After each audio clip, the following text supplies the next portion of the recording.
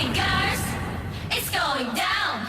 It's a jolly day. Would you like to try our peach mango pie with a side of weekly Miles Edgeworth kissing appointment?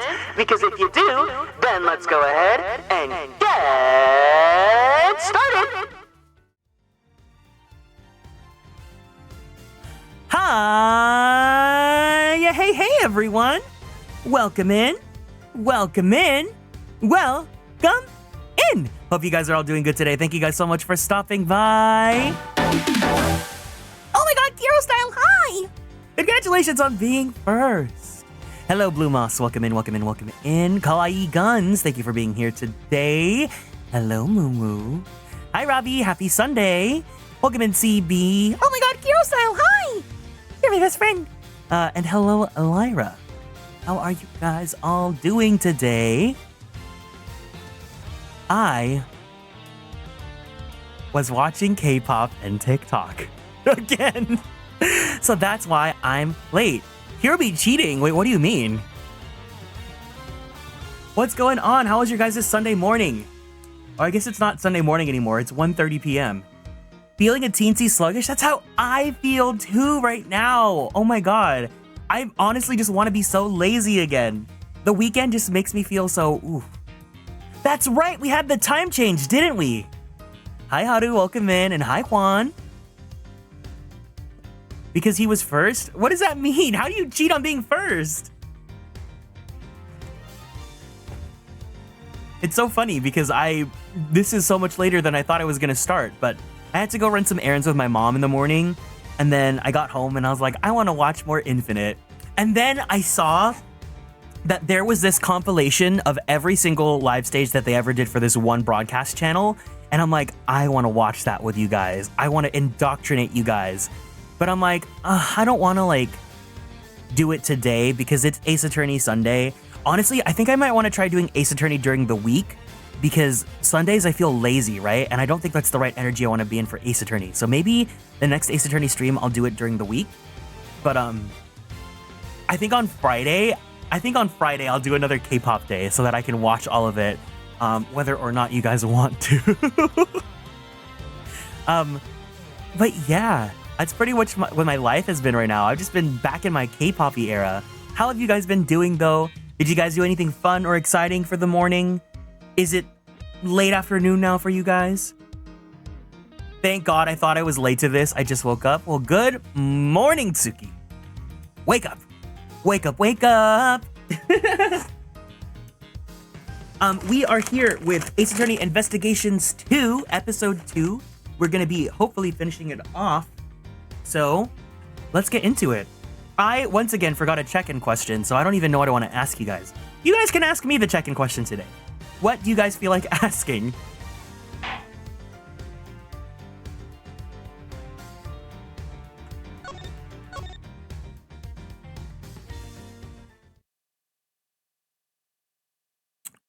All right.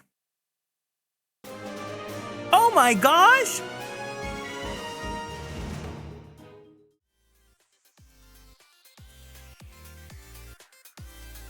Hi, Kizzy. Thank you so much for the raid. That's so awesome. Thank you guys for coming in at the very start of the stream. I hope you guys had fun today.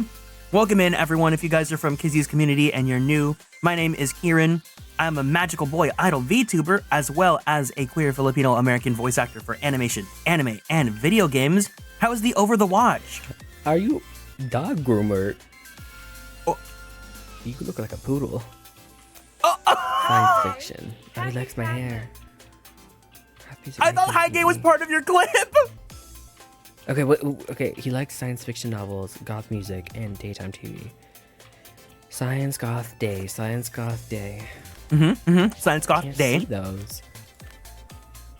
Science goth day. Okay, we can try him. We can try Frankie Grande. Frankie Grande? Wait. Wait, what is that? Is this a matchmaking game? It's so funny. Kizzy, thank you so much for the raid. I'm always so happy to have you guys. If you guys need to go, though, please make sure you take care of yourselves. Go drink some water.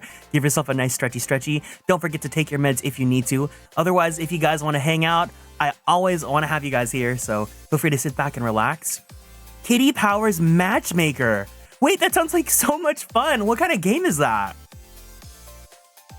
And hi, Nikki. I hope you guys had a great time. And yeah, thank you guys for being here.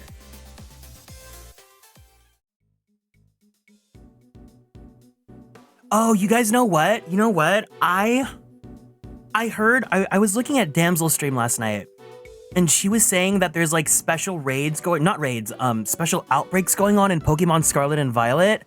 I don't know when it ends, but I think I might want to do shiny hunting, because I really want to get a shiny Applin to celebrate Honeycrisp from our Girly Pop lock. So maybe if we finish this case early-ish and we have time, maybe I'll do some Scarlet and Violet because I want to do that before it runs out. But yeah. Hi, Angora, welcome in. What is it, Mr. Edgeworth? We're gonna shiny hunt if we finish the case early. We'll see, because I have plans for dinner tonight, so... I wonder how the maximum security cells are. I'm sure it's extra secure and all. But maybe it has things like a red carpet and a super soft sofa and a fancy bed. The works! All for a VIP inmate. Yeah, I could get used to that. Calm down, Kate. We'll find out what we're dealing with soon enough.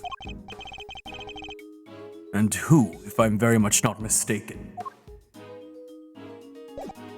Looks around in contract termination? No, Haru. I know you don't like her, but Honeycrisp was one of my favorites, and I can't let that opportunity fly by. I need to get her. You know what? Wait, you know what I feel like you know what I should make the GIF for contract termination? Oh my god, wait. Please tell me this GIF still exists. This is like one of the funniest GIFs. I need to make this what plays whenever a contract termination happens.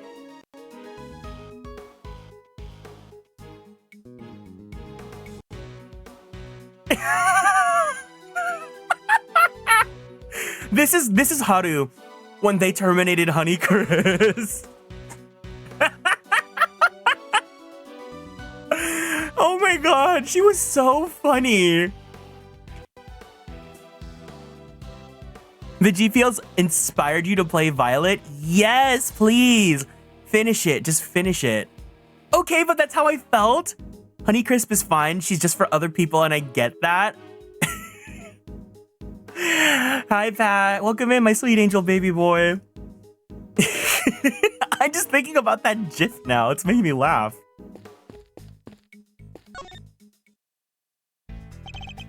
So the guy's bracelet was on the fritz, huh? And I thought this place was supposed to be as secure as they come. Surely no prison where animals are allowed to roam freely can be considered completely safe and secure. Doubly so given who's being held here. You mean the guy Mr. Sawit mentioned? I'd say we mosey on over to maximum security and see what that cat's deal is. I guess that black dog will be there too, right? We'd best be prepared then, yeah?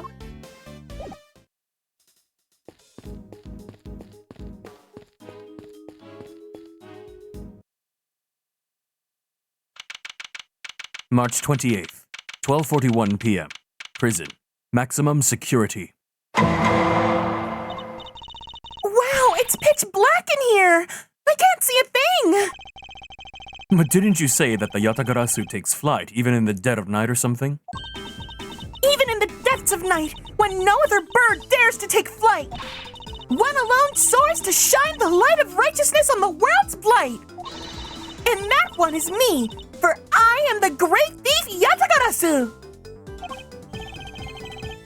Whoa! You are one powerful performer. Thanks, but that doesn't help me see in the dark. I'm a human, not a three-legged raven. Ah! Whoa. Ah! Mr. Edgeworth. That voice. I knew it. It has been far too long. You remember me? I could hardly forget now, could I? After all, You are the one who put me away. Mr. Edgeworth? Are you talking to that dog? Or is there someone else in there? I still can't see a dang thing. Oh, but I am forgetting myself. Forgive me. I do not often receive visitors. One moment. I will turn on the lights.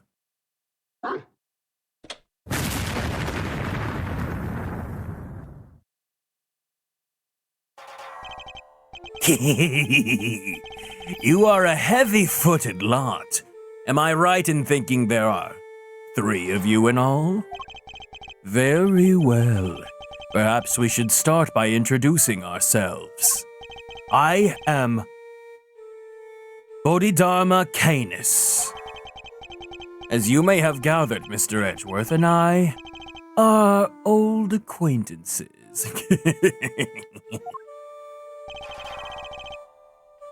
Canis was a notorious assassin.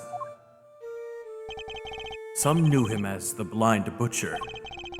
His only weapons were a vicious hunting hound and a fearsomely sharp knife. His appearance was always announced by the sound of bells, the last sound his victims would ever hear. I don't remember this guy. I think he might be new. Well, Mr. Edgeworth, am I to guess why you've come to see me? You know why I'm here. In fact, I'm willing to bet you know every detail of this sordid little affair already. A killer monk? Evil Squidward? Then I suppose we have nothing to hide from each other.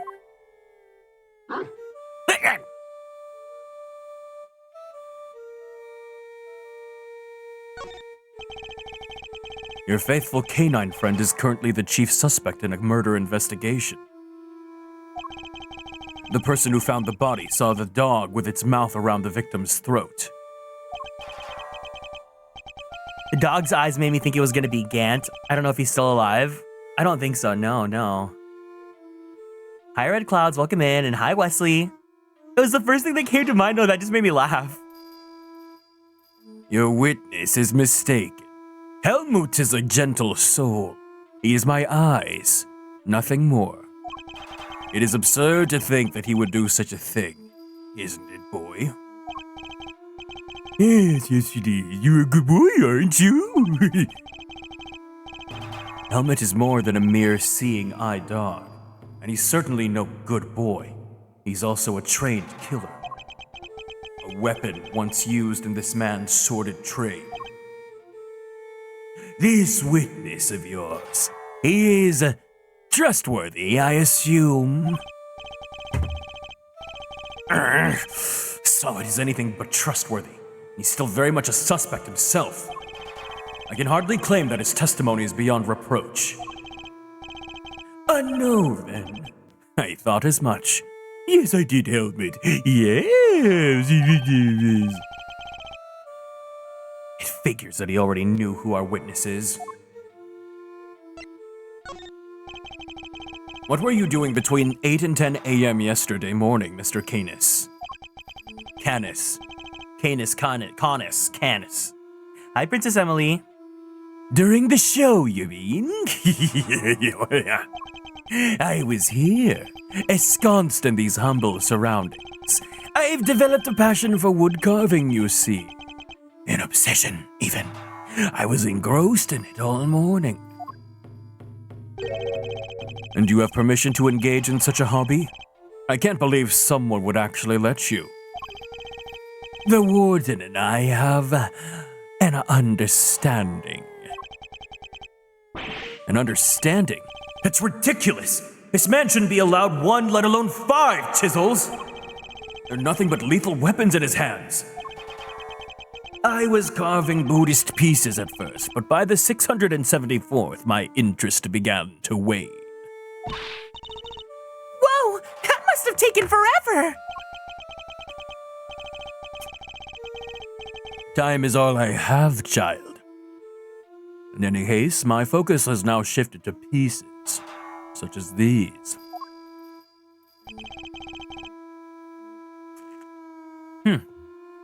I didn't know you played chess. You play too, do you not, prosecutor? Perhaps one day you might indulge me. Though you may find my game rather rudimentary, I only began after my arrival here, I am afraid. What's that piece? A dog with 3 heads? Humble, sir, there's a giant statue in the cell. Ah, yes, the dogs of war. You must forgive my little joke. Chess is, after all, a game of war.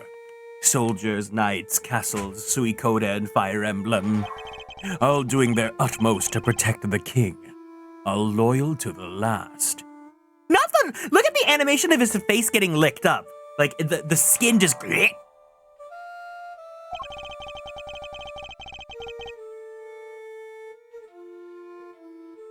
I have always thought it strange that such a game has no place for a dog.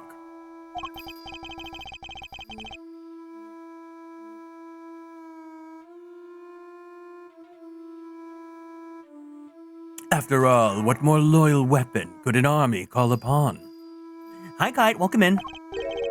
Still, it's simply a piece I made for fun. Fear not, I play by the regular rules, and with the regular pieces. I can't imagine it's easy finding opponents to play here in prison, though. Oh, I have my correspondence. Correspondence chess, then. Sharing moves by post. Yes, even prisoners are allowed to send and receive letters. Their contents are inspected, of course. Although I have yet to receive the details of my current opponent's next move. I do think this is really cool. So I'm not someone well versed in chess, but I do watch ASMR content a lot, right? And there's actually a lot of people that do chess ASMR where they like play chess and they whisper their moves and stuff. And I've learned that there's like this electronic chessboard that you can connect to the internet and you can play games with people all around the world that have the chessboard. So that way, when you're playing the game with them, you move your piece and then on their board, it lights up where to move, where you physically move the piece in their place, but it lights up where to place the chess piece at. And I just think that's so cool. Like even physical board games like chess can have an online component that lets you connect with people from all around the world. And it's like, you know, the rules are universal, so you don't really need to have a language barrier to be able to play.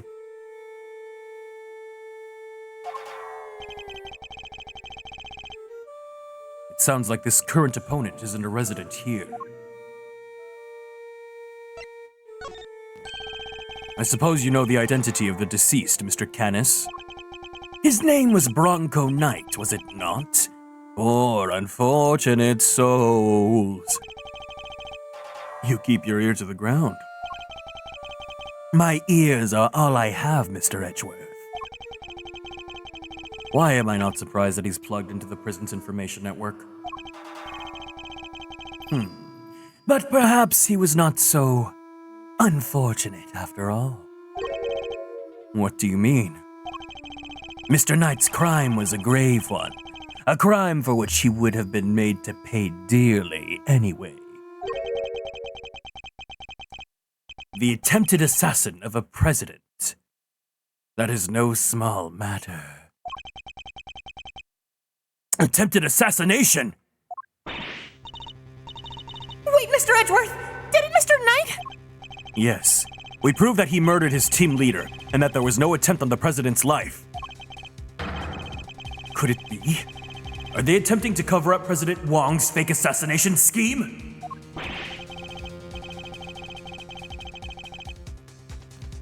Whoa there, cowboy. You're saying the Bronxster didn't actually have a pop at the prez? I was hired to defend him on the charge of attempted murder. You mean you don't know what really happened? So what? They just blamed the whole assassination thing on Mr. Knight? It would explain why the committee was so keen to get involved. Of course! They took you off the case to try and keep you away! Swapped in that wiener kid to push through an attempted murder charge. In other words, they're trying to cover truth.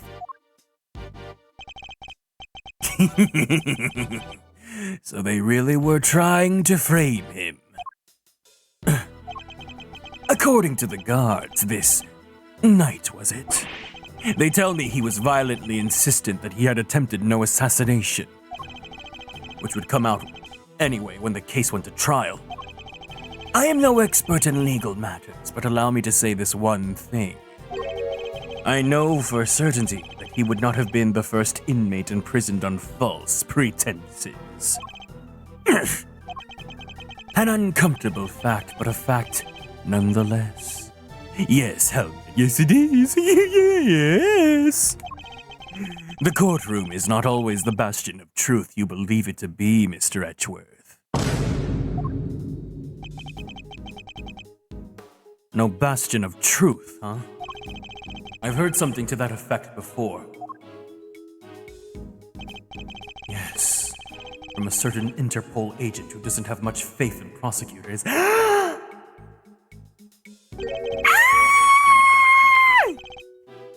You're not twisting the truth behind those closed courtroom doors, too, are you? Fueled by that kind of thinking, is it any wonder that courts produce nothing but falsities and lies? Sorry, but the truth doesn't need the likes of you to distort it today.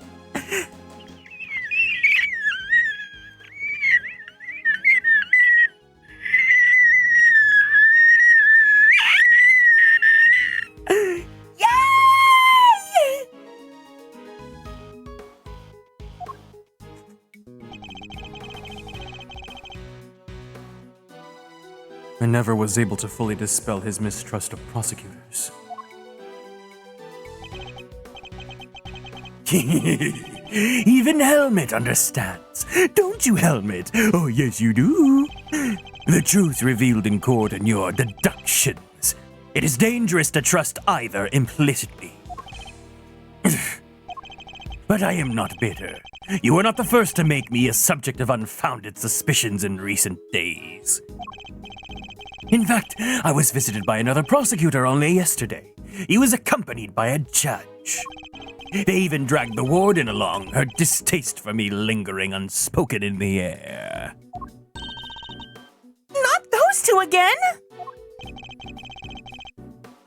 Prosecutor Wiener and Judge Gavèlle. They went over my cell with a fine-tooth comb, but they left empty-handed. They were looking for the murder weapon, I believe, to no avail. But I mustn't take it personally. Rumor has it that they searched every cell in this prison and still failed to find what they were looking for. I pray they weren't too disappointed.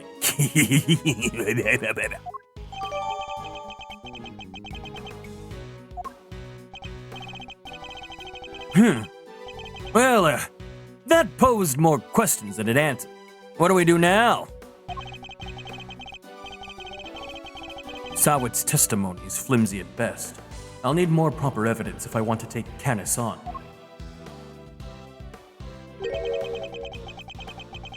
Well, I think that's quite enough chit-chat for me for one day. Helmet will show you out. Good boy, Helmet. Go on now. He's not showing us out permanently, right? Well, let's get out of here! Come on!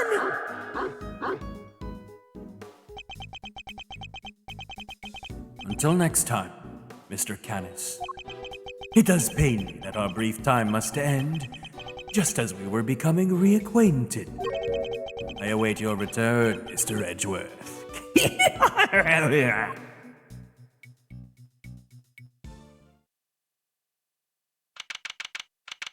March 28th, 1:12 p.m.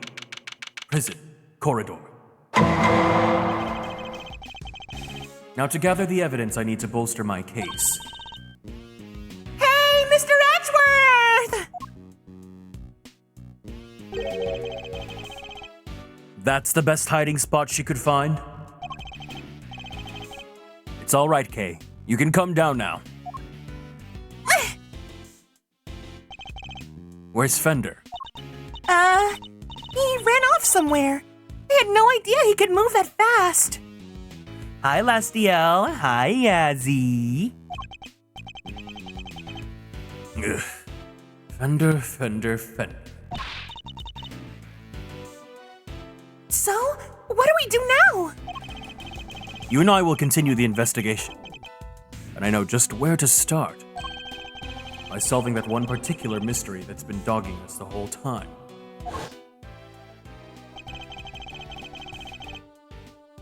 Knight's body was found in one of those prison workshops. But he was presumably being detained in one of the detention center's holding cells. So how did he wind up on the other side of those heavy security doors?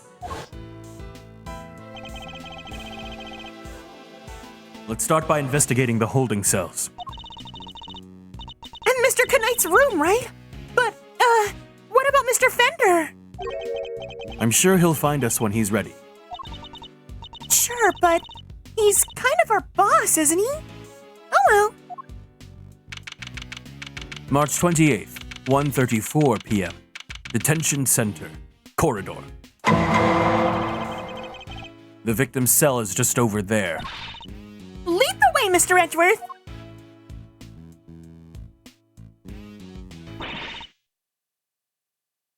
I've just about had it! Who's that?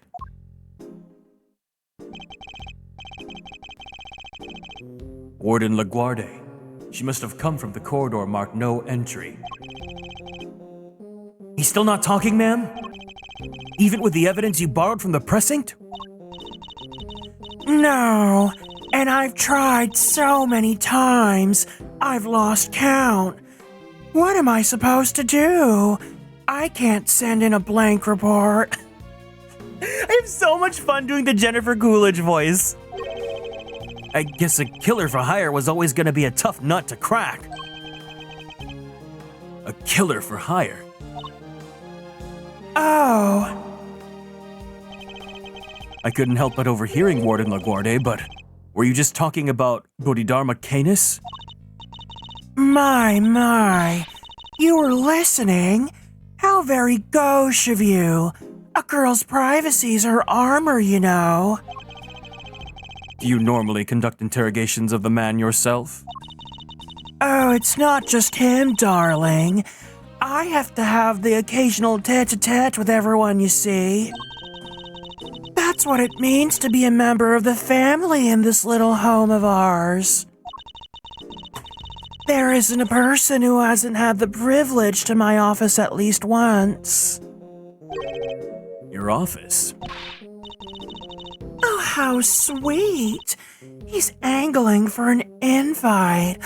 Well, I suppose it is the hottest ticket in town.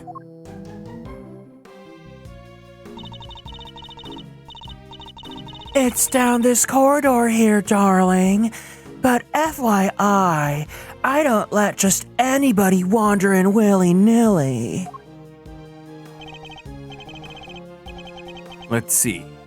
That would put it right around here. Hi, Schmoopskun, welcome in. It's a wonderful room, if I do say so myself. All my guests rave about it. And who wouldn't want a view of my fabulous garden and the yard? Ooh la la! The yard? If it's anything like the rest of the place, it's probably full of adorable animals, right? Can I see?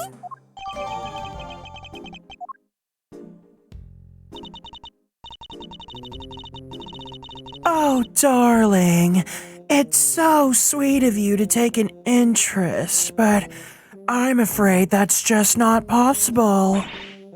Why not? Because you're not a member of our home. If you want to see it that badly, you'll have to get convicted for doing something unspeakable. Hi, Ryugen. Welcome in. That's a rather steep price to pay. Oh, but just listen to me, chattering away like there's no tomorrow. It's time for Allie's lunchy brunchy, and the poor dear will be dying. Good luck with your grind, Ryugen. I hope it goes well. Allie. Oh, the sweetest little deer in all the world. I know I shouldn't have favorites, but you know how it is. Now to the yard with me. Ciao for now, darlings. Good luck with your house cleaning, schmoops. I wanted to ask her more about Canis, but she just dominated that conversation from start to finish. Let's go investigate the victim's cell, shall we? March 28th, 1:43 p.m. Detention Center. Holding cell.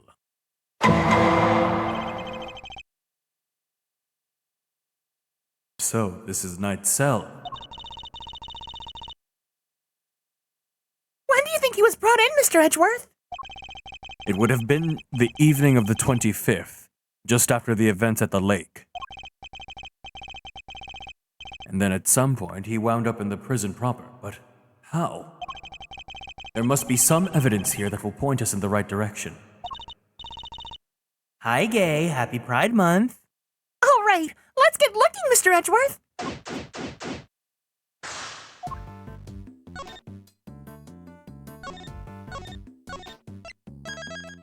Edgeworth time. Yay! God, I love doing the Jennifer Coolidge voice. It's so funny. Reflected in the mirror is... A security camera, a great thief's greatest enemy. Nothing about this place is very thief-friendly, if I'm being honest. I think that might be entirely deliberate, Kay.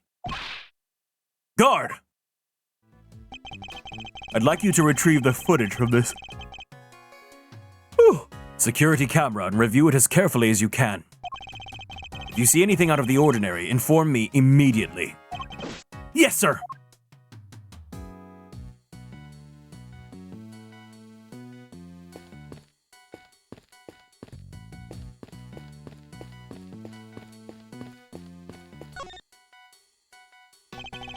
I must scour the scene and inspect anything that catches my attention. Life as a Pet Stylist, 200 Days to Freedom, an Escape Story, Understanding Animal Emotions, You'll Laugh Tomorrow, an Anthology, Making Money While Serving Time, A Second Chance at Life. Wow, that's a lot of books. Let's take a look. You'll Laugh Tomorrow, an Anthology.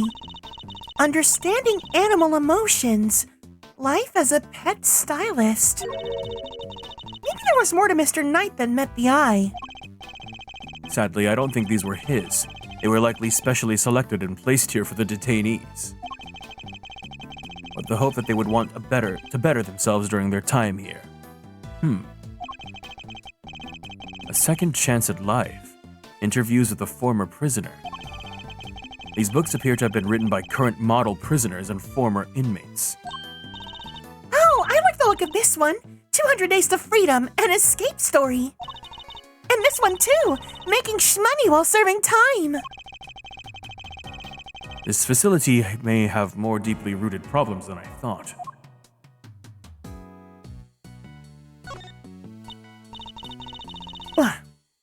Ooh, what's a menu doing here, Mr. Edgeworth? It seems that those are held in the detention center are able to choose what they'd like to eat each day. If they can afford it, that is. Shmoney makes the world go round, I guess. But that doesn't make life super easy for rich detainees. Or doesn't that? Okay, bear in mind that the people held in these cells haven't been found guilty yet. Some of them don't deserve to be punished. Quite a few of them, in fact. So you're saying it's fine that people with shmoney don't have a hard time off of it as everybody else?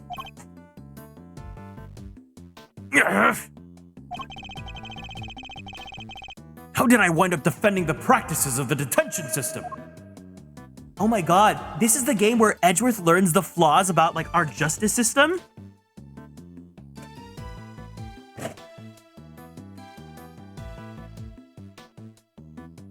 Edward's gonna get his radical awakening.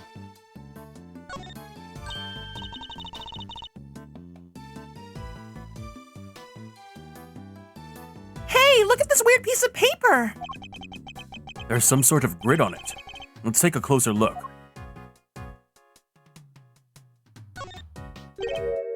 The grid appears to be a chess diagram of the victims, I suppose.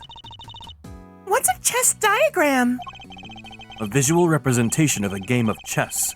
See how the locations of all these pieces are marked?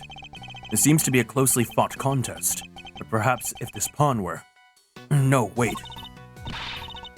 Not now, Mr. Edgeworth. This is not the time to be playing games. Yes, I suppose you're right. This isn't the first time I've seen this configuration of pieces. It was from a different perspective, but it was definitely the same game. Perhaps it would be wise to take another look at the evidence in my possession.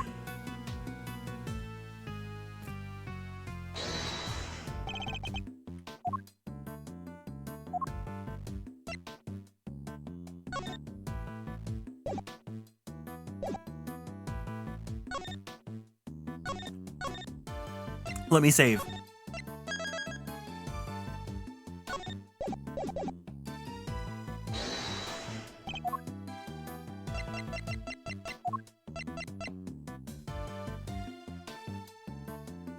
Eureka!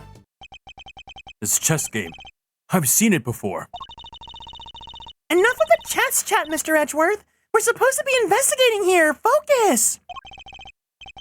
I am investigating. This particular bit of chess chat could prove to be vital. Now, take a look at this. Can you tell me what this is? It's the chess set we saw Mr. Cadis' cell.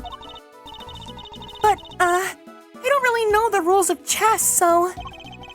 The rules of the game are not important here. What is important are the positions of the pieces. Compare the ones in Mr. Cadis' cell with these. Do you notice anything? B?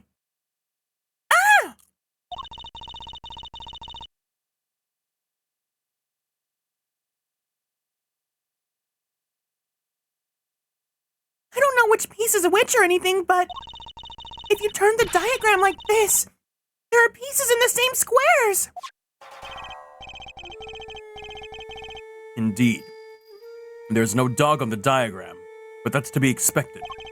Apart from that, however, the positions of these pieces are identical. And what does that tell us? Oh, I have my correspondence. As unlikely as it may seem, Mr. Canis' chess opponent was. Mr. Knight? This could be just the proof we need to show that Mr. Canis had a connection to the victim.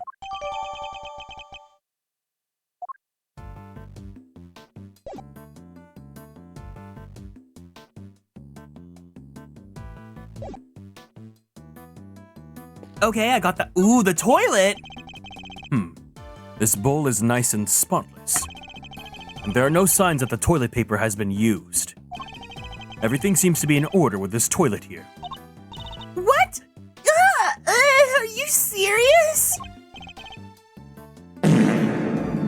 Why? What's wrong? There's no door. There's not even a curtain. Whoever designed this place should have thought a little bit more about the people who have to live here. I think there might have been a reason behind the open plan layout.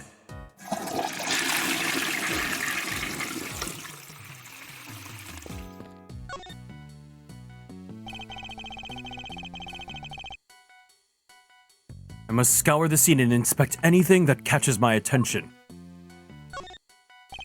This must be Knight's suit jacket. So I've been doing some research of my own. Oh, and what have you discovered? I've discovered that guys who look good in suits tend to be popular with the ladies.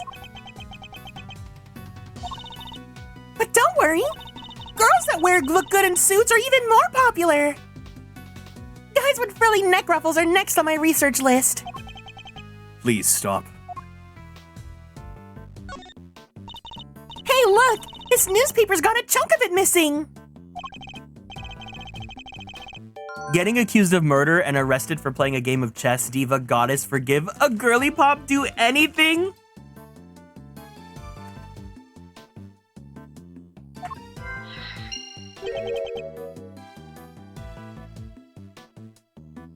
But why? Maybe Mr. Knight wanted to clean his cell, but didn't have a cleaning cloth. It's not a totally impossible theory, I suppose, but who would try to clean their cell?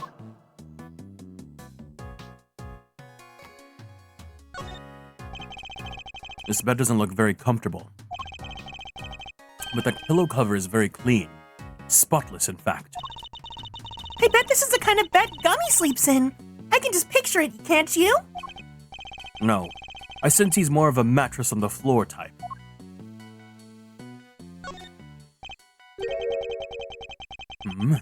There's something different about this spot here. This part of the floor is weirdly clean. Did somebody wipe it down or something? Why would somebody only do that part, though? Next to the bed? Guys in suits are also popular. Yes, we know. We know.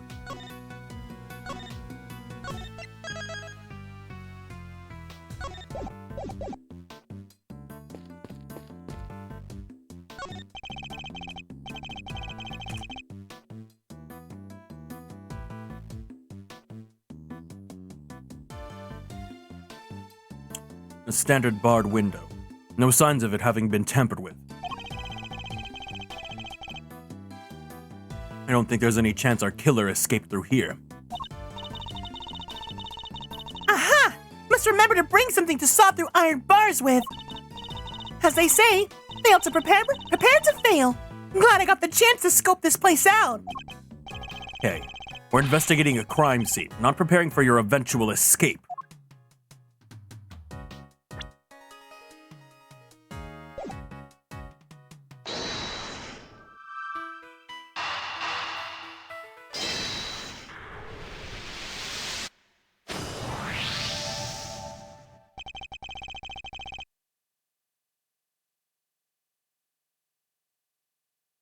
This part of the floor has been wiped clean.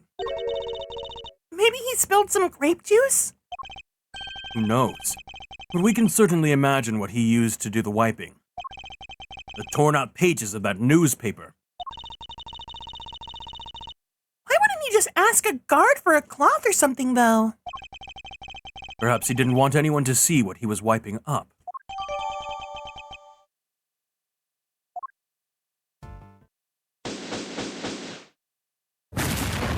This is what a superstar looks like. I think we've about exhausted this cell. You've made significant progress by establishing a connection between Mr. Canis and the victim. This is bad, sir! Is that the guard? The security camera footage, sir. I watched it, and...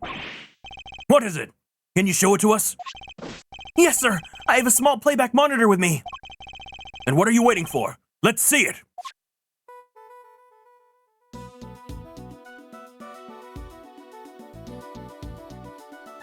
Oh!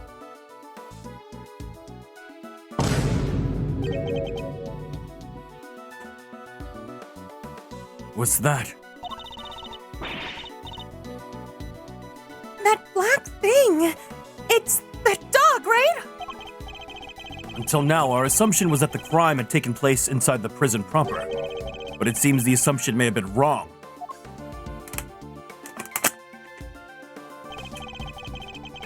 Knight have actually been attacked in this location!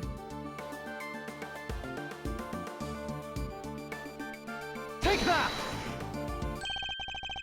Right here in the detention center! And the perpetrator was indeed Mr. Canis's dog. This is just the evidence we need. And if this is where Knight was actually murdered, then one of the pieces of evidence we found here in his cells takes on a whole new meaning. If Knight's cell was at the crime scene, which piece of evidence takes on a new significance? Take that! The floor of Knight's cell was wiped clean, presumably to remove something. Could that something have been his blood? Thank you, officer. Would you mind doing me one more favor? Name it, sir. There's a detective by the name of Gumshoe somewhere in this facility. I need you to give him a message. Tell him that I miss him and that I want him to cuddle with me, but also to have his cell tested for traces of blood, and report it to the results to Edgeworth. You got it, sir.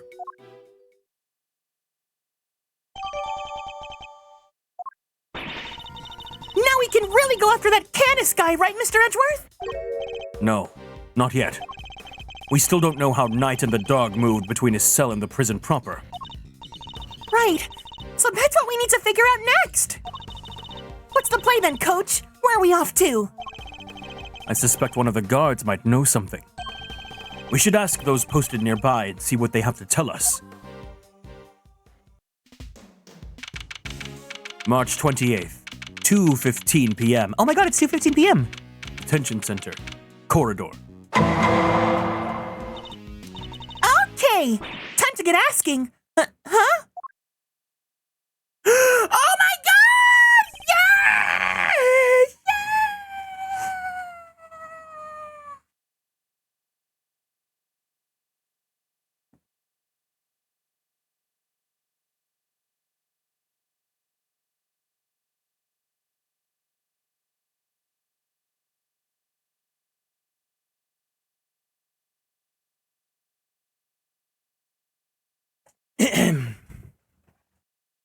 Thanks for the tour.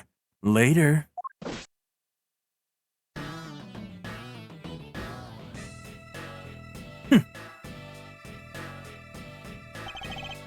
Well, well. Mr. Prosecutor and his little friend.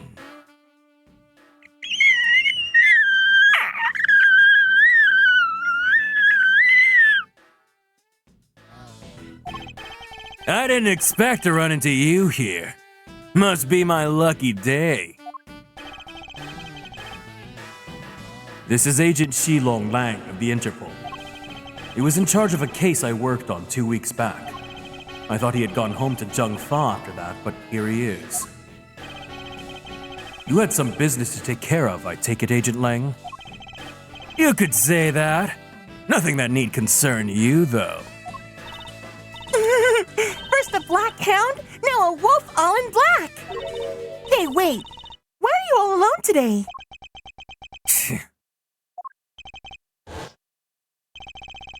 That's true. He's usually accompanied by an army of police officers. I hear you were at it again a couple days back. Sticking your nose into things?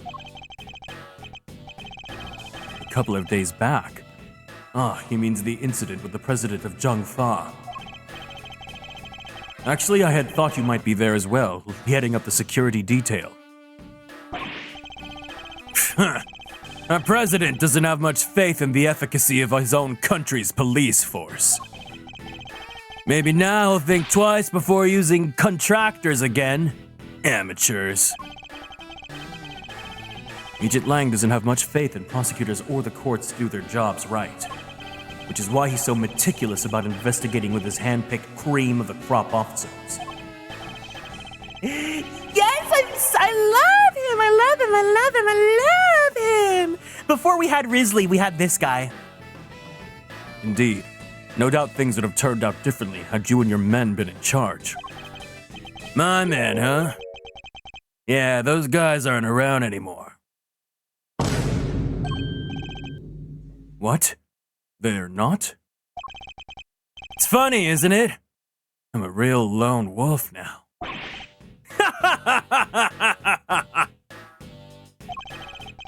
What are you saying, Agent Lang? What on earth happened? I told you, it doesn't concern you.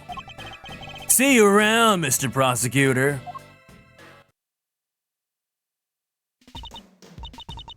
Wow, he seemed not okay. Yes, I would very much like to know why, but there's nothing we can do about it right now. We will worry about Agent Lang later. We have an investigation to conduct. All right, let's start by talking to these guards. Oh man, I'm in so much trouble. What's the matter? You seem perturbed. Well, you see, one of my uniforms is missing. I could have sworn it was right here in my locker. Did it grow a pair of legs and run off somewhere? Where in the world did that idea spring from? Anyway, I hope you track it down soon. I'll be rooting for you. Thanks. I appreciate it.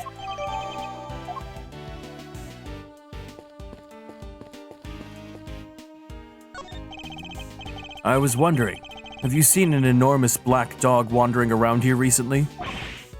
That thing? No way! If I had, I'd... Well, let's just say I'd be a lot more nervous about standing guard here. So, do you and this dog have some kind of history or something?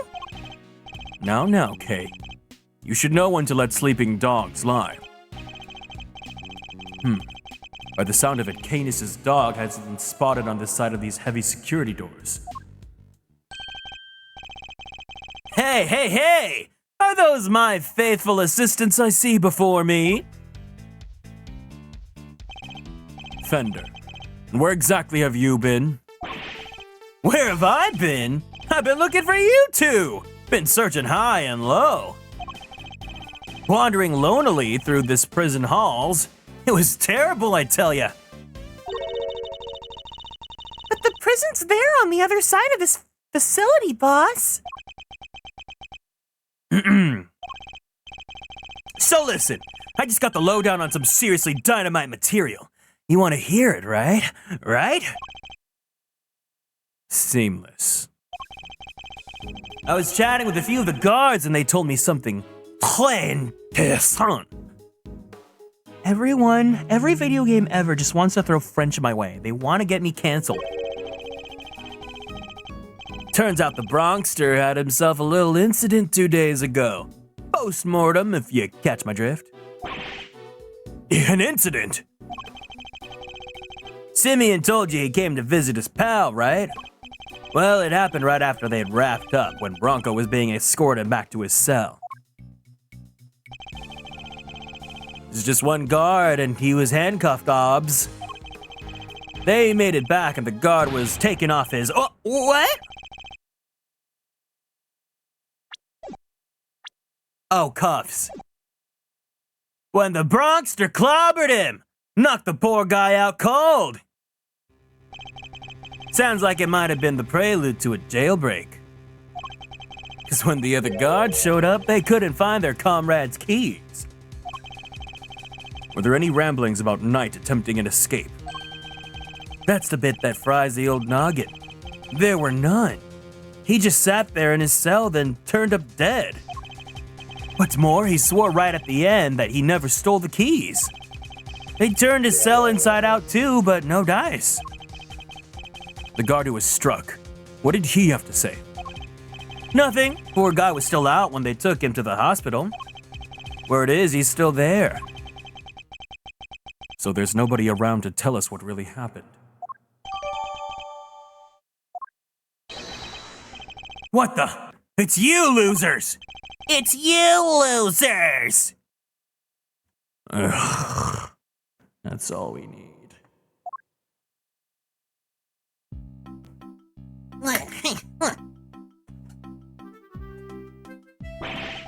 Why are you still hanging around here like a bad smell? Hey there, little buddy. Listen, Miles here is working with me now as an associate. Nonsense! You're all just here to cause trouble and turn my investigation into a fart! Eustace means farce, of course. A simple slip of the tongue. Seemed like a reasonably apt choice of words to me. Judge Miss Diva Gavèlle, great to see you again. I know who you are. You're Simeon Saint's attorney. Guilty as charged. Now that we've broken the ice, how about a friendly... Or not, I'm totally cool either way. Now, did I hear you correctly?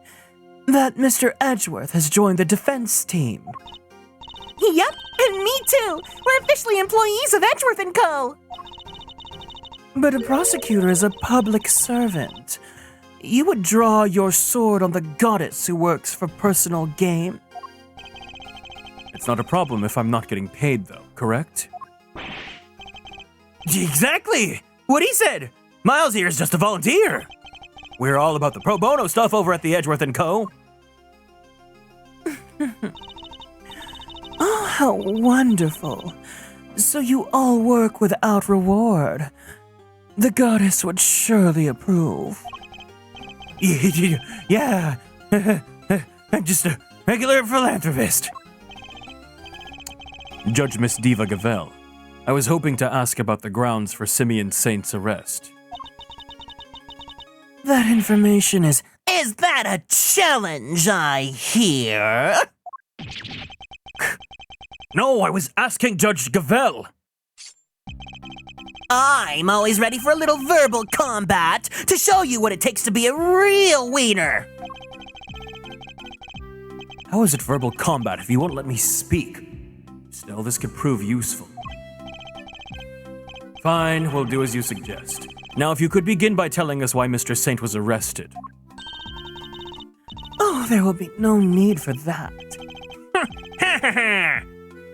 Not now, Gavèlle. Watch and wonder. As I put this pathetic prosecutor in his place, he's going to run rings around me. I think you meant to say that you would be the one running rings around me. And I will, so badly that your ears will be ringing. Prepare to be humbled, Edgeworth.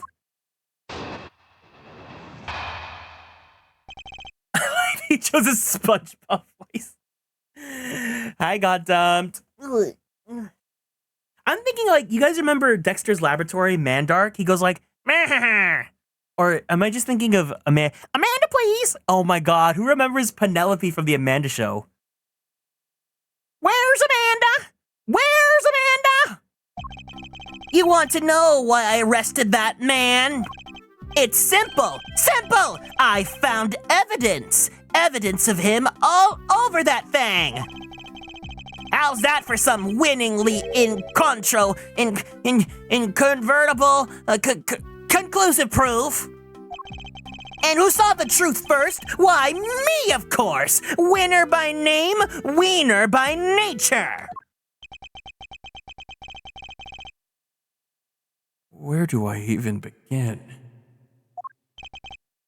Oh, look at you, utterly lost for words in the face of such mastery. I'll take your silence as yet another win. Honestly, does he ever shut up? Dang, Edgeworth's pissed because Edgeworth never says, like, crude words like shut up. You said that you were the one who arrested Mr. Saint. But do you even have the authority to do so, Mr. Wiener? Well, obviously, it was the police who actually arrested him. But I told them to do it, so I think I can claim the credit, don't you?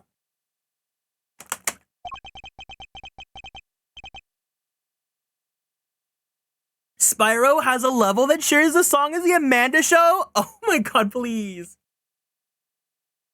Oh, of course that's what he meant. Ugh.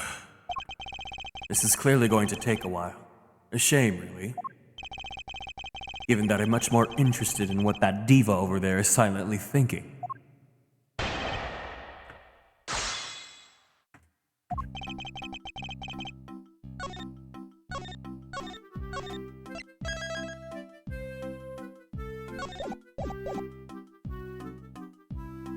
Hold it! I'm just checking, but you do know who it was you arrested, correct? Eh? Is this some kind of joke? Of course I know who I arrested. It was Simeon Saint. Good to know he remembers that much at least. Hold it! Rock solid, you say? I'm impressed. Hold on. I know what you're doing here. You're trying to butter me up. Well, it might work on the chumps you met in court, but it won't work on me. The evidence we found is certainly rather damning for Mr. Saint. Perhaps you should tell Mr. Edgeworth about it, Eustace. Damning is right, and it was on the strength of that evidence that I decided to arrest him. Hold it! Evidence of him was all over that thing. Could you be a little more specific, Mr. Wiener? Do I really have to spell it out for you, Mr. Edgeworth? I'd hope you could even put 2 and 2 together. Stop messing around. The onus is on you to provide a comprehensible testimony. Come on now, Eustace. I'm sure Mr. Edgeworth and his friends would be very interested to learn how you cracked the case. They certainly look keen to hear about it. Fine, if you insist. I'll fill in the gaps. Brace yourselves, because this is going to blow your tiny little minds. I bet you didn't even know, but the victim had, wait for it, a chess set with him. And the chess set was covered in the fingerprints of a Mr. Simeon Saint. Praise be to the goddess of justice for the insight she offers, and congratulations once again, Eustace. You would not object to Eustace amending his testimony, I trust, Mr. Edgeworth? No, by all means, please do.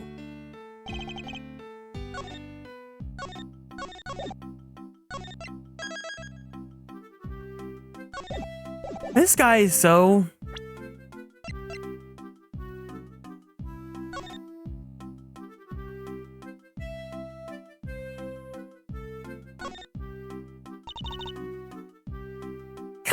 Come on! Hurry up and open that clasp! This is a murder investigation. You sound like a child on Christmas morning. Oh, please! Even your heart must skip a beat when you're about to open a mysterious box! Not all of us think like you, Kay. Thankfully. These are chess pieces, right? I've seen the ones you have in your office. So how come these are black and white? Most chess pieces are. The ones in my office are custom made. As in they're unique and probably valuable? Wait. Nothing about fingerprints?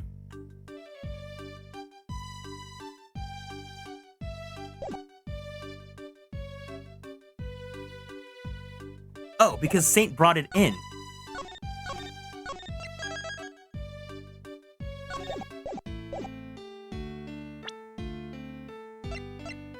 Objection!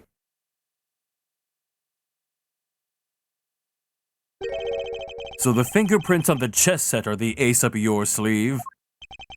The what up my what? Oh, yes! The chess set's the ace's sleeve. That's right, Edgeworth. I've got a winning hand as usual.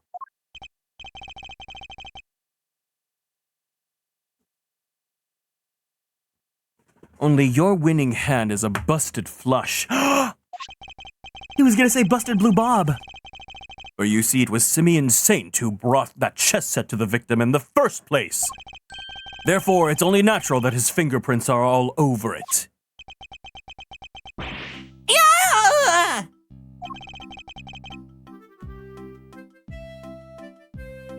That took a while to sink in. In conclusion, those fingerprints aren't proof of anything, and Mr. Saint's arrest was premature. Wait, he has a busted blue bob emote? Girl? He's kind of got like a busted brown bob. Premature. The incident took place here within the walls of this facility. Being neither a guard nor a prisoner, it makes very little sense to suspect that Mr. Saint... Oh! Ah! Now what?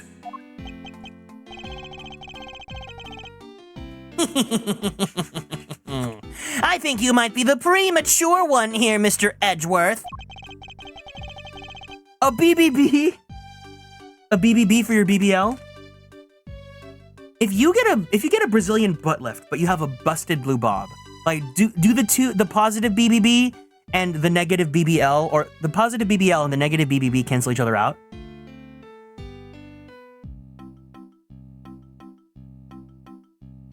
Hi, Pickled. And to think you were the one accusing me of being hasty. Did he only just work out what that word means? Oh, sure. I identified Mr. Saint as a suspect faster than pretty much anybody else. Hiya. Ooh. I'm eating this chocolate that I got from IKEA. It's white chocolate with raspberry chunks. And it's sweet with that certain tartness that's like, ooh. But you know what this would be good with? I think this would go great with yogurt. It sounds like math. Oh, you're right. I'm sorry. I could never ask gay people to do math. And I won the race when it came to picking up the crucial evidence, too. I'm quick on the draw, you see. But hasty? Not at all. You're right that Mr. Saint isn't a guard or a prisoner here, but he was... Eustace. Judge Miss Diva Boots Gavèlle. Butt out, Gavèlle! I have him or I want him! You majored in girly popology? Forgive me, Eustace, but if I may. While the particulars of the suspect are indeed fascinating, don't we have something a little more impressive to share with the prosecutor? Something more impressive. If you wouldn't mind, Mr. Edgeworth. Eustace made an ingenious deduction concerning the murder weapon. Perhaps you would like to hear it.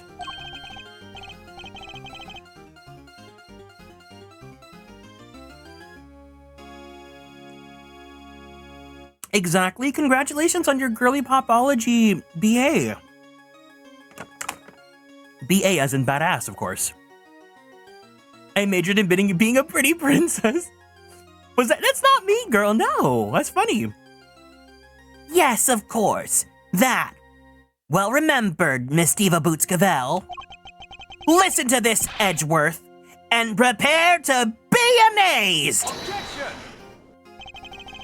Will this ingenious deduction explain why Mr. Saint was arrested? Let's just say you won't be disappointed in my busted brown bob. Judge Gavèlle deliberately diverted the conversation away from my line of questioning. Very Gaslight Gatekeep girl boss Diva Boots of her. What exactly is she up to?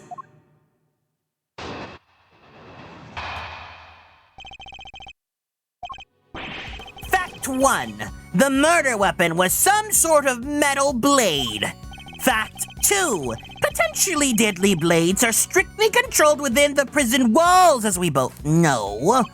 From these two facts, I concluded that the weapon in question must have come from outside. It must have been hidden inside the chess set! That's what I think anyway. And since the only prints we found on the chess set belong to the victim and the suspect, I'd say it's blindingly obvious who brought the weapon in and used it, wouldn't you? If nothing else, his testimony this time is a little more comprehensible than the last. Another winning deduction brought to you by one winner, Eustace, prosecutor extraordinaire. More like one wiener, useless prosecutor extraordinaire, if you ask me. But how could anyone even hide a weapon inside a chess set? Good question. Why don't you take a look for yourselves? Inside the chessboard? I suppose there's only one way to find out.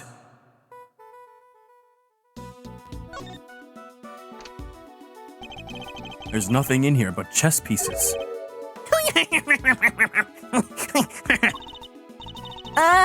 That laugh is really something. He seems pretty convinced that the weapon was hidden in here somewhere. I'd better take a closer look.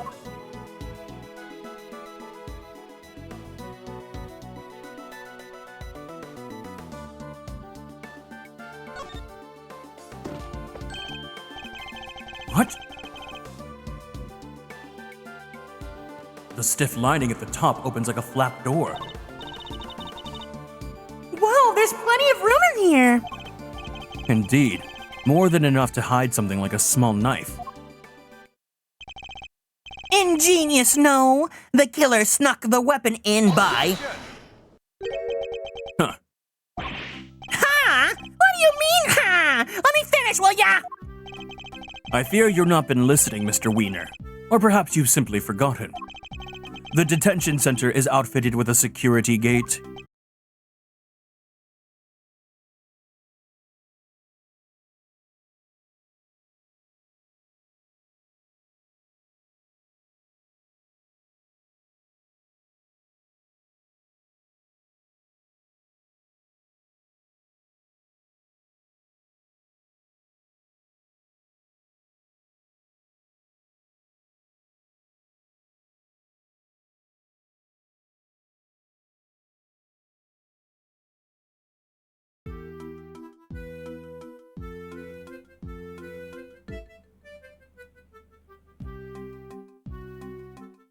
Hello?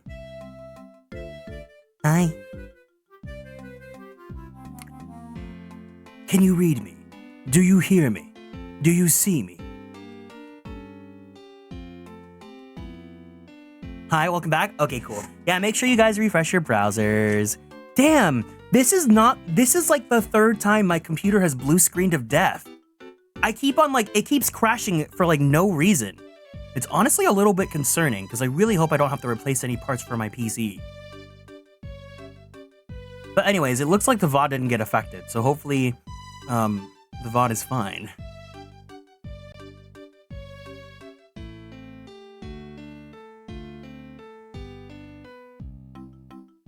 Okay. Let me check. Okay, yeah, first has been reclaimed, or first has been claimed. It's okay, computer, I get hiccups too. Can your hiccups not give me a blue screen of death? Because that's awful. Maybe, you know what, my computer was getting sick of seeing Wiener. Huh? I mean, yeah, and? The security gate also acts as a metal detector, Eustace. We must pass through another one on the way into the prison itself, remember? I love the bell-haired diva. You mean the busted brown bob? Yes, that's right, of course I remember. He definitely didn't. It would have been impossible to smuggle a metal blade through such a gate and into the facility, which would seem to blow a rather large hole in your reasoning, Mr. Wiener.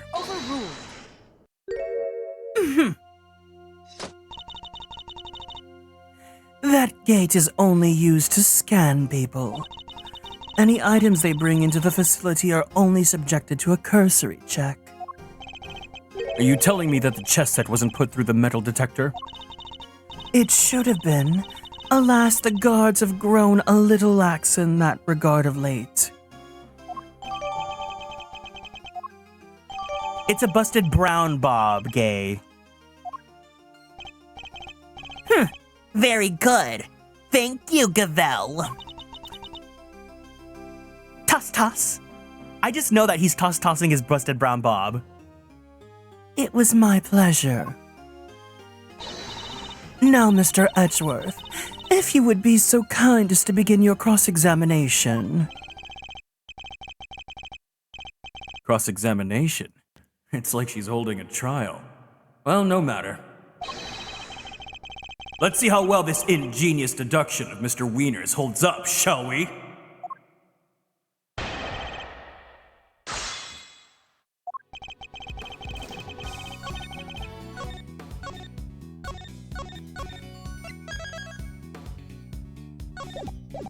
I love the term busted blue bob because I love alliteration, so it's just so fun to even think about. Busted blue bob, busted blue bob, busted blue bob. Hold it! Blue, brown doesn't matter, a busted bob is still a busted bob! A metal blade, you say? And do you have any evidence to support this? Ha! You mean you didn't even look at the victim's injuries? Why am I not surprised, you third rate? The fatal blow was a stab wound to the neck, and it was delivered by a knife-like blade. That much is absolutely beyond doubt. It appears that they are not yet aware of a certain other piece of information. Lost for words, are we? Then I'll just keep going. My brilliant deductions don't end there, you know.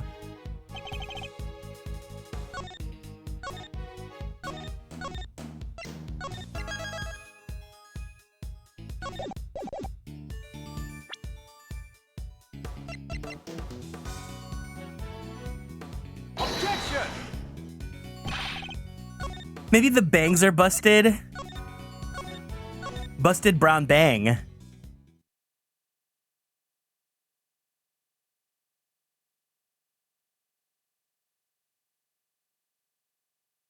A busted bob bearing a bang. Hold it! The fact that such objects are strictly controlled doesn't mean that they're actually forbidden. Well, no. I mean, some of the prisoners use skizzers to cut the aminal's hair and And that avenue of enquiry was conscientiously pursued, as you no doubt recall, Eustace. Yes! Only one bladed object had been signed out by a single prisoner at the time of the incident. The item was tested for traces of blood, but none were found. I suppose he is referring to the skizzers that Mr. Sawit was using. So there's no way the blade in question came from inside the prison. Hold it! Outside? What does that mean exactly? The opposite of inside, you numbskull. Was that an attempt at clarification or a put-down? Because it clearly accomplished neither.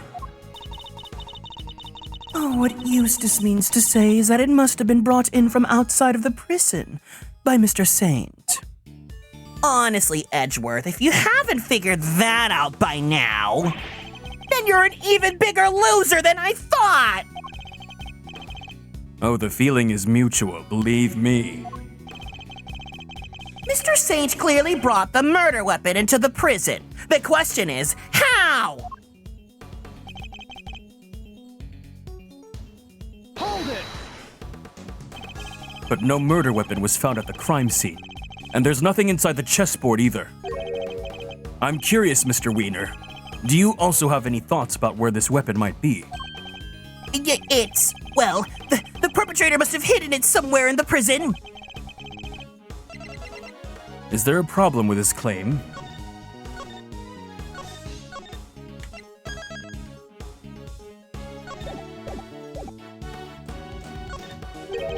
They hid it somewhere inside the prison. That seems unlikely. In fact, I can prove that's not the case. What evidence suggests that the murder weapon isn't hiding somewhere in the prison?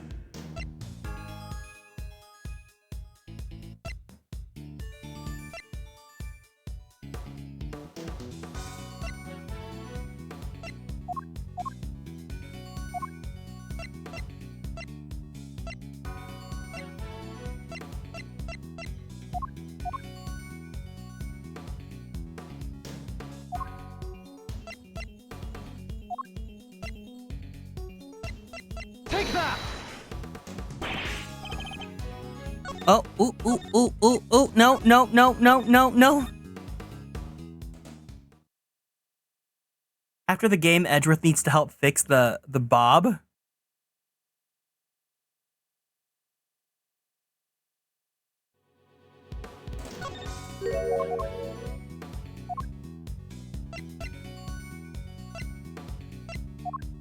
Take that! Oh, is it not one of the things that I have? The bob, yeah. He needs to get a bob just like Choa's from AOA. That's the most legendary bob I've ever seen.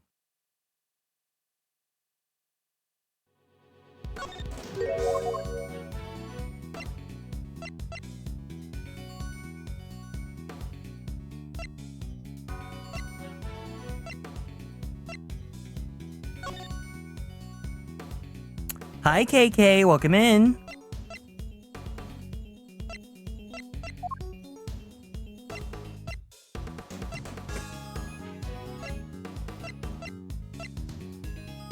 Take that! I'm starting to worry about your memory, Mr. Wiener. Didn't you and the good judge search the prison with the warden LaGuardia? And didn't you fail to find a likely murder weapon? Well, yes, but I guess we just missed it. That's all. Wow, way to undermine yourself. You're saying your search wasn't entirely thorough? You, the so-called winning rookie? Stop making fun of me! Eustace. Calm yourself. Breathe deeply. Don't allow your opponent to get under your skin. You're right. I'm a wiener. Why should I let the third-rate loser like Edgeworthless get here under my skin? I will thank you to leave my name out of this. How old is Eustace? TikTok Zoomer age.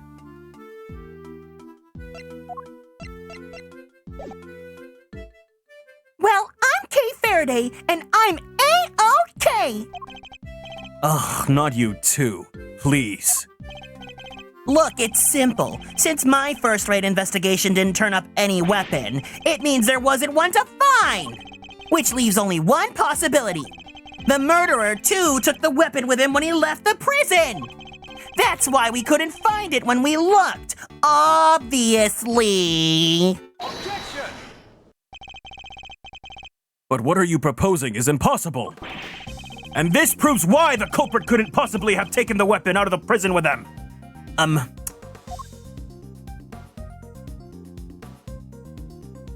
Take that! More memory trouble, Mr. Wiener. Now you're forgetting things that you yourself said. Are you making fun of me again? Oh, so you remember what I said? But perhaps you might have been better served remembering this. What's that? Wait, does he seriously not remember? It would certainly seem that way.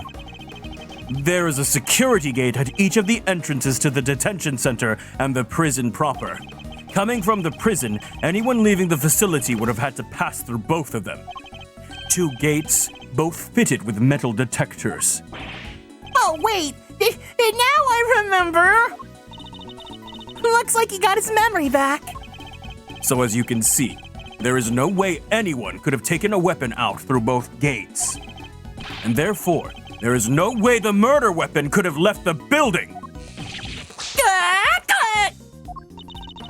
In which case, Mr. Edgeworth, perhaps you would care to tell us where you think the murder weapon might be. It is still here on the premises. That's the only plausible conclusion to be drawn. But we searched the prison from top to bottom and we couldn't find anything! Because you were never going to find anything to begin with. Now when you were laboring under the misconception that it's a blade you were looking for. Yeah, we know the truth about what happened to Mr. Knight. We've seen it with our own eyes. I like that Edgeworth is rivaling Eustace because Edgeworth will actually give him the shit he deserves. But like, Eustace, he's like obviously Ace Attorney likes to make their antagonists cartoony, right? But there's something a little bit realistic about Eustace because it's like being a cocky, gifted kid, quote unquote gifted kid, like you're totally gonna act like that. That is quite a claim. I assume you have the evidence to support it. What is the weapon that was used to commit the crime? Take a look at this, Judge Gavèlle, and the weapon used in this case will become clear. Take that! This is footage taken from a security camera trained on Knight's holding cell. Now watch it for yourselves and see!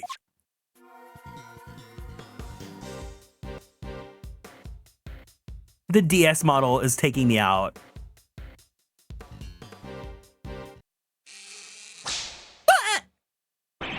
What? But how? This footage captures the moment the victim was attacked by a black dog. More than sufficient proof of how he really died, wouldn't you say? Yes, it is certainly significant. So now we know that Knight was in fact killed in his cell by a vicious dog. A dog that moved the victim's body to the prison workshop post-mortem.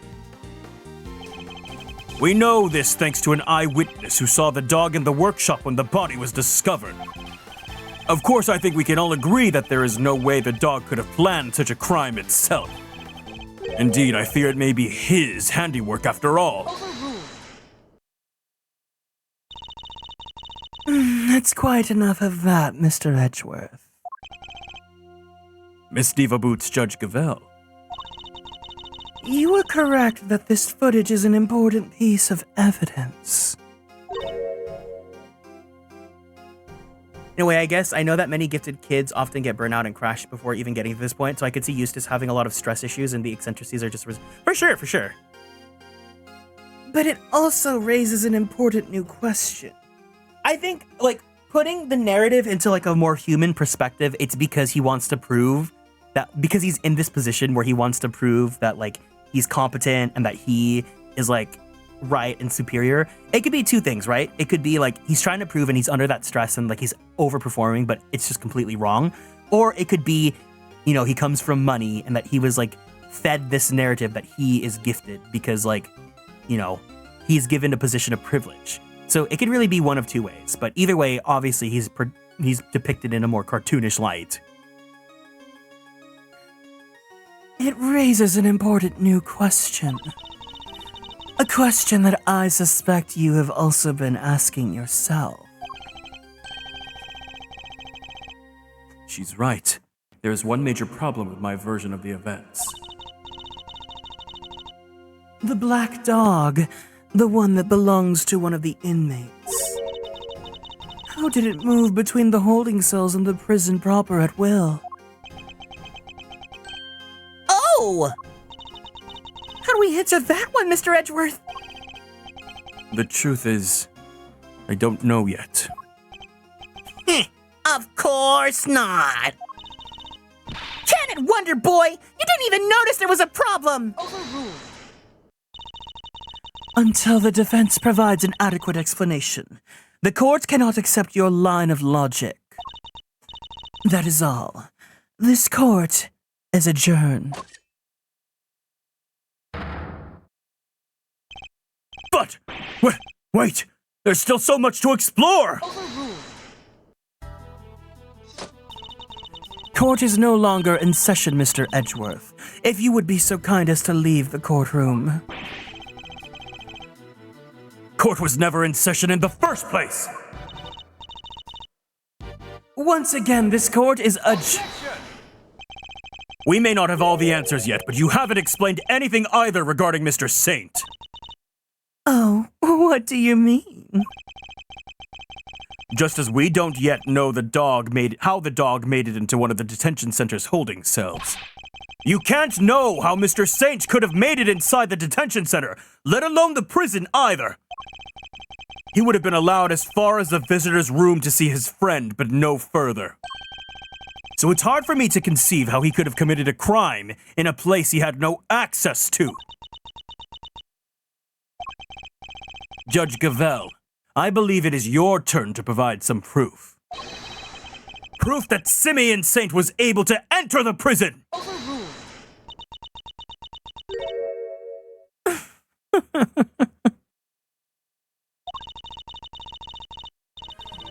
You wish for the court to provide you with proof?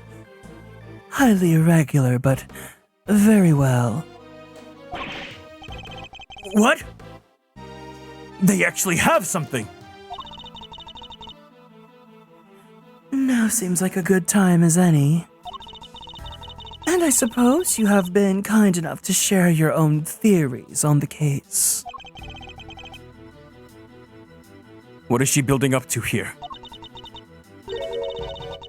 Mr. Edgeworth, I suspect you don't know what Mr. Saint does for a living, so allow me to fill you in.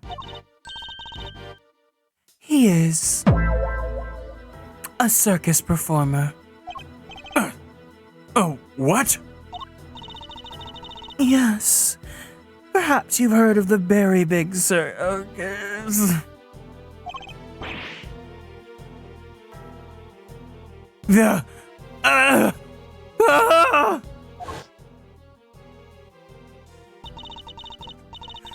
Oh, don't be silly, darling. Of course I was. Yesterday was a very important day after all. Important in what way exactly? A big meeting of some kind, perhaps? A meeting? Oh, heavens, no. I couldn't think of anything worse. No, yesterday the circus came to visit. You see it now, I assume. And I'm sure you are aware, a show was held yesterday for the prisoners' entertainment. A show featuring animals and performers, performed by members of the very big circus. So, does that mean Mr. Saint? Yes. Mr. Saint was allowed inside the prison as part of that show. A fact that has been confirmed beyond reasonable doubt.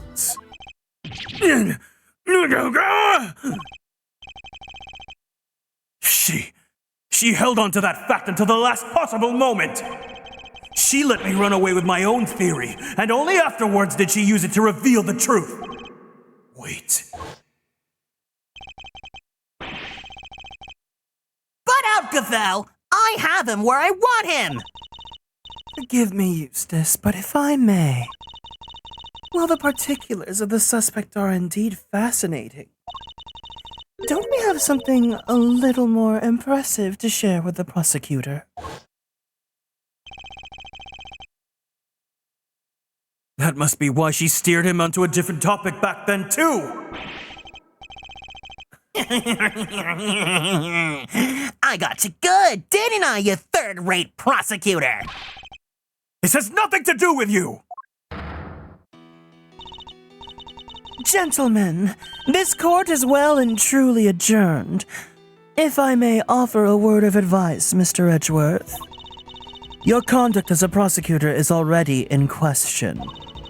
You would do well to remember that you were removed from this case for that precise reason.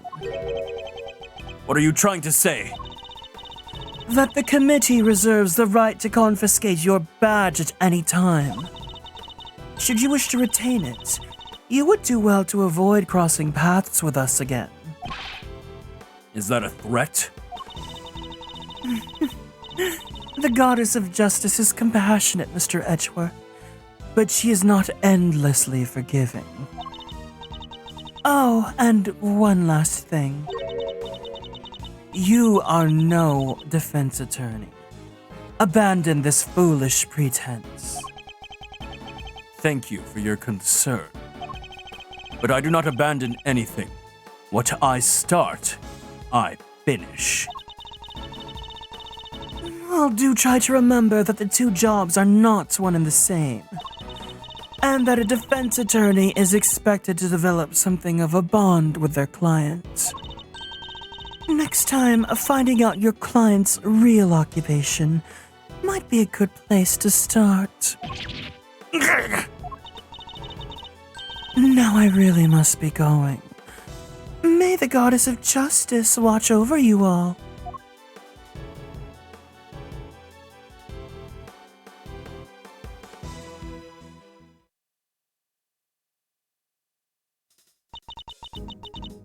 So Simeon lied to us. Not just you two. Guy took me for a ride, too. What's his deal? Whoa. You're not having second thoughts about all this, are you, Milesy boy? Sure, Judge Gavèlle is a tough cookie, but that doesn't mean you can't just give up the ghost. The defense never rests, as a wise man once said. That goes for associates, too. Don't worry, Fender. I've no intention of resting. Our assumption that Mr. Saint couldn't have entered the prison has been proven false. Which means that we will need to restart our investigation from square one, I'm afraid. Oh, damn!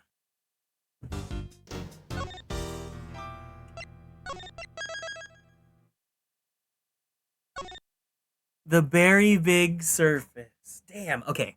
Okay. We will finish this case, but I gotta take a quick pee-pee break. So if you guys need to go use the bathroom, go get some food, go do what you gotta do. When we come back, we will make it to the end of the case. And I'll see you guys in a bit, okay? B. R. D.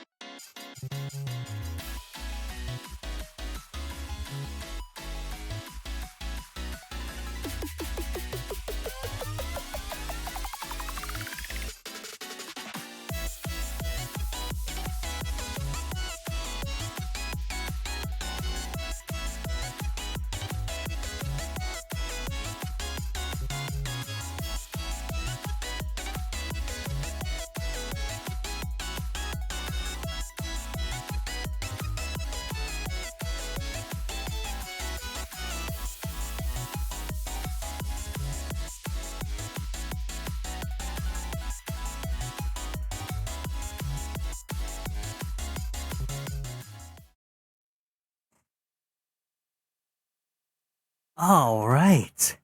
We are back. The chaos gays and the evil gays are eating with this diva.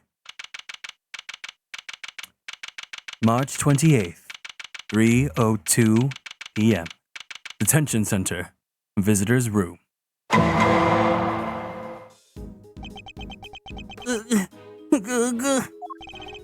You withheld information from me. Why? I didn't withhold anything, or at least I didn't mean to. Okay, so you are a member of the Very Big Circus, right? No, I mean, yes, but no. I'm not really a member. I'm still new. That's irrelevant. You are still a member.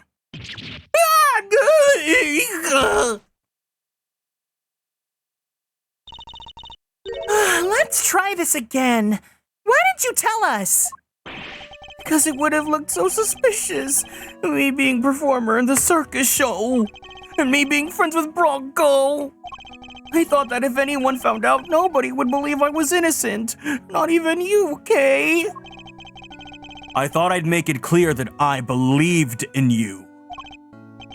But when you stare at me like that, I get so terrified and I... You're a real smooth operator, aren't you, Miles? Any other client-scaring tips you want to share? You're really not helping, Fender. And at this rate, it sounds like we really will need to question him about everything all over again. So, what did you do at the circus, Simeon? I'm an animal tamer. Kind of. I'm still learning the ropes.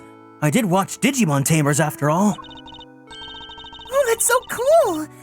You get to train lions and tigers and bears and stuff? Lions? Tigers? Bears? Oh my. No. I work with this little guy. Looks pretty tame already to me. So you're not exactly a Digimon tamer. More like one of those old-timey organ grinders?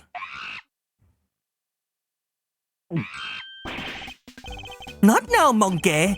Oh, Shmoney! Not now, Shmoney. I'm trying to... Oh, you little scamp!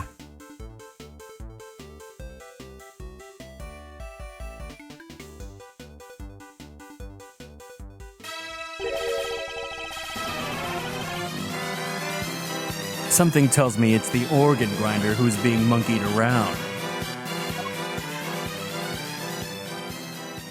Remy! When we spoke to you before, you said you worked at a company. I was telling the truth. The circus really is a company. We have titles and everything. The ringmaster's the CEO, and I'm I guess you could call me a gopher. I even have a line manager.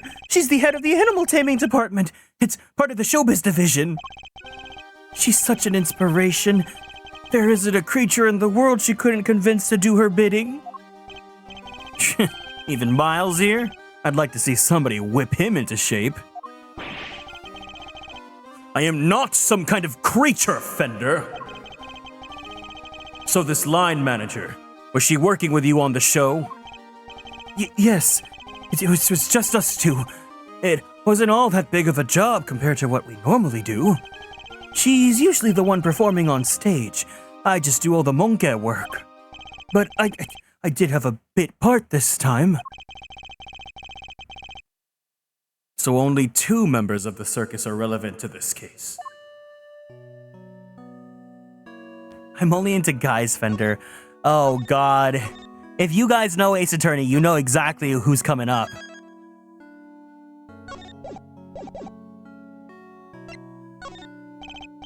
All right.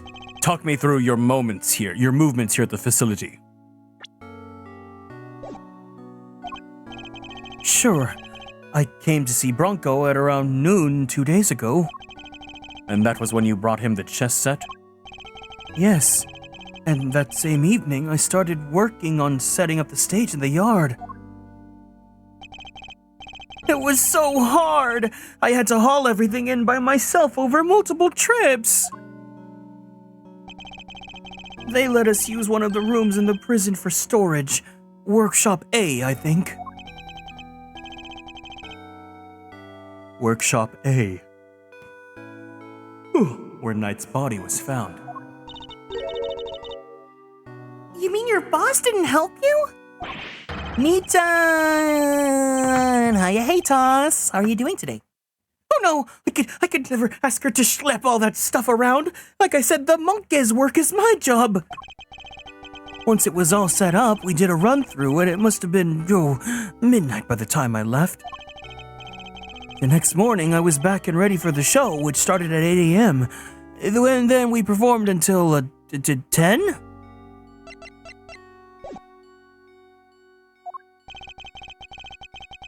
Doing good, was in the mood for top-tier gameplay and voice acting. So top-tier gameplay as in Marvel the Rival, and then you just listen to me clown around here.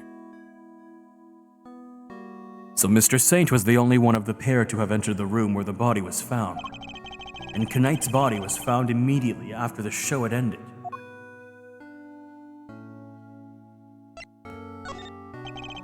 Do you have any idea why you were arrested? And why so quickly? I've never seen a guy get booked so fast.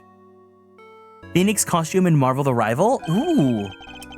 Oh my god, wait, Iron Fist as Phoenix? Surely even little Wiener wouldn't just pull somebody in on a hunch. Never underestimate the power of an undeveloped intellect. I think I might know why. When I was moving all the stuff, I went to go see how he was doing. Bronco, I mean.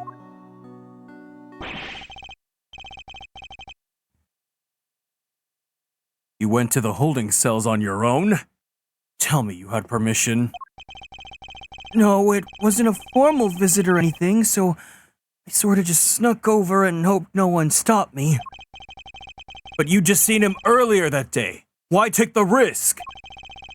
I've known him since we were kids, when both of us were all alone. He doesn't have any family, you see. Just like me. I knew he'd be feeling lonely, that he'd want somebody to talk to. So I had to go see him.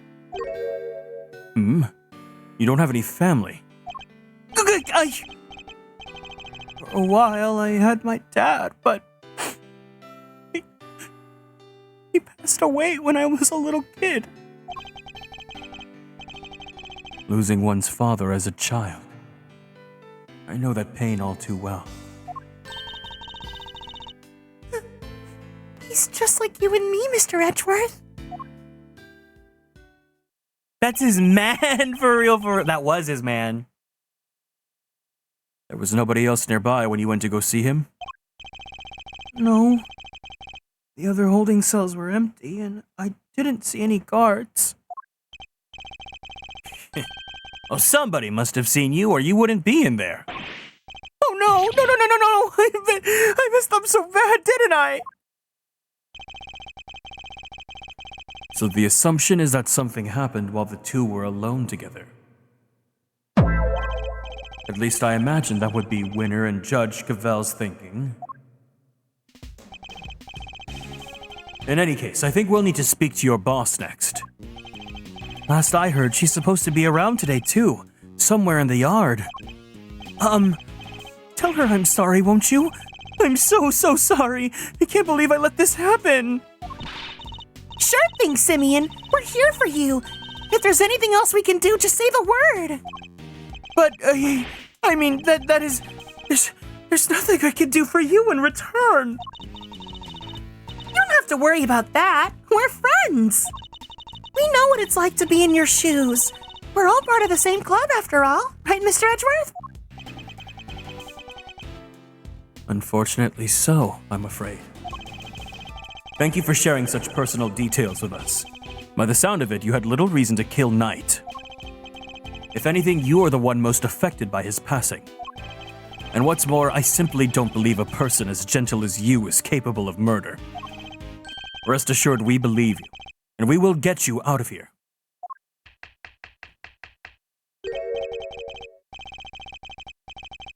Well, what do we have here? A gosh darn defense attorney, that's what. Bravo, big guy. Can't believe I'm saying it, but you even remind me of your old man for a moment there. I did. From the book of Gregory. An attorney's a friend to the friendless. Simeon, me bucko. Simeon, me bucko. This guy'll suffer any hardship for your friendship. Things are gonna be shiply amazing. I didn't realize Talk Like a Pirate Day had come early this year, Fender. That's just the thing. You never know when a pirate will strike next. Anyway, kid, you want some candy? No, thanks. I don't like sweet stuff. Oh, huh? Bummer. I wouldn't mind a nice ship myself. A great thief's galleon for a dread pirate K. Yahar, me hearties! We'll sail the 7 seas together and claim the greatest treasure of all, the truth! Shiver me timbers. You two will be the death of me. Come on, let's sail for the prison yard. But no sea shanties on the way, please. Oh my god, remember when sea shanties were like super in on like TikTok? Pirates Orla? Look! The shutter's open! That's the way out of the yard, I believe. Let's go take a look! Come on, what are you waiting for?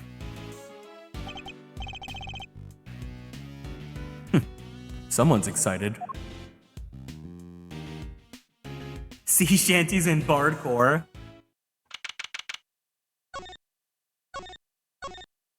All right.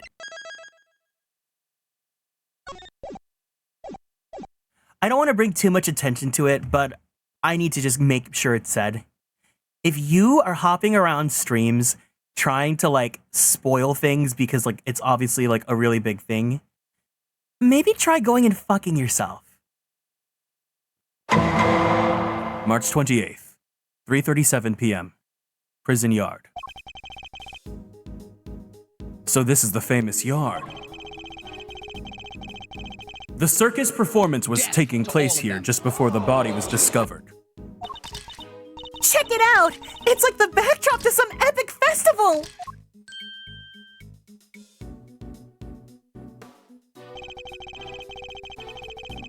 Most of the prisoners were assembled here when the body was discovered, which means that anyone who saw the show has an alibi.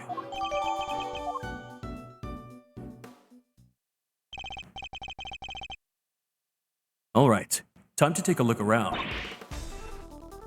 Ah! Kay! Stop hitting me! Help, Mr. Edgeworth! Cease and desist! Somebody out! Help me! Stay, Isaiah, stay! Who's that? Oh boy. Oh, you found a new friend to play with. Good for you, girl. Play with? Your elephant nearly ate me. No way. She'd never do a thing like that. Isaiah doesn't even bite. At least, not very often. Ugh. So she does have a taste for human flesh. How did you like meeting a real-life elephant up close? Aren't you glad you did? Yeah, glad I didn't die. Oh, but you did have fun, right? Right? There, sweetie, don't cry. She had a wonderful time, didn't you, Kay? Don't mislead the poor girl, Fender.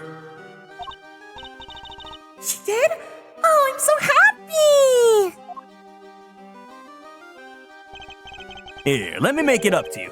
How about a hug? Keep your trick to yourself. Oh, another new friend. Isn't that just the best day ever?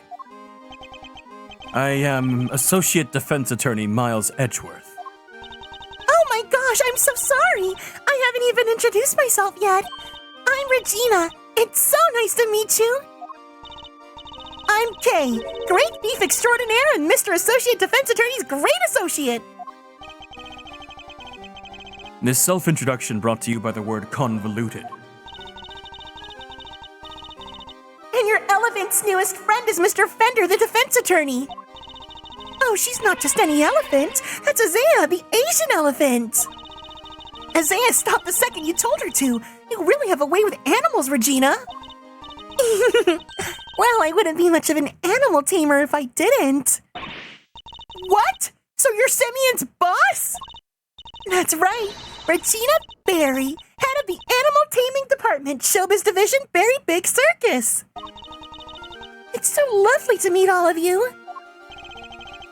So she was from the second game, and her case is like notoriously like one of the least popular cases in all of Ace Attorney. The pleasure's all ours, mademoiselle. Name's Eddie Fender. I'm a bit of an ace attorney.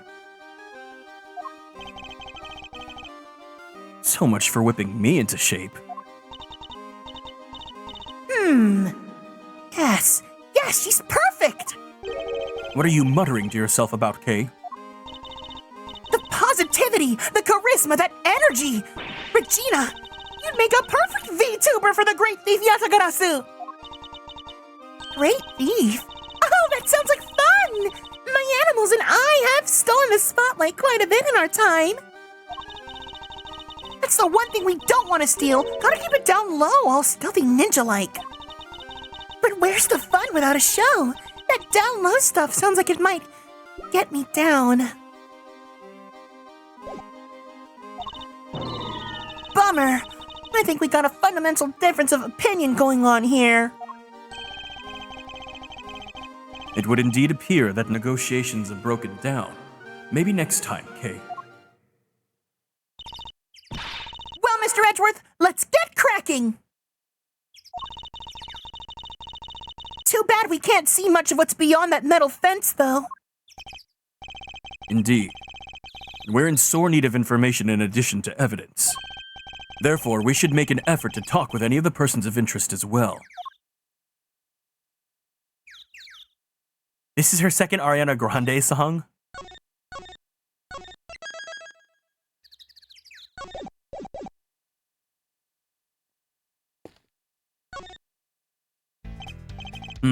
What's up? Who doesn't love a good circus performance, eh? A foray into the realm of fantasy. If the performance is a good one, it can certainly be entertaining, yes. Man, I'm getting pumped just thinking about it. A chance to escape reality, however brief, can often be a powerful tonic. You got that right. Doesn't it just make you want to hug something? Like the circus? Holding a show here right in the shadow of the fence that keeps these guys in. Guess the magic of the big top is enough to make them forget that they're in the same boat as the animals. Hello, Jinja, welcome in. The fence. I suppose I should examine it too. It is part of this facility after all. Well, we missed the show, but we still got the stage and all this other stuff to check out. He's right. I should also look over the show set and equipment, just in case anything useful turns up. Chat over, huh? You don't exactly give a guy a lot to work with, Miles.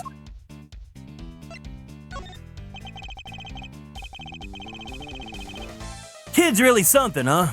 Wish I still had a tenth of her starry-eyed outlook. I suppose that's because her head seems to be up in the clouds. Right? She's so above it all that no one dares to go against her. But she doesn't even need to crack the whip with the animals. The eyes go from starry-eyed to steely, and suddenly it's sit, stay. I can think of someone who very much enjoys cracking the whip. You can't, yeah? It sounds like a real piece of work. Come on, Miles Areno, spill the beans. Trust me, Fender, one crack of her whip and you will be running for the courthouse doors. If you were in a circus, I don't really know the roles that are in a circus. I don't think I'm like acrobatic enough or flexible enough to like really have good agility and performance capabilities. This must be the stage for a show. Do you think people would be interested in a great thieving show? I'm sure the police would be very eager to attend. I also have never really been super into like the clown aesthetic. Like it's funny because Brant is like featured right now in Wuthering Waves, and he's basically going for that like circus theater troupe clown aesthetic. And I don't know, I think what really carries his design is the chest window. Ah, Mr. Attorney, sir. And how are you today, if you don't mind me asking? Today? We just talked to you earlier, Mr. Solid. Oh, heavens, I do apologize. Ever since I came to call this place home, I've been working on my interpersonal skills, you see. In order to be as annoying as possible. I'm currently helping out with a circus show stage teardown and cleanup. But if you have any need of me, I'll do my utmost to help. I like the jester aesthetic if it's a little messed up, like it's evil. Yeah, I mean, is everyone here cool with clowns, or do people here have like a phobia of them? Because I know that like clowns are kind of like a really common fear. I don't like fear them, but I'm just kind of like, I don't really care for the clown aesthetic.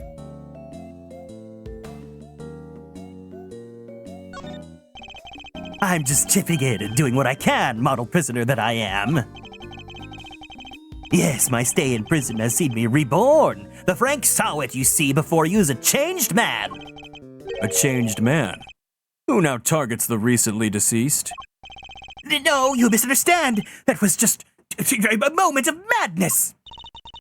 A moment of madness? You're a disgrace to all thieves everywhere. You're right, of course. I can't deny it. I still have a long way to go. As a thief? Anyway, as you can see, I have a shiny new bracelet now. I don't fear regular clowns, but I don't like killer horror clowns. I don't fear like just a clown, but when stuff like random clown sightings happen, that's different. I love Bianca Del Rio. I can't be afraid of clowns. I don't like evil or sad ones. Like, you're a clown, remember? Your oaths would be happy oath. The clown oath?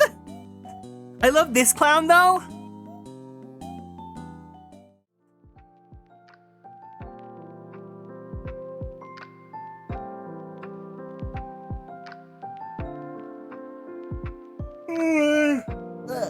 Oh, wait, I'm not muted.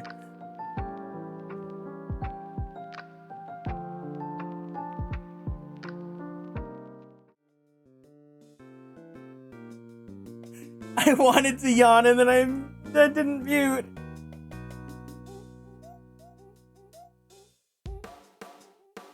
Where do you use that emote at, huh?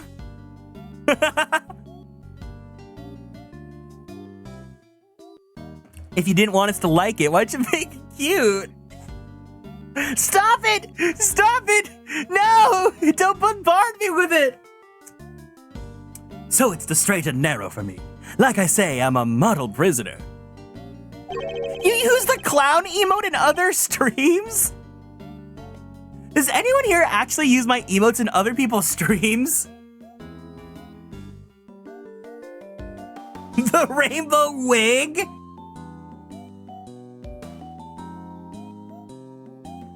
Not that a real model prisoner would need to keep telling me that. I'm doing everything I can to prepare for my eventual return to society. I just like imagine that people only really use my emotes in my chat. I've never even think about people using them in other spaces.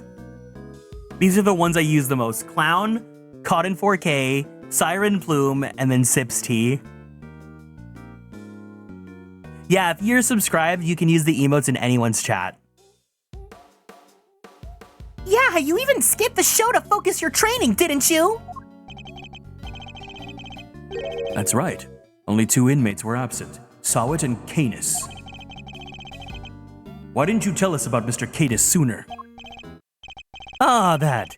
Look, I don't think there's an inmate in this prison who'd talk about him if they didn't have to.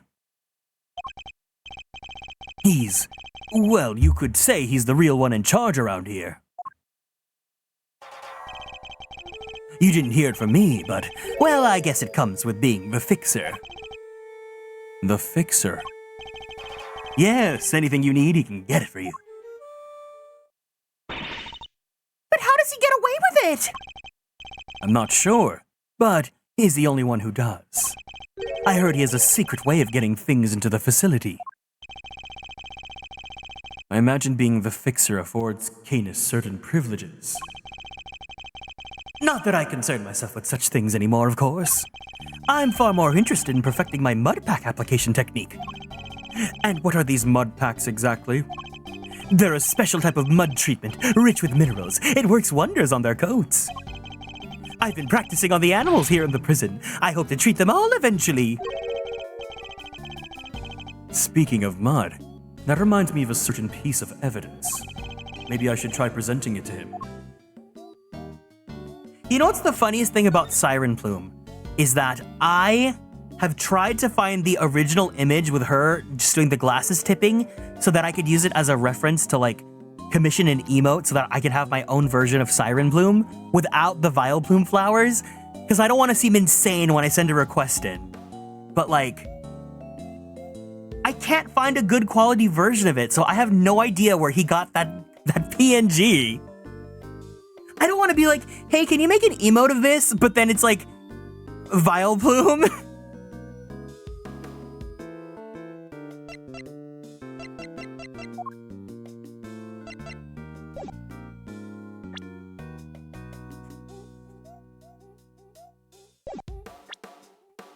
Vile Plume cosplay when? Never. Super Nanny cosplay, I already have it. That art's been released.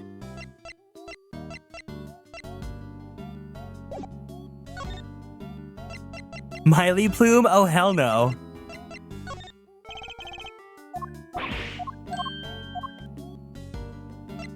Miley with a Vile Plume top like a cake topper? Just using the Vile Plume flowers as a cake topper? I've been into cake decorating TikToks. Maybe I'll make the first Vile Plume cake.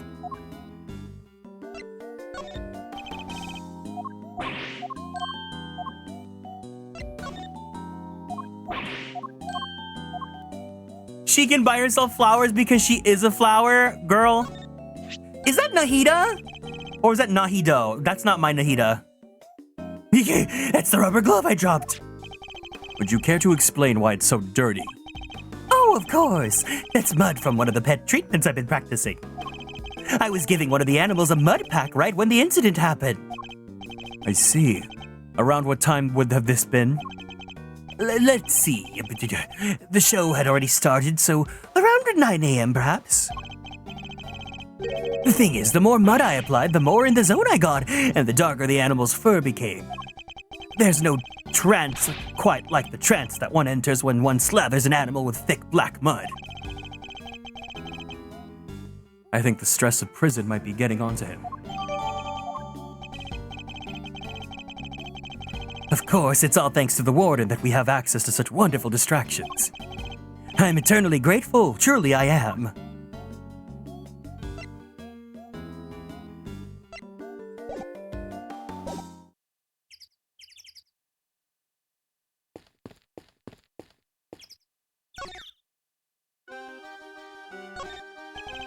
If you're the head of the animal taming department, you must be Mr. Saint's boss. That's right. My dad found the very big circus. But he passed away. He was murdered. I'm sorry to hear that. But we have a new ringmaster now, and he's made the circus bigger and better than ever. He's such a nice man, and he was a good friend of my dad's too. Wow, that's great! Lucky you! I know, right? It was his idea to set up the departments like animal taming, magic, and ventriloquy. Only animal taming and ventriloquy became more than one person right now. But the very big circus is getting bigger and better day by day. Sounds like you guys are really going places. They're getting on well. I'll leave them to it. Can you tell me about this show? Oh, it's a wonderful thing. It even has a story. And not just any story. It's a love story. Isn't that dreamy? Sounds like a regular riot. So who's the star of the show? Let me guess. You? No, silly. That would be Isaiah. And she falls in love with none other than Regent the Tiger. It's a heart-rending saga of forbidden interspecies romance. Whoa, Nelly! I've heard of odd couples, but this takes the biscuit. And that's not all. There's a love triangle, too. It's so romantic. That sounds pretty incredible, Mr. Edgeworth. So the elephant is the heroine? I suppose there's a first time for everything. And who's the third wheel? Oh, that would be the big old meanie who tries to tear our star-crust lovers apart. Forbidden interspecies love triangle? Ooh, what animal do you think it is, Mr. Edgeworth? Given that it is a circus, perhaps a lion? I think a raven would be cool, like the Yatagarasu. Nope, it's a sneaky monkey. Well, that certainly lowered the stakes. Oh, you mean Shmoney, right?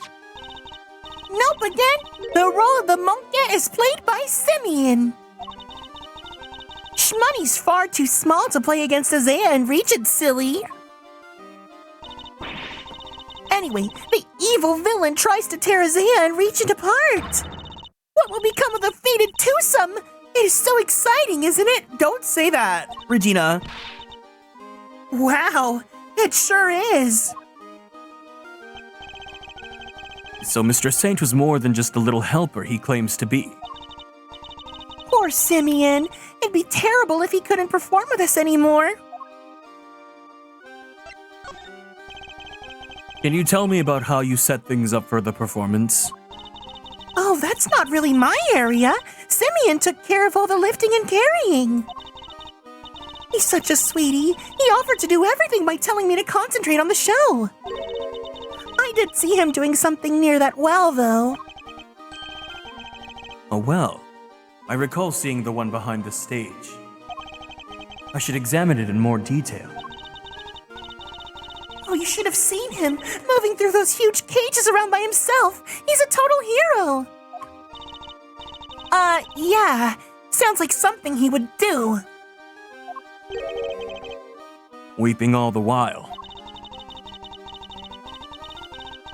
He's going back and forth between the yard here and some sort of workshop with all the equipment.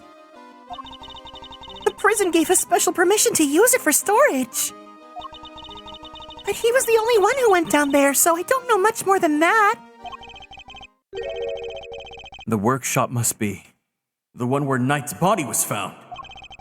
I guess this confirms that Mr. Saint was the only performer that had gone into workshop A. Well, this sucks. All we're getting is information that works against us. You have to help Simeon, Mr. Attorney. We're all counting on you. Just leave it to us. He may not look like it, but Mr. Edgeworth knows how to get things done. And what exactly is he may not look like it supposed to mean?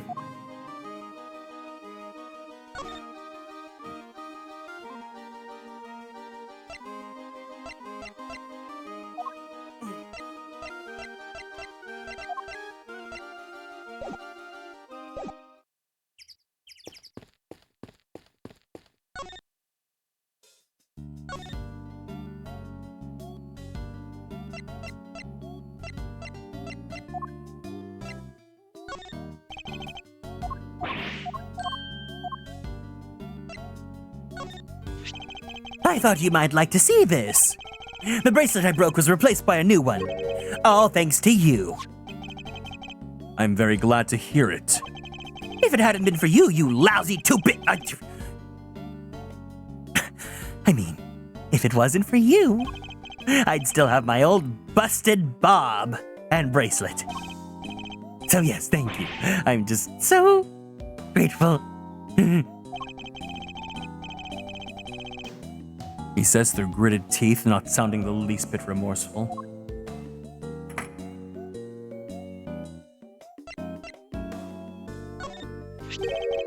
You'd like to know where the murder weapon might be hiding? Yes. Do you have any ideas? Well, it's just not possible for us prisoners to hide things. Hey, what gives?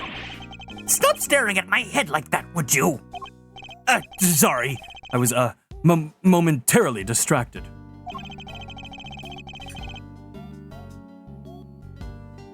I think we could rule out his hairpiece as a hiding place. Hi, Snowy. Welcome in. Hope you're doing well.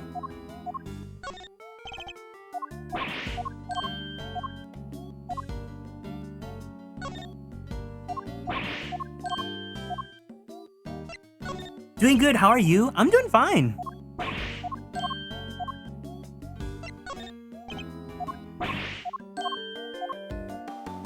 We just got some investigations going on.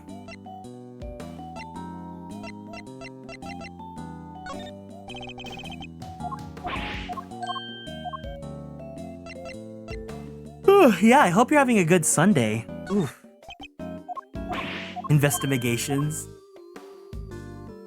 Yeah, I know. I think I'm gonna make the next Ace Attorney stream on a weekday because every time I do it on the weekends, I'm like, I'm so lazy. I want to lay in bed. I want to just vegetate and play video game. That does not require me to think.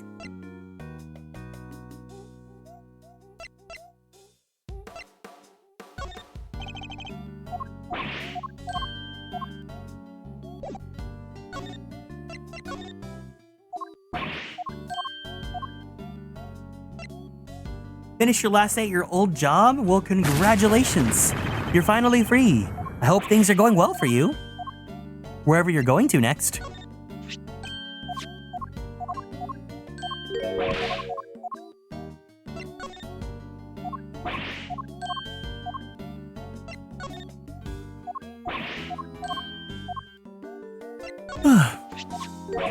Oh, oops. Those sensors prevent inmates from moving freely around the prison. Except in your case, of course. What do you mean? I haven't done anything wrong. You're acting very suspiciously for someone who's done nothing wrong. Don't dare you! You mean how dare you, as I assume? It's not exactly difficult to push his buttons, is it? Is this guy from the first game? Yes, it is. It's Mr. Solid. And guess who else shows up in this case? Everyone's favorite case person.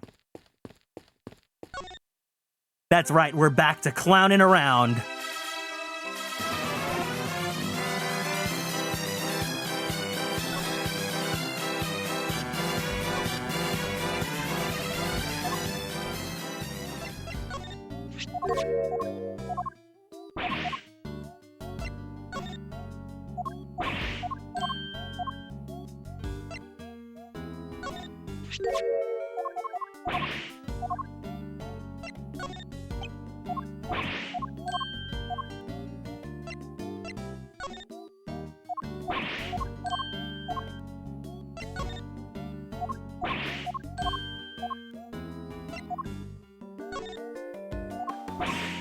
Okay, I don't think there's anything new we can get from him here.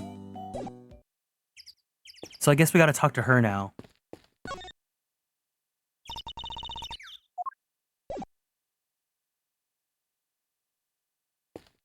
Wait, is there anything else we can examine? A wicker basket, or rather a cart given the wheels. Oh, smells like animals. I suppose they must have been using it to move things around. Hey, wouldn't it be fun to hop in and race it down a hill? Oh, you know what else would be fun? Racing down a hill on office chairs. Where did any of that come from? Kay is like the Maya for this game. An Asian elephant named Azea, on one of the very big circus's many animals. She certainly seems very fond of petting humans, based on what we've seen.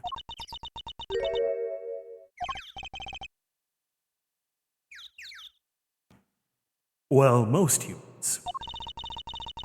You can't just glare at her like that, Mr. Edgeworth. She'll think you're trying to show her who's boss. You telling me she thinks I'm one of her kind? No, that she's respects you, I guess. How comforting. Hey! Who are you shouting at? Ponds like this usually have goldfish in them, right? I wanted to see if they'd come and say hello.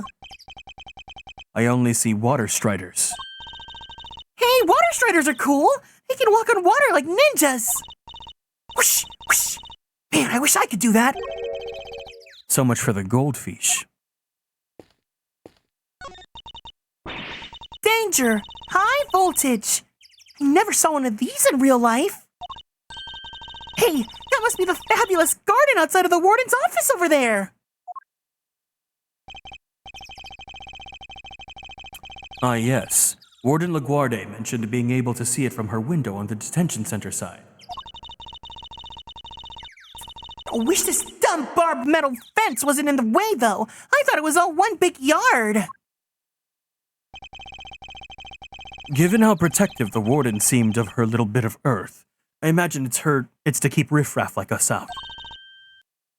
There you are.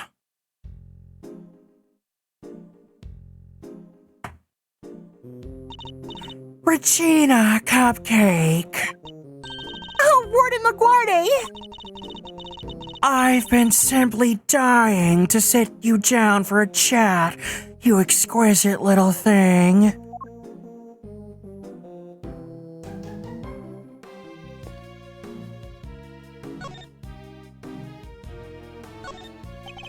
Do you mind if I ask a little bit about the prison? Oh, not at all. This place is my pride and joy, my home.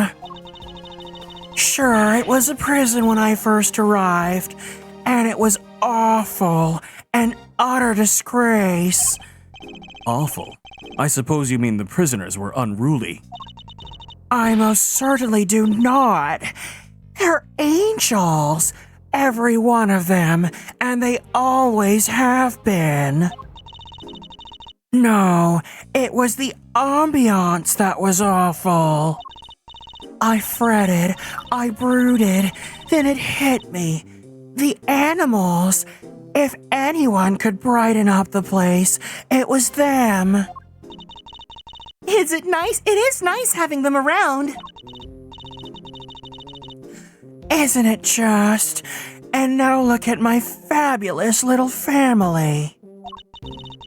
Why, my darling Frankie Grande is the very picture of rehabilitation.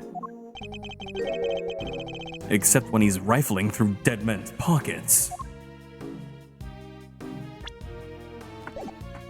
I love doing the Jennifer Coolidge voice so much. Oh, so it's you I have to thank for all the new additions to the family. How wonderful. I beg your pardon, but the family? Yes, darling. The family here at this happy home of yours. It's so lively thanks to people like you. I look forward to welcoming more. Let them come in the hundreds. No, they're thousands. I simply love the buzz of activity, the joy of a growing happy family. With an animal companion for every number? Oh, but of course. Dream big or go home, I guess. Even if that dream is one of the world's biggest zoos. She's a diva, she's a diva. No, the prisoners aren't the problem, it's the prison itself, so I can fix it. She's a cute critter on her neck, she's a diva. I knew we would all say diva, but also she may be the killer. Oh, we have so many success stories among the family, but darling Frankie Grande really is a marvel. Hi, Sai, and hi, Aru. Welcome in. Enjoy your lurk. He's thrown himself into his vocational training, and is always the first to volunteer for everything. What, and your other model prisoners don't do that? Oh, of course they do, my dear. Of course. They're all such triers, such doers. It's just that Frankie, let's just say he knows what's good for him. What exactly does he mean by that? Anyway, he's a very good boy, so do try to be nice to him, won't you? Loud, soaring music, bend and snapping animals. The very big circus certainly has it all.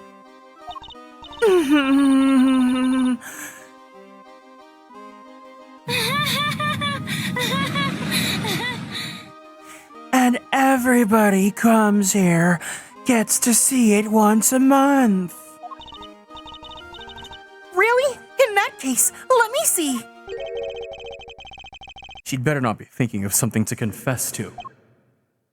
This monthly show, is it always performed by the Very Big Circus? Oh, but of course, sweetie. I'm Regina's biggest fan. That girl's my little princess. My superstar. She's so wonderfully talented. Yes, she is. Yes, she is. Did she just mouth to mouth the fox? And she's so adorable, so sweet. I could just gobble her right up. We're still figuring out the death of the straight guy. No, he's not straight. He's actually bi. Because the accused is like super gay for him.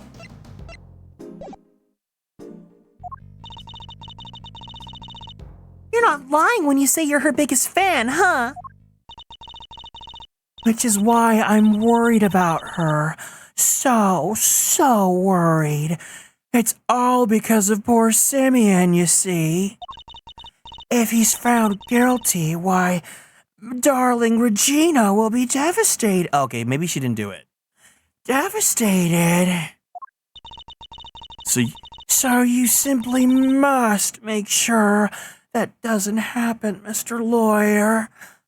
Please, I'm begging you.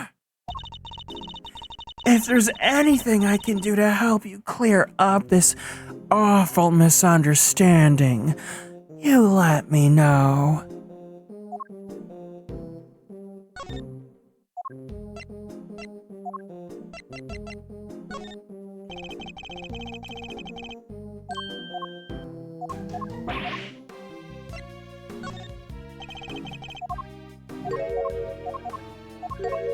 Oh, it's real. I understand that you handled the search of the prison. I most certainly did. And I had the whole family pitch in. The whole family? I hope it doesn't include the animals. Of course it does. And the little angels were only too happy to help. Sadly, their help didn't come to much, it seems. I'm afraid not. Oh, such a shame, too. The dear sweet creatures tried so hard. Honestly, I'm not sure I'd trust the animals not to contaminate anything they might turn up.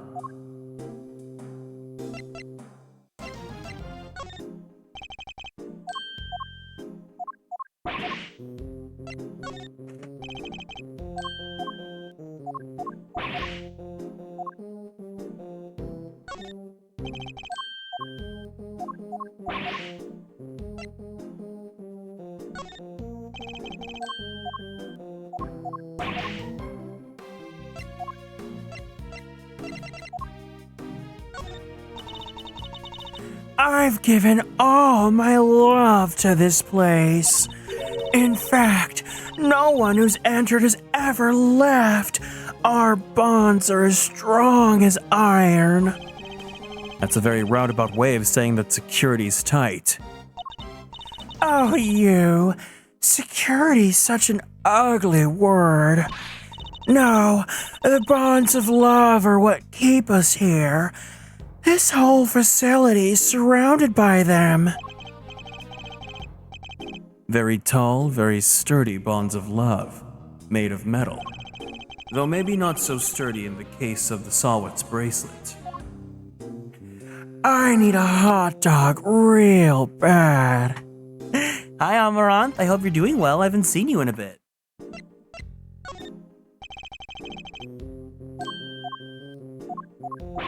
Man, I want to raise my desk up because I really want to stand and get some blood flowing, but I'm so scared that if I stand up the desk, the internet's gonna york up again.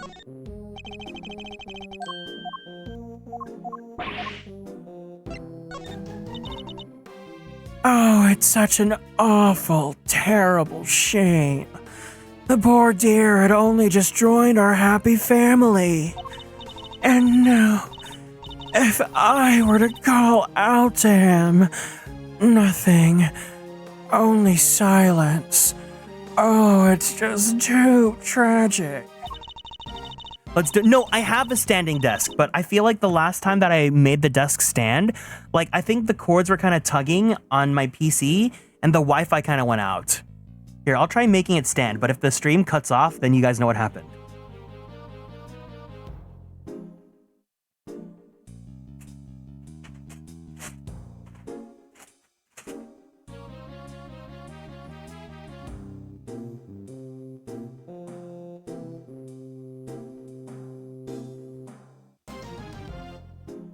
Are you here?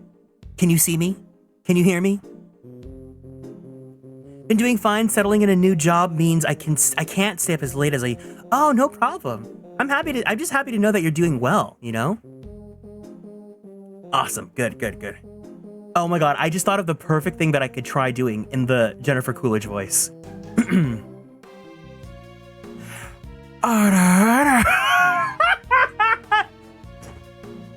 Yeah! I should do it. I should make it an Ara redeem and it's Jennifer Coolidge.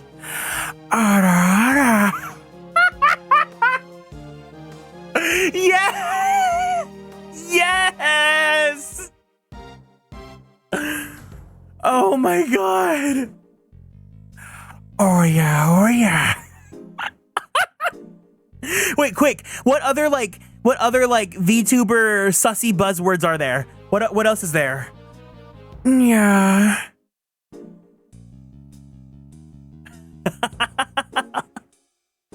I didn't think I'd hear that while playing The Sims.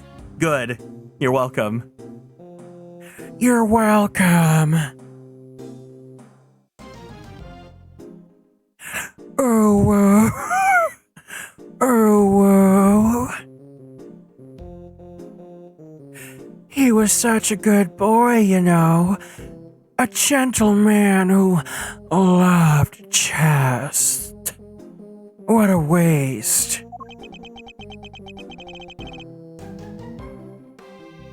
I think I've lost her.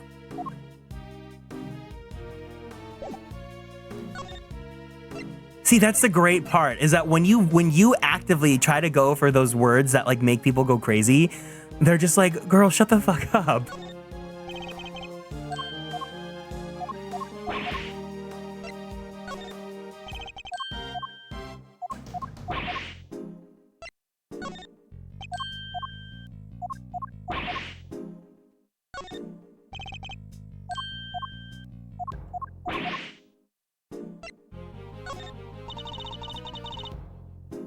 It's just because it's in the voice.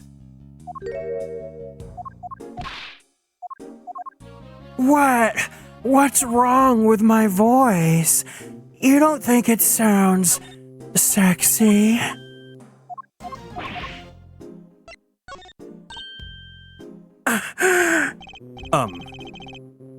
Well, that certainly got a response. And what can you tell me about this member of your little family? Those who don't accept the gift of love we offer here don't get to be called family. I see. So even she couldn't tame this one.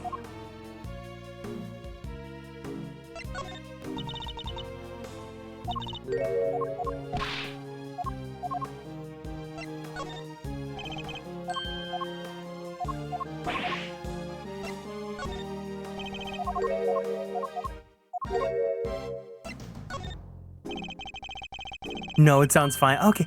Oh, thank you. I'm glad to know. Did I present everything that I could to her?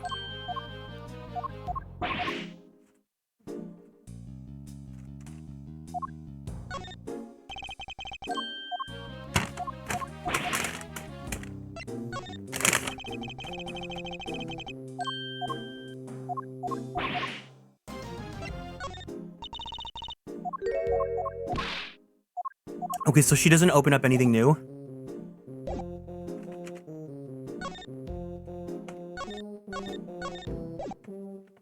I don't think we have any, like, thought bubbles to piece together.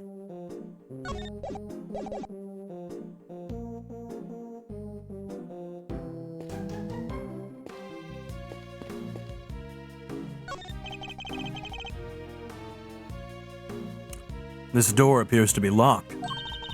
Want me to open it? Can't guarantee anything, but I'm certainly gonna give it a try. No, if we deem it necessary, we will simply ask for the key. Spoil sport! That could have been my chance to shine! You're free to shine elsewhere, but you'll not make an audience out of me.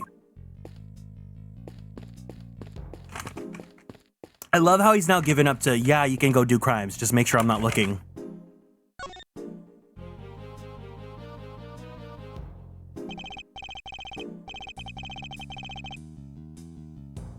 A simple, sturdily built well.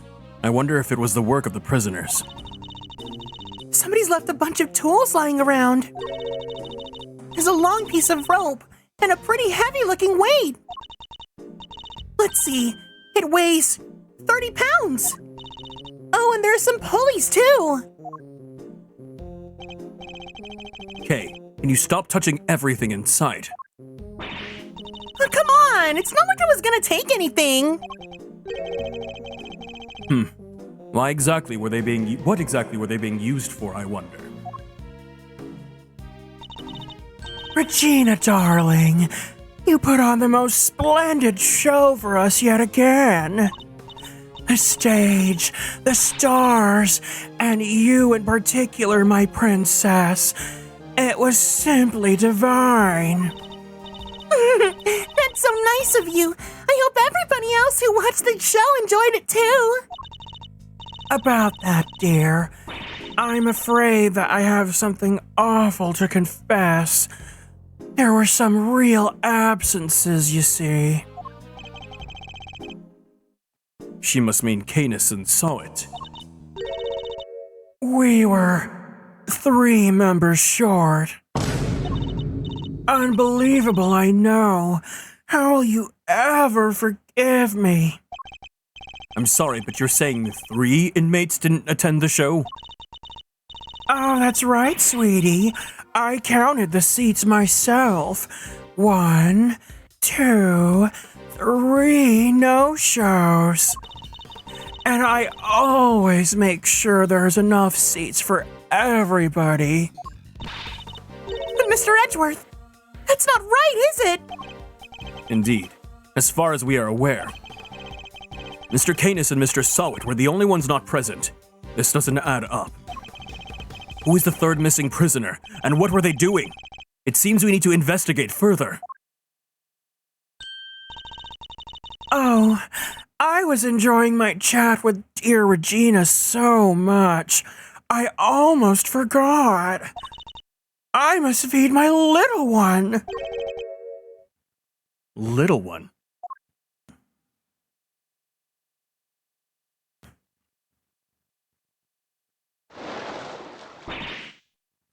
Yikes! What? Alligator! You're looking as adorable as always, Allie, my sweet. Aw, she's so pretty. What a cute name. Yes, Allie the alligator. Isn't she a darling? She's my favorite, aren't you? Yes, you are. Oh, I'm so jealous. Can I pet her? Of course, princess, of course.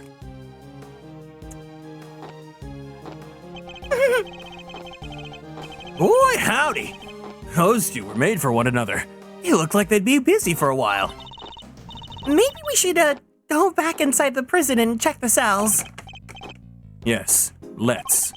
Perhaps we can find a clue there as to who our third missing prisoner might be.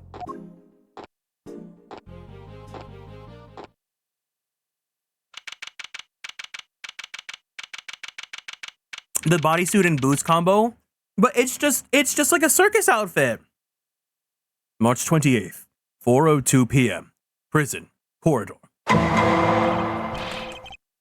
Sir! Mr. Edgeworth, sir!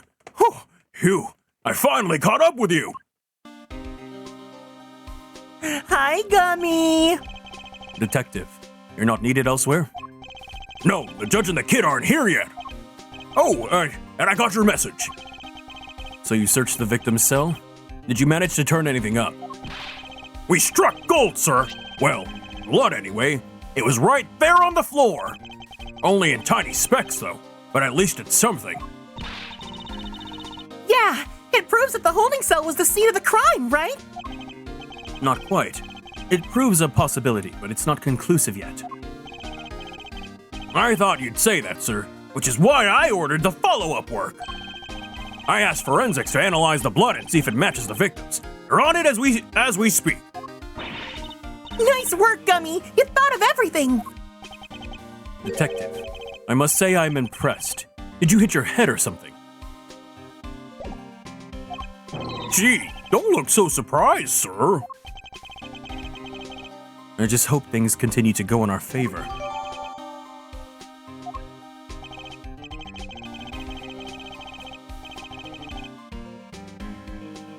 Alrighty, so that's proof that the murder happened in the detention center. And for our next trick, We'll find out how that dog got over there. don't worry, you can leave that one to me. Until the kid and his chaperone get here, we've got the whole prison to ourselves. Which is why I brought my secret weapons along. Secret weapons? That's right, a few tools of the trade that have helped me bust more than a few cases wide open. Behold, the 7 secret weapons of Dick Gumshoe, ace detective extraordinaire. Well, I don't know about you crazy cats, but I'm sold. Miles? Very well, detective. We will try using your secret weapons. You got it, sir. Let me run you through the list. Secret weapon number 1, my trusty old metal detector. If it's made of steel, silver, or scrap, this little guy right here will find it. So it detects metal. Very good, detective. Next up, secret number 2, missile. Everyone's favorite crime-fighting canine. He can track pretty much any scent you put in front of him, especially food. He sure is a lot cuter than Mr. Canis's dog. Now for secret weapon number 3. Where'd I put it? Aha! Am I one snapper short of a school, or is that a fishing rod? Don't tell me we're gonna go fishing for clues. No. I just happen to have it with me is all. I see. Well, onwards and upwards, detective. Let's see what else you have. That's all she wrote, sir. Gummy, you're 4 secret weapons short of your so-called 7, and one of them was a fishing rod. Sorry, but that's all for today, okay? I'll show the rest next time. Why do you think I call them secret? Guy can't just go sharing everything all at once. That's crazy. In that case, then I suppose the 3 you've deigned to reveal to us will have to do for now. All right, which one do you want to try, sir? The metal detector seems promising. Coming right up, sir. I'll just crank the old girl up. And away we go.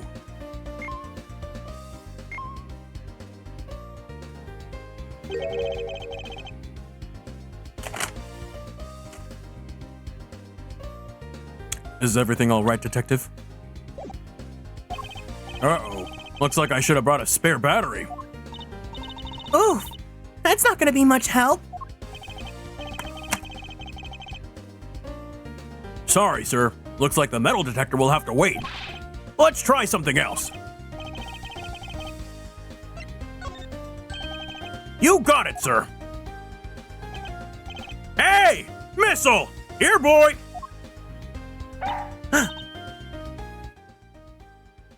Aw, Yuri! Aw, he really came! So, what are we tracking? We're trying to find out how Mr. Canis' dog got to the holding cells in the first place. I suspect the same route was used to bring Knight's body back to the prison. So we give the pooch a sniff of the body. And he'll find that route for us.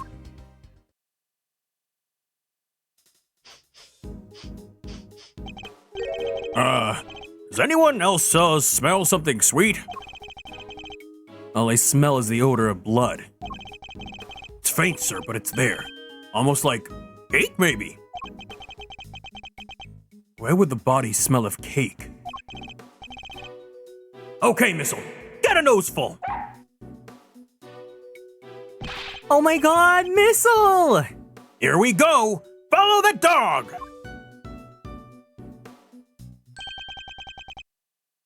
That's the way to. He's headed for maximum security! Uh-oh, he's going in! And we'll just have to follow after him. March 28th, 4:24 p.m. Prison. Maximum security.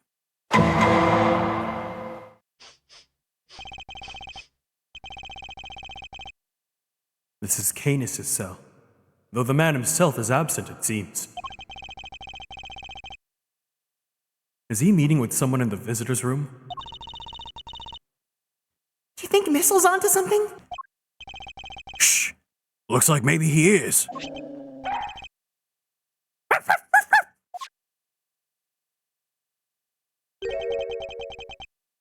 Is there something here?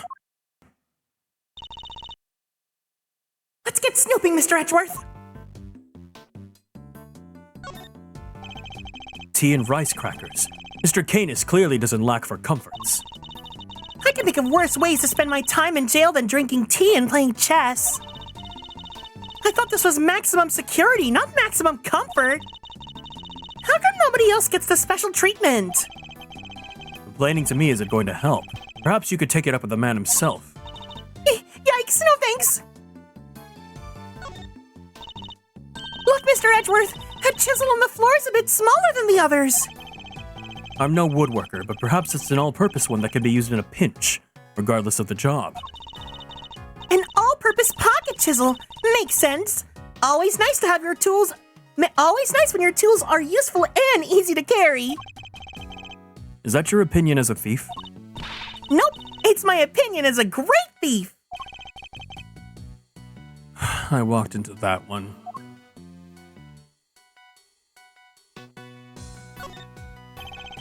Mr. Canis' chess set, complete with this special dog piece. It's not a chess set, that's a whole chess table with legs. Looks like it might be worth something too.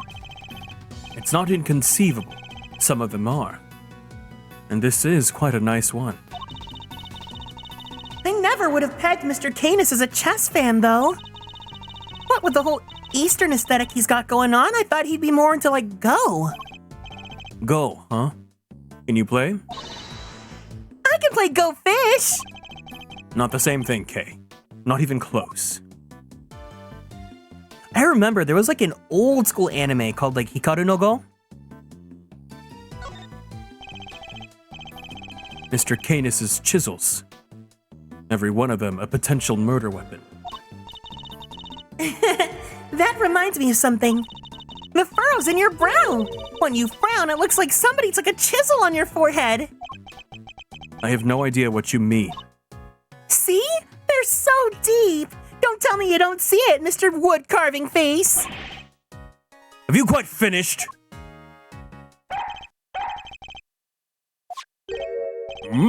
What's the matter, boy? Wait, is that cake you were after? Woof! Whoa! Calm down, boy. Stop that!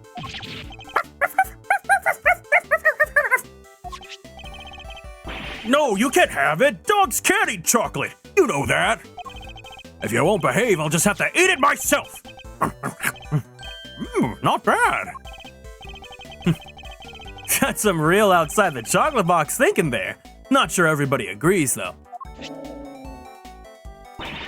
Gummy, I wanted some.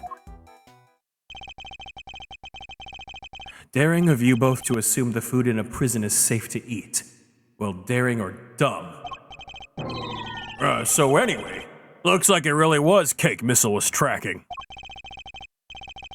Talk about a waste of time. I suppose we got our just desserts. But the little guy's definitely capable, right? Sure he is. That was just a blip. He'll follow the right scent this time, I promise. Sick boy!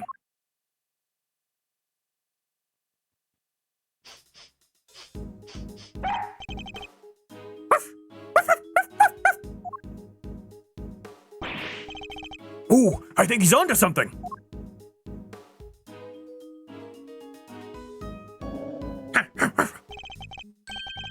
Whatever it is, it's in there. Mr. Carcerato's cell. We need to take a look inside. Detective, call the guard. Yes, sir! Thank you, officer. A question before we begin. Is the prisoner, Mr. Carcerato, still in solitary? No, sir. He came back a little while ago. And he was here for the noon roll call. Guess he must have been on work duty someplace.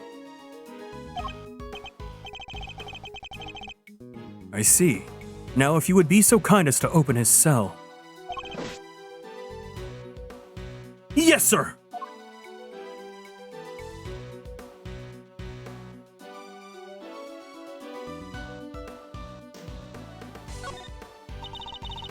I saw how many minutes do you think... So how many minutes do you think this timer is for, Mr. Edgeworth? Well, Mr. Carcerato's a boxer, so 3 minutes would be my assumption. Same as the length of a round in boxing. Thanks for playing, but the correct answer is kind of maybe about 2 minutes. Why? Because there's a crack in it, and a bit of the sand spilled out. Why does it hurt so much when she's right?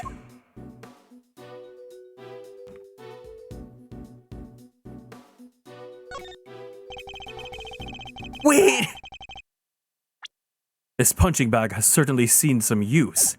Why is it giving like Big Fat Meanie from SpongeBob?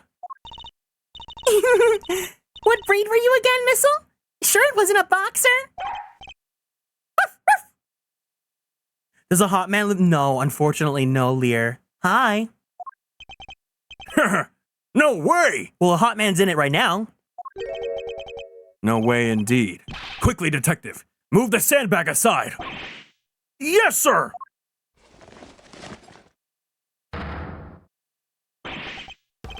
A hole!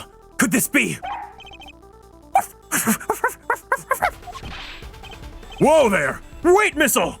I'm going in too! Wait! Stop! Sir! I'll go get her! Oof, that's tight. I shouldn't have eaten that cake. He's gone. Well, I'm not gonna go in there. I guess we'll just have to wait.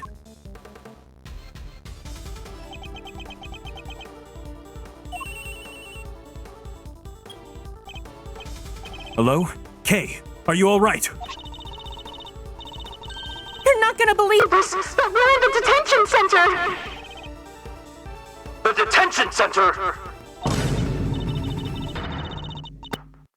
That hole! It's a tunnel that leads right into Mr. Knight's cell! What?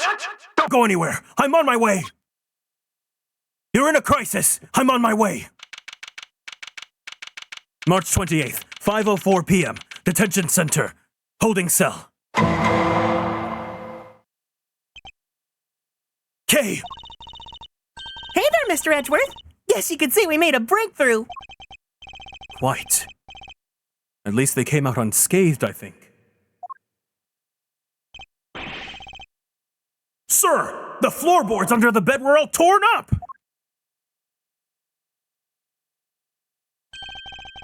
So that's how they did it.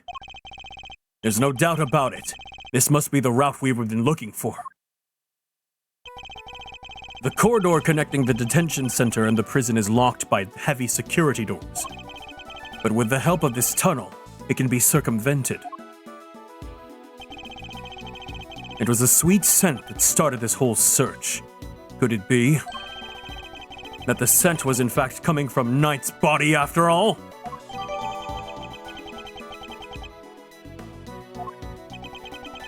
Incidentally, Knight's body was covered in dirt that might have come from being dragged through this tunnel. Kay, what was it like down there? Well, it was pitch black, so I couldn't see a whole lot. Luckily, my camera has a flash, so I took some pictures.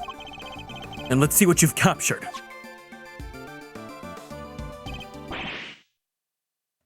Look at that. Spoons, a fork. Guess these were for digging the tunnel.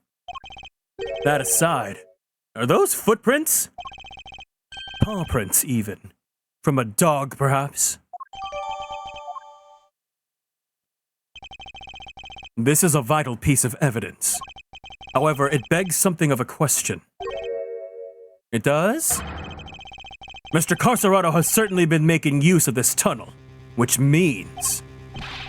Detective, we need to find out where Mr. Carcerado is immediately.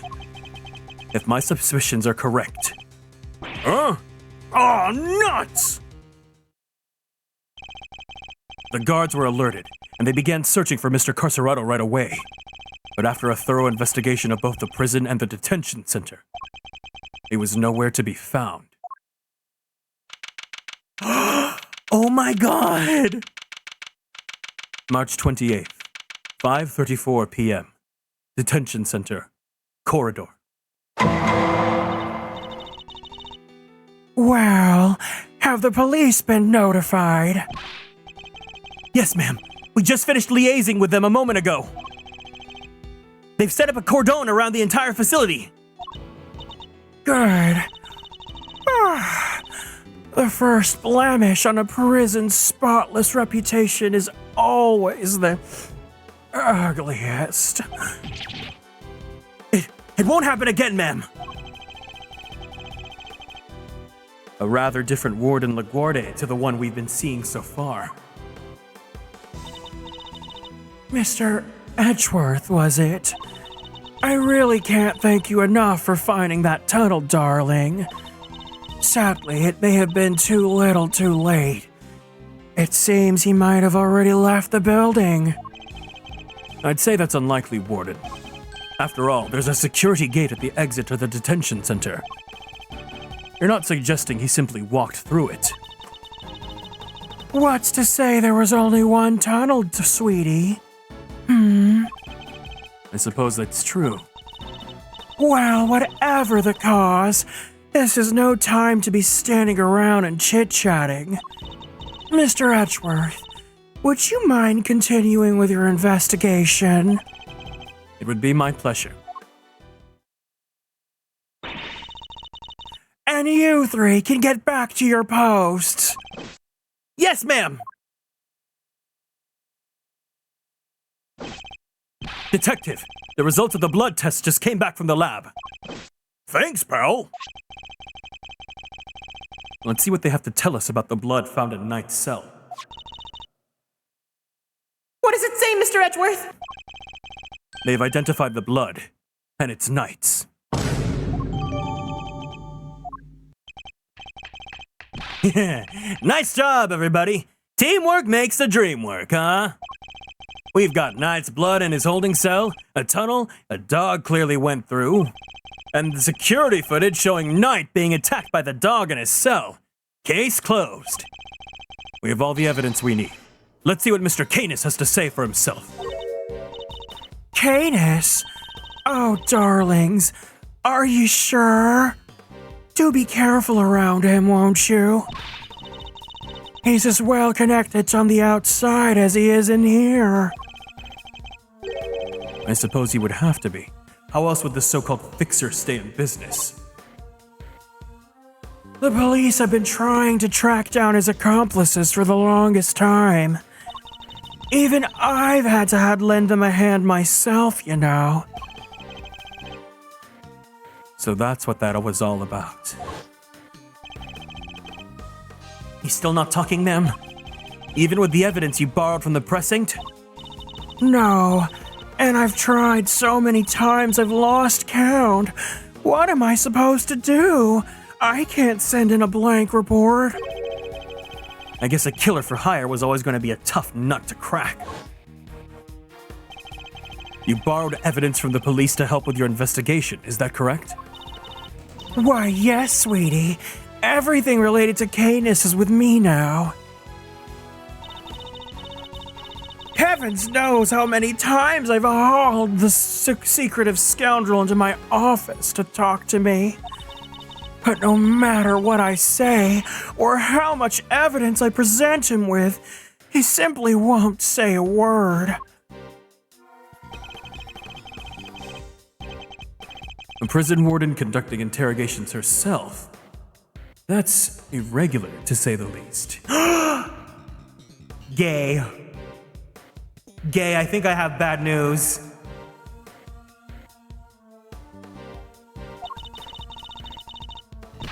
Let your guard down and he'll devour you whole. Be careful, darlings. You've been warned. Ooh-wee! Here I thought things couldn't get any spicier.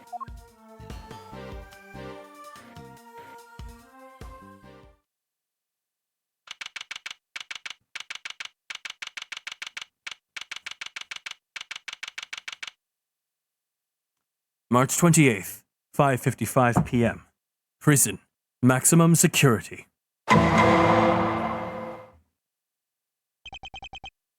Judge Gavèlle, I didn't expect to find you here.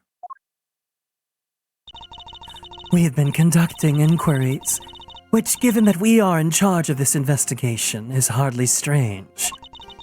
What is strange is that you are still here, Mr. Edgeworth. I gave you a warning, didn't I? I told you that your badge was at risk should our paths cross again, and yet, here you are. I'm sorry that you thought I might be so easily discouraged, Your Honor. But I'm not about to let the truth slip from my grasp, no matter what you or the committee might say. I'm here to present a certain someone with evidence that you yourselves may have uncovered. You have more business with me, I take it, Mr. Edgeworth.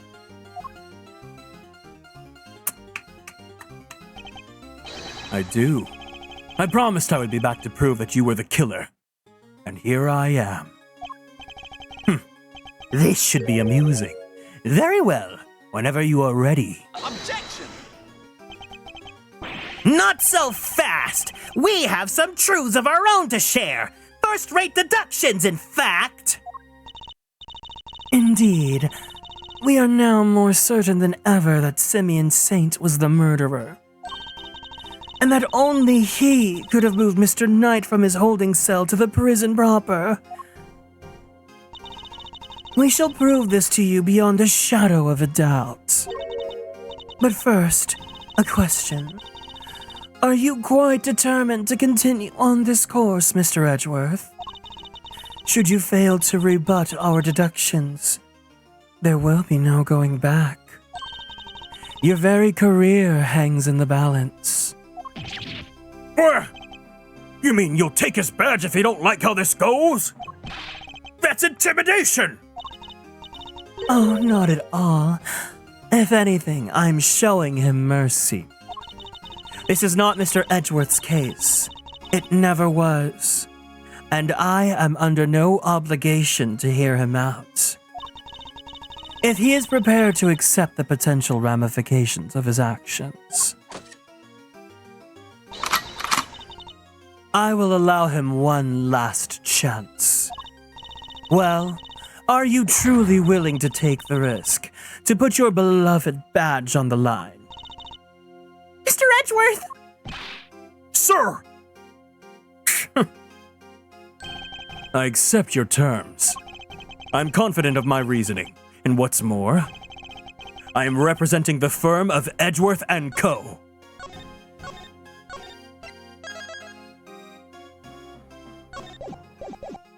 It's time to lock in.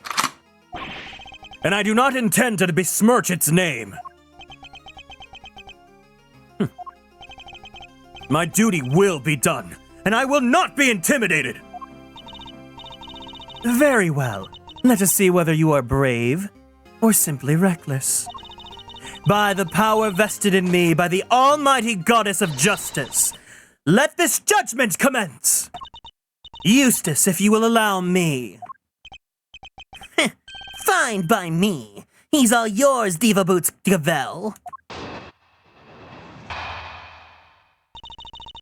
I won't be intimidated by crusty, dusty, musty, filthy, busted brown bobs. How Knight wound up in the prison proper. You are aware of the incident involving Mr. Knight the day before yesterday, I assume. He assaulted an innocent guard and stole his keys. Later, in the middle of moving in a large animal cage, Mr. Saint stopped by Mr. Knight's cell for a little visit. That's when Mr. Knight stole out of his cell using the keys he'd stolen. He slipped into the cage and there hid as he was wheeled to one of the prison workshops.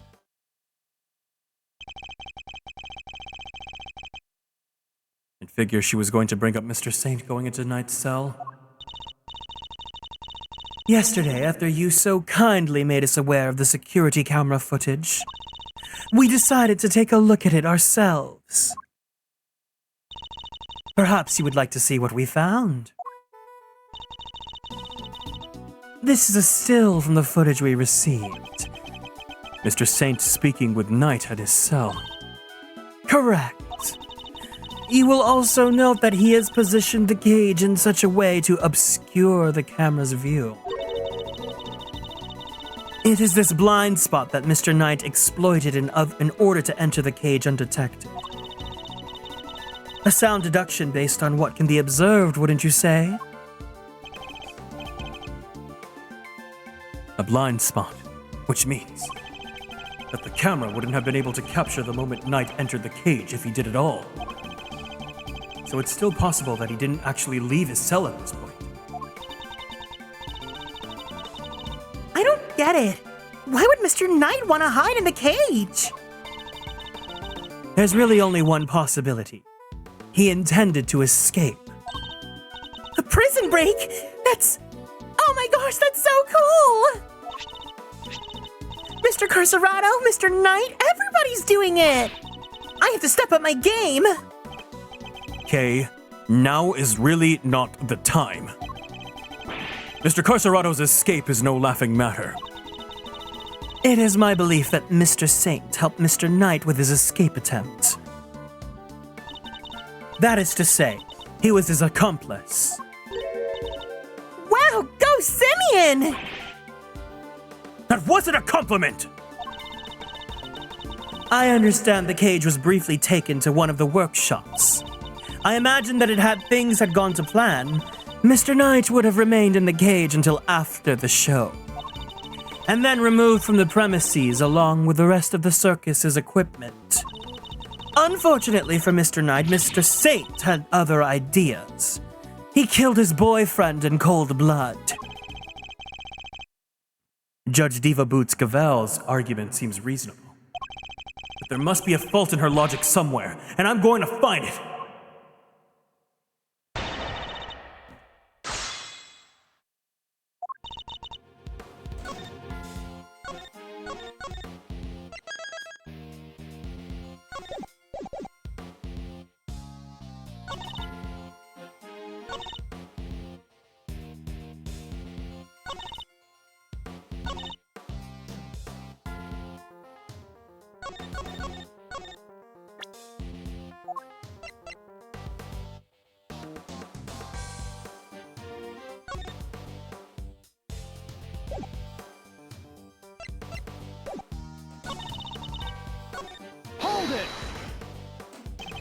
Your Honor, about this incident. You've heard about it, of course. Surely any attorney worth his salt would have his sources. Yes, I'm aware of it, of course. I simply wish to confirm. Then you are wasting both our time. Shall we continue? Hold it! You have any proof that Knight stole the keys? I can think of no other reason for him to carry out such a brutal attack. Once the guard he assaulted regained consciousness, I'm sure he will confirm our suspicions. I wouldn't be so sure. Perhaps I should press her further on her reasoning. Oh my god, Gavèlle is like such a good villain just because like it's giving Lady Rhea like busty holy women, you know? You love to see them be evil. Sorry, but I believe there's a flaw in your reasoning. If Knight had the keys, there was nothing to stop him from leaving whenever he wanted. Why wait for Mr. Saint? There was no need, surely. He chose the option he deemed most likely to succeed. He stole the keys and hid them somewhere, then waited for an opportune moment to present itself. He hid the keys. I am afraid you might have made an uncharacteristic oversight, Your Honor. But Knight wasn't hiding any keys. This has been proven already. And this is the piece of evidence that proves Knight didn't have the keys. Allies can be evil too. Many iconic evil diva women were allies.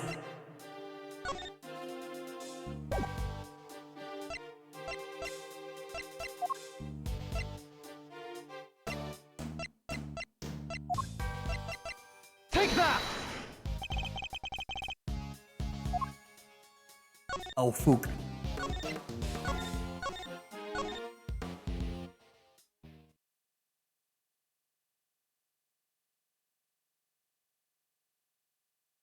Iconic evil diva women. That's such a sentence.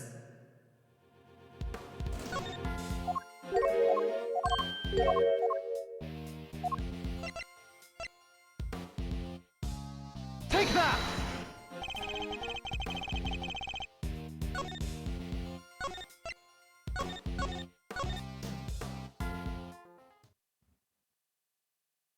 Great, it's time to pick whack-a-mole.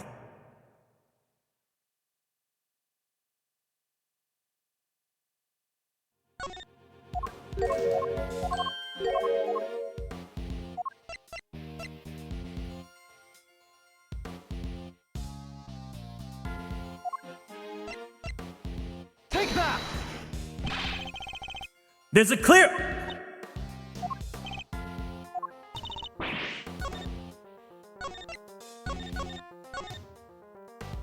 Dang.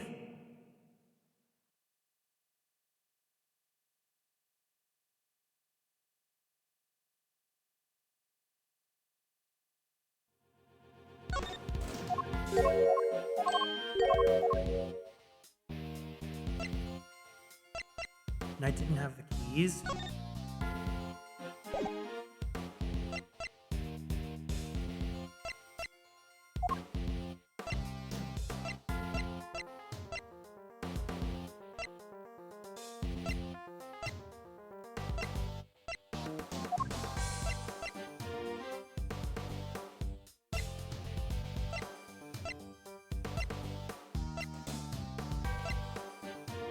Do I not have the evidence yet?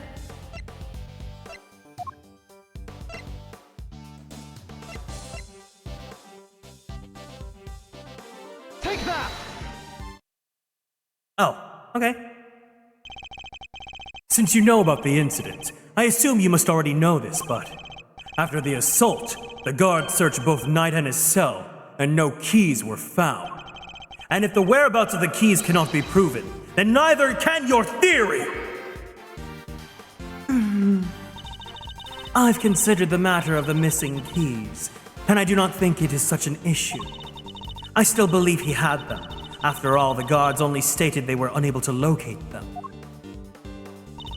And this is because they were cleverly hidden inside the pocket chess set. Knight's chess set. The same set in which the murder weapon was also allegedly hidden? Was it? I can't help but wonder about that. What? But you were the one who proposed it!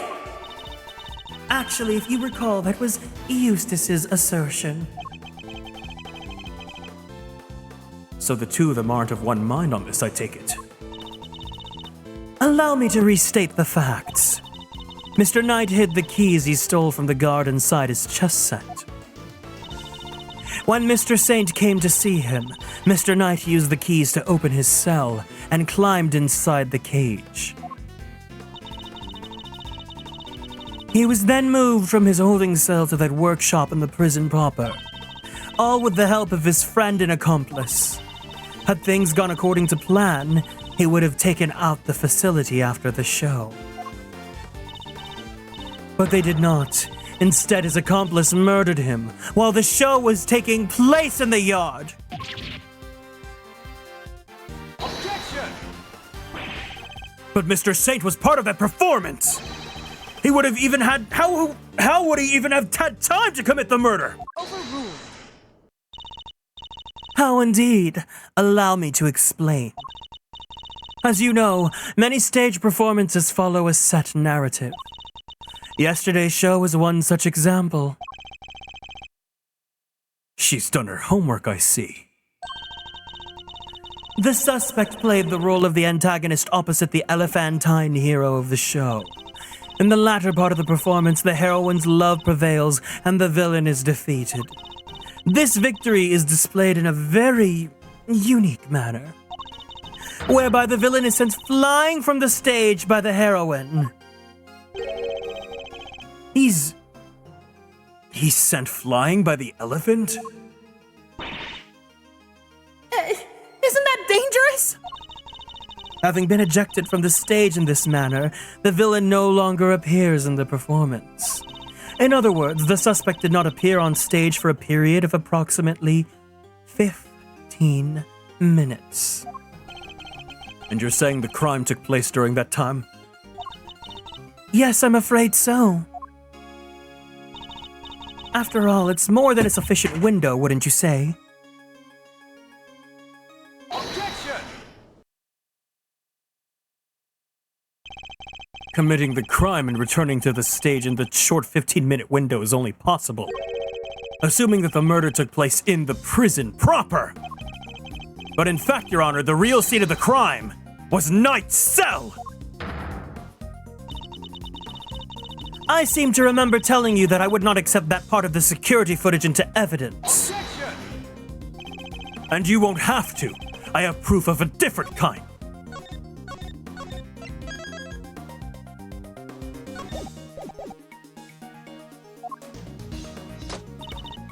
Very well.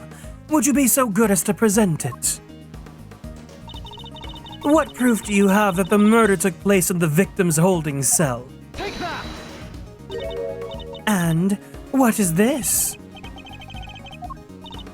Oh.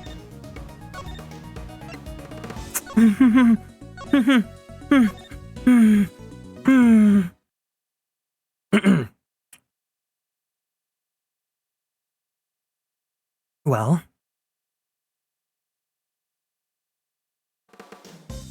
Ahem.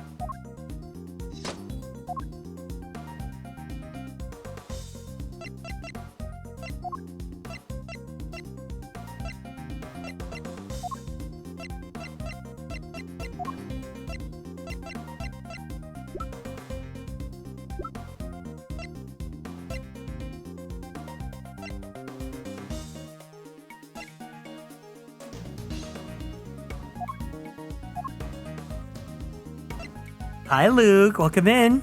Take that! Oh my god, Luke, I had to tell you. I did a 10 roll in Wua for the weapon, and I got Brant's weapon. So now my Brant is like set. I just gotta farm echoes, but I'm also not playing Wua too seriously, but every time I get something good in Wua, I have to like think of you.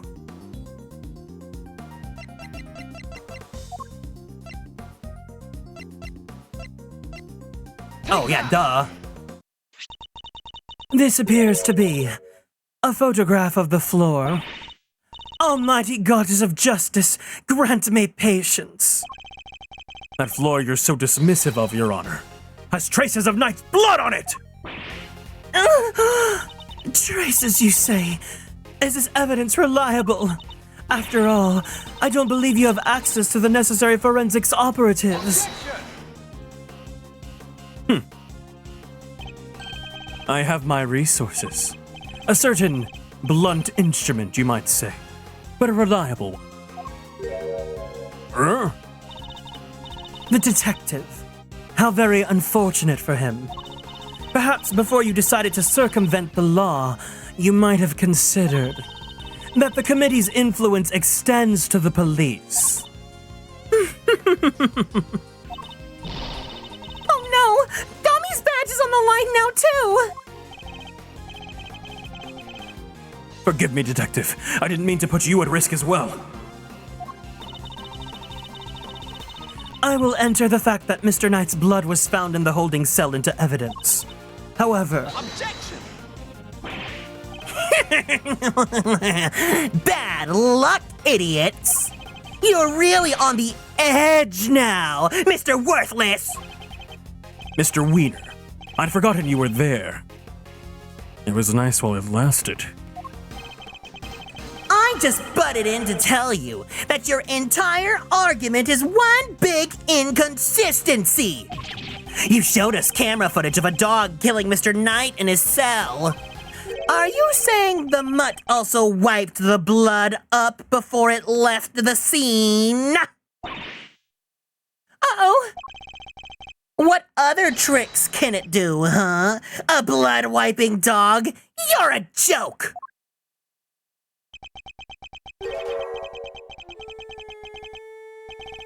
You would have wiped up the blood, wouldn't you, boy?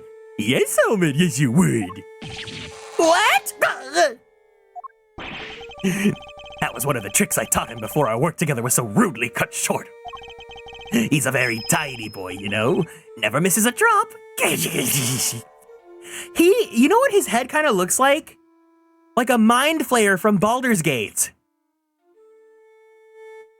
Or like, Tilda Swinton in the Avenger movie. I wouldn't do to leave any evidence after all.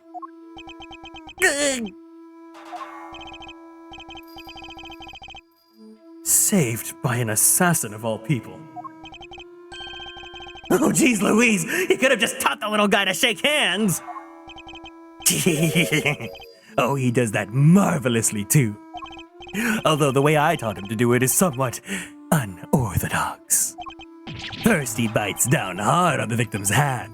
Then, La la la la la! I'm not listening! I see. Very well then, Mr. Edgeworth. It seems you may have gathered some evidence worth considering. your understanding is much appreciated. Wait, I'm not done yet! I just thought of something else! Overruled. Oh boy, somebody's taking no prisoners. Eustace, would you be so kind as to allow me? All yours, Diva Boots Gavèlle. Well, you accept the truth now. The crime took place in Knight's holding cell, and the assassin's dog was the killer. My position is the same as it was yesterday. Until you can explain how the dog moved between the prison and the detention center, I cannot accept your theory into evidence. I thought you might say that, which is why I'd like to show you something else.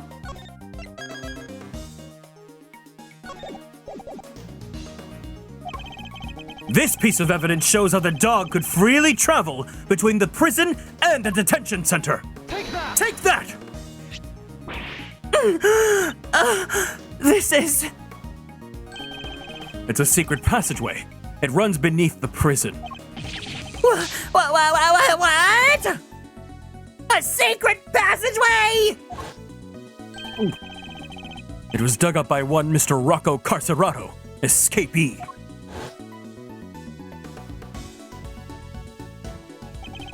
It It leads from his prison cell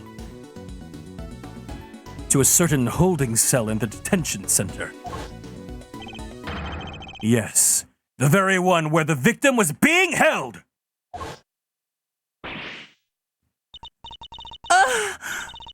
Well, this certainly is a surprise. To think that it was beneath our feet this entire time. Mr. Canis, you knew of this tunnel, didn't you? Because it's the same tunnel that was used to carry out the murder!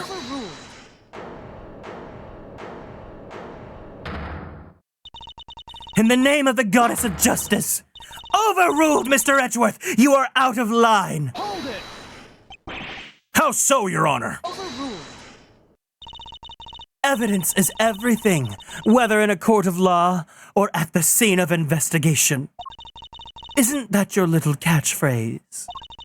Well, it just so happens that I have some evidence of my own. Bronco Knight's autopsy report. His autopsy report! When did we get that? How did you know you had it, not know you had it? The police handed it to me only a short while ago. I know, the way they add the autopsy in at the last second as a plot twist. The findings are still preliminary, but it has something of value to tell us nonetheless. The goddess of justice speaks to us through these pages, Mr. Edgeworth. Cause of death, stab wound to the throat, and the weapon is said to be a sharp blade of some sort. It seems the victim was stabbed repeatedly in the same spot, resulting in an ugly wound. As such, the police have yet to identify the exact shape of the weapon, but its overall nature seems to be beyond question. It is a bladed metal instrument. In light of this evidence, do you truly wish to continue with your flight of fancy? Or will you now claim that the dog used a knife instead? But that's impossible! That will be all. This court is adjourned. Objection! But the tunnel, the paw prints! What of them? Helmet is something of a wanderer. Perhaps he just happened across this tunnel one day. Although I couldn't say for certain. I myself cannot wander quite so freely. That would be quite a coincidence, but I can't prove it's not the case either. Oh, she sure knows how to keep a secret, huh? Kinda wish she'd kicked us in the teeth a little earlier with that. She was baiting me, waiting for the perfect moment to crush me with that little autopsy report. I fell for it. Hook, line, and stinker. Hi, Mevox. Welcome in. You are lead attorney for the defense, correct, Mr. Fender? This is the interim autopsy report in question. I do apologize for the delay. Yeah, no sweat. Thanks for hooking us up. Now he knows what it's like. It's true. Yep, this all checks out. Yep. Mr. Fender, a handshake is not necessary when receiving official court documents, you know. So please feel free to let go of my hand. It's not a holy relic after all. I was just trying to be friendly, Your Honor. Had you lingered a moment longer, the goddess of justice would have spoken to you through my gavel. All right, I got it. Nice work, Gavèlle. Just like we planned it. I did only as you instructed, Eustace, but thank you. I love a good gavel. I'm so jealous because Capcom sent out like PR packages to people for this collection, and it included a little mini gavel, and I really wish I got one. I really want to be at Capcom's like radar, but I also kind of like, I'm scared. I don't want them to know how in love I am with their characters. This report came from the police. I have no choice but to accept its legitimacy. But if the dog didn't kill Knight, then that takes Canis out of the running. The goddess of justice speaks to me, Mr. Edgeworth, and she is merciful. She tells me that you might yet keep your badge if you will finally abandon this fruitless quest. What's our move now, sir? I think she really means it this time. What do you think, Detective? My answer remains the same, Judge Gavèlle. I will see my duty done, and I will not be intimidated! Even with how things stand, you still refuse to concede. This may very well be your last chance. Your badge hangs by a thread. Then let it fall if it must. I have something far more important to protect as an associate attorney. My client. The goddess of justice is no doubt saddened by your refusal to accept yet another offer of mercy. Hold it! Attaboy, Miles. That's what I like to see. Looks like the defense never rest is really starting to mean something to you. Credit to your old man, though. He's the one who said it first. My father? In fact, I could swear I saw Gregory's spirit in you for a second there.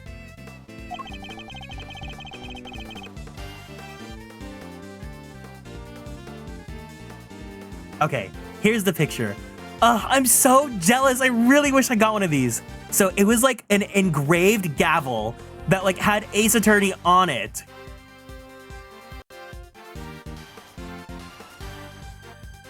And there was only 30 they sent out. Oh, I want it. I want it. I'm so sad.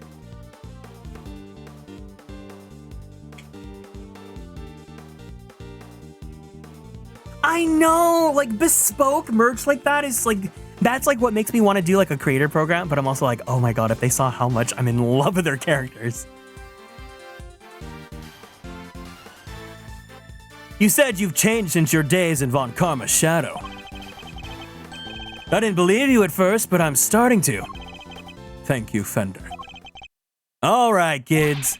This is where the rubber really hits the road. Put your thinking caps on. It's make or break time. If it's true that Knight was off with a bladed weapon, does our whole case really fall apart? A bladed weapon? Of course. There were 5 chisels in Canis' cell when we last looked. A former assassin certainly wouldn't struggle to commit murder with a tool like that. In which case, the weapon that killed Knight was... Have you quite finished? It would be in your best interest to. Evidence is everything. It may well be my little catchphrase, but it's also true. Excuse me. So the murder weapon was a sharp blade? Then where is it? The guards didn't find it.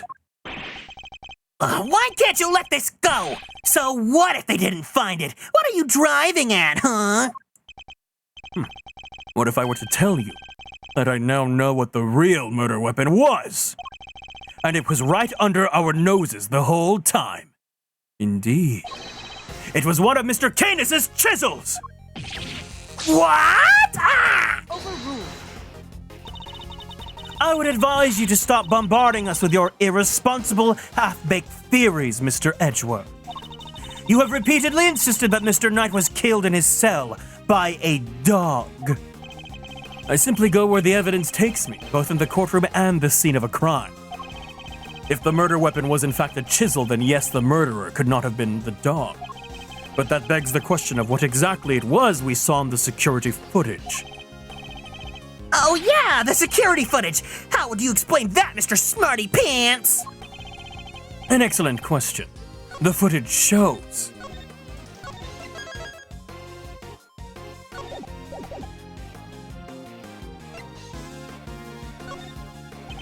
Mr. Canis' dog jumping up at Knight. The dog attacked Knight, but he didn't kill the man. He didn't. No, Knight was merely knocked out. The dog didn't drag a corpse through the tunnel. He dragged an alive but unconscious knight. The real killer was the dog's master! Oh, I get it. By bringing Knight here, Mr. Canis could finish the job. And he could definitely use one of his chisels to do it. Correct. You, Bodhidharma Canis, you're the only one who could have done it. Objection! Hey, Mr. Edgeworth, you ever get this on your report card? Refuses to listen, must learn to respect others. Are you asking me or confessing to what's on yours? We already searched Mr. Canis' cell from top to bottom, right, Diva Boots Gavèlle? Yes, we even inspected his chisels. All 4 of them. There wasn't a single speck of blood. Hold it! Why, thank you, Your Honor. You've just confirmed my theory. Edgeworth really said, I know you are, but what am I? I have? What exactly do you mean? The last time we were here, there were 5 chisels, not 4! Oh yeah, I remember counting them. Definitely 5. And the one that's missing is... the small one. The one we thought might be a pocket chisel. Mr. Canis, where did you hide that chisel? A pocket chisel? And what use might I have for such a thing, I'm rarely allowed to leave my cell. In which case, he shouldn't have had the chance to dispose of the weapon.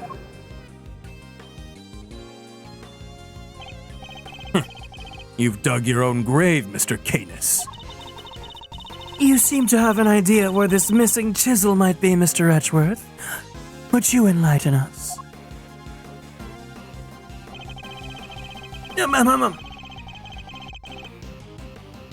For a man who couldn't leave his cell of his own volition, Canis could only have hidden the chisel here.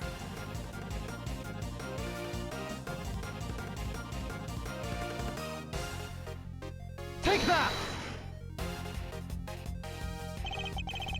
Mr. Canis is still the prisoner, despite the comfort he enjoys. He's rarely allowed out of his cell.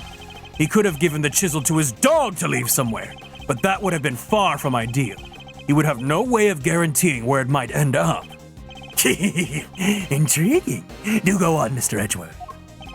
Furthermore, this room is the one place where a bladed instrument wouldn't raise an eyebrow.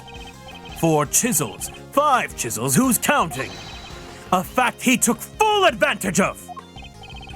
Ah, the old keep the incriminating evidence close routine. Classic. Objection! But I looked! I searched the whole cell myself, and there's just nowhere he could have hidden it. Objection! I'm certain that the murder weapon is here.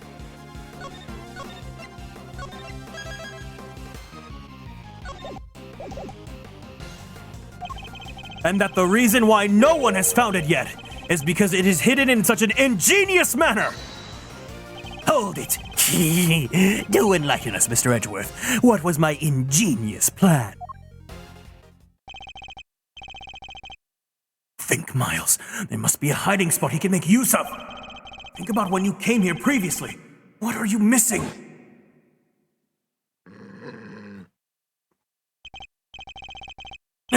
He's not showing us out permanently, right?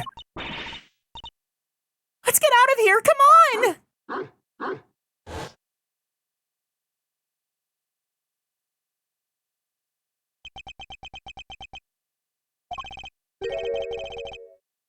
The dog. He hasn't made a sound today. When we were here before, he barked and growled repeatedly. Canis even encouraged him to do so. That must be it. I knew something was off. I can hardly believe it, but I think I know where he hid the murder weapon. Giving up already. I expected more of you, Mr. Edgeworth. Hold it! As well as you should, if you would give me a moment. For this piece of evidence shows where you hid the murder weapon! Take that! Take that! Your dog. He seems unusually quiet today. Yeah, unlike... Mr. Canis, if you would be so kind as to open Helmut's mouth. Oh, come now. He isn't barked because he's a well-behaved boy. I had to order him to last time. Then order him again, this instant. It's not like we're asking for the world, Mr. Canis. Or do you have something to hide? If you insist. Come on, Helmut. Open up.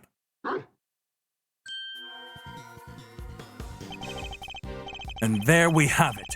A chisel that small will easily... What? A chisel in the dog? Why is there a chisel in the dog? I thought he had been strangely quiet. I guess his brain has finally caught up. Shh, Eustace, honey. Why don't you be a good boy and call forensics? Tell him it's urgent. Okay.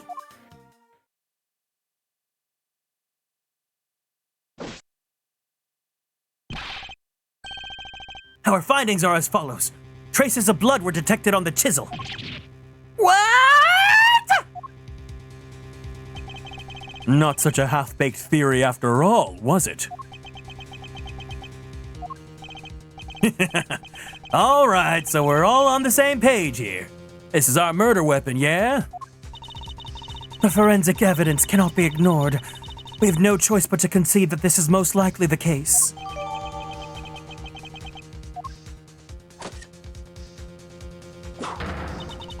Mr. Canis, in light of the discovery of the murder weapon, the court demands that you explain yourself. We found the route your dog took to the holding cells. Now we have the chisel. How do you propose to talk your way out of this one?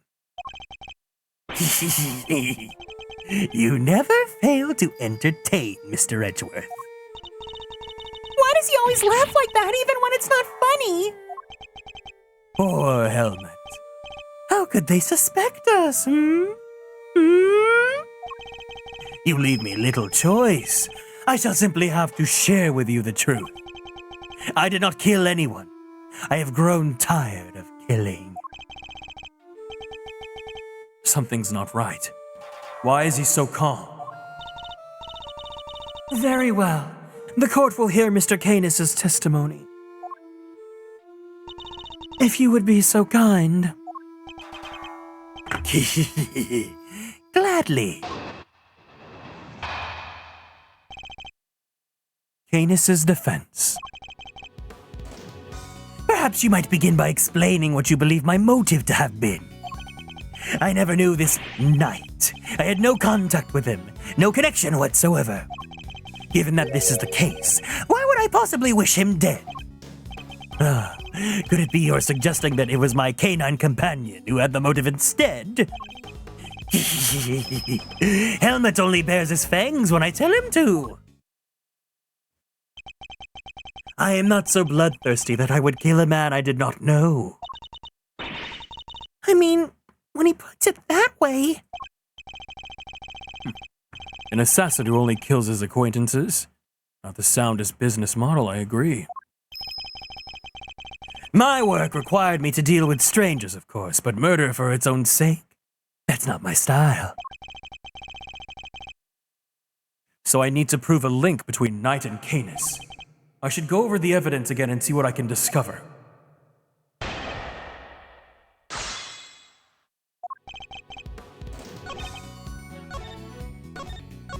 Easy peasy lemon squeezy. Let's end this. We have too many cross-examinations.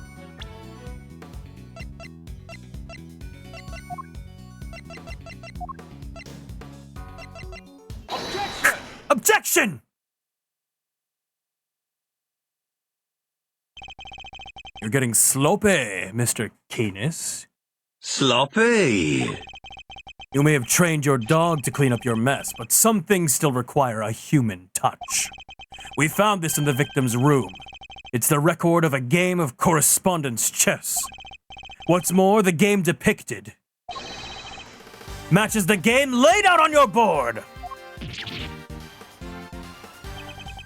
What? The number of possible games has been calculated to be 10 to the power of 120, and that is on the low end. Wait, so that's a 10 times 10, 120 times over, right? So 100, 1,000. I give up. But I mean, why do you even call a number that big? A vanishingly unlikely coincidence. That's one. Now, tell us why you killed Knight. Unless that is you would prefer to explain the coincidence.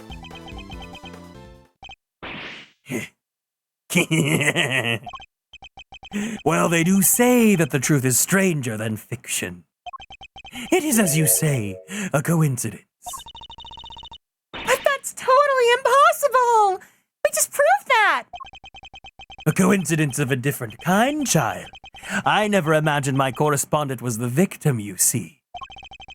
And yet here we are. Helmet is as surprised as I am. Aren't you, Helmet? Oh yes, oh yes, oh yes. I suppose there's nothing for it but to finally tell the truth. Boy, the other prisoners had all gone to the yard, you see. There was a show of some sort, I believe. Here I was minding my own business when in comes Helmet dragging a corpse of all things. I had quite the shock, not least because the murder weapon was still in the poor fellow's neck. Of course, I was none too keen on becoming a suspect, so I had Helmet take the body to the workshop. Once there, he removed the murder weapon and brought it back to me, just as I had asked. The dog pulled out the murder weapon in the workshop? Indeed he did. Removing it here would have made an awful mess after all. You know something? That makes total sense. Remember what Mr. Solid said, Mr. Edgeworth? That huge black dog had sunk his terrible teeth into the victim's throat. What did you just say? It was hellish, utterly hellish. That beast, that awful beast. I like to imagine Helmet brought Knight in while wagging his tail like he brought a stick. I see. So what Mr. Sawit actually saw was Helmet removing the murder weapon then. Precisely. I can't say I wasn't a little disappointed that he was spotted, of course. Silly boy, it's not like you to slip up like that, is it now? And there you have it. That is about all there is to tell. I did not kill the man. At most, I am responsible for the removal of the weapon. Now will that be all? Poor Helmet is growing restless. Objection! Sorry, but if you could entertain us just for a little longer, Mr. Canis. Fender! No offense, Palio, but I don't think you've quite told us everything. I'm sure we all like to know why you thought you needed to pull the chisel out in the first place. He's right. It makes sense that he would move the body to avoid suspicion. But Canis had no reason at all to recover the murder weapon. So the mute one isn't as dumb as I thought. Please answer the question, Mr. Canis. It was because of the bell. Ooh! The one attached to the chisel and the one around Helmet's neck have a very distinct design, if you will. Of course, they were something of a trademark of yours, were they not? I don't get it.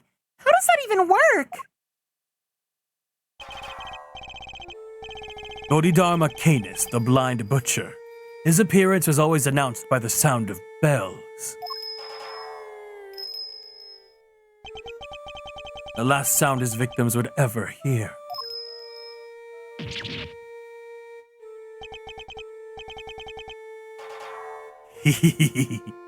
You flatter me. Though it's been some years since you last saw one of them, you remember them well. Your knife and its attached bell were one of the pieces of evidence seized in our case against you. Yes, it was but one of my bells, Only one of two in existence. Just two? Two and only two. One for my knife, and one for My wife. my helmet. Exquisitely crafted, utterly unique. My ears are my guide, after all. And I must be able to use my tools precisely. Of course, as you said, the knife has long since been taken from me. When Helmet brought the body to my cell, I was rather surprised to hear a familiar sound. At first, I was sure that my knife had been used to do the deed. But no, a chisel. An ordinary chisel. And certainly no assassin's blade. Nonetheless, the bell would have suggested my involvement. Compounding the matter is the fact that I am the only person in this prison permitted to use such tools. It was clear that I would become the prime suspect. And so the chisel had to be removed and hidden. Hold it! You still claim that all you did was have the dog move the body? Then you had nothing to do with the killing?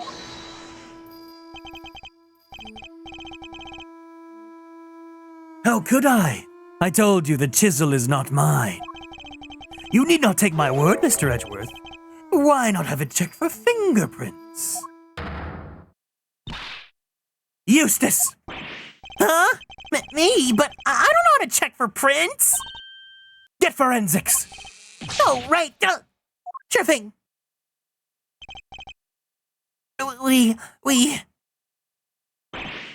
got him! Fingerprints! They're Mr. Knight's! And Mr. Canis's! Nope, just Mr. Knight, and forensics said there's no sign of any prints having been wiped off.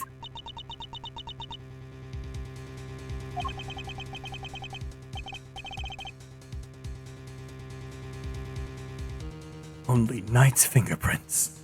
This isn't good. Should I get them to check again?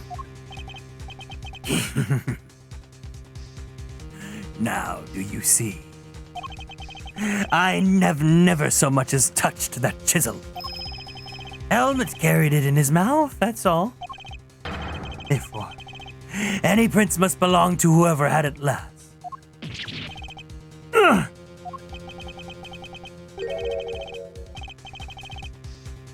So the murder weapon belonged to the victim? Ooh, that's not helpful. As I said, I have not touched the chisel. Therefore, I cannot be the killer. Or do you wish to suggest otherwise? Ugh, I've got nothing to counter with. But what could this mean? Is he not So the killer! after all? Is he actually telling the truth? No, it can't be. I'm sure this goes without saying, Mr. Edgeworth. But if you do not find a solution to your current predicament, and quickly, I will have little choice but to relieve you of your badge. Even my patience has a limit, and I will not be throwing you this investigation into chaos. Am I clear? Ah. You've done it now, sir! She's serious! I hate to admit it, but the fingerprints turn everything on its head. Without more evidence, I'm back to square one. Wait! Something doesn't add up. A few things, actually. Oh my god, please, thank you, Kay.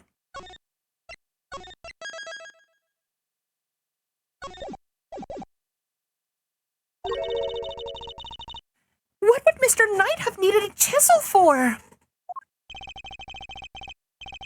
You can do a lot with a chisel, child. Break out of prison for one. Alright then. How did he get it in here? There's no way the guards would have let him bring a super sharp tool with him. Right, Mr. Edgeworth? Hey! Earth to Mr. Edgeworth! You can't stand there humming and hawing just because of a little setback. The important thing is finding the truth, you know? Thank you, Gay. You're welcome, Kieran. It doesn't matter how we get in there.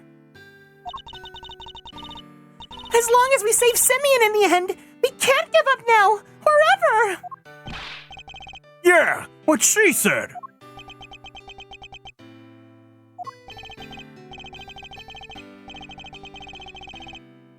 I'll second that. You want me around with that, Kay? I'm half tempted to offer you a job for real. It's like I said, the defense never rests. Or rather, like your pop said. What do you think lies at the heart of those words, Miles? Any guesses? The heart of those words? It's like this.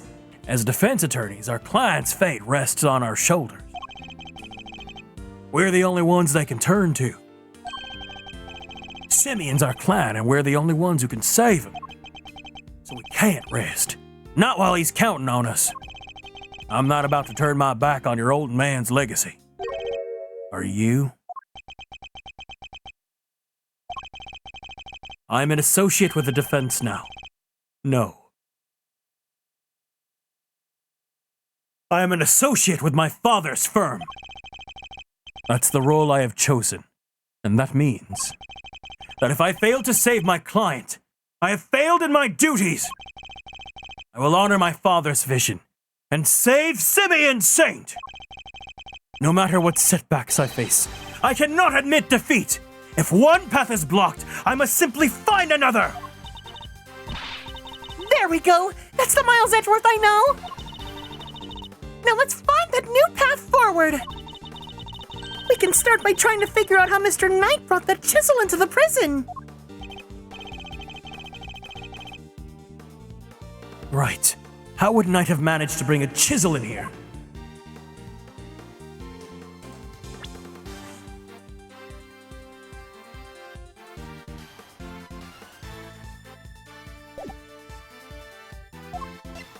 Take that!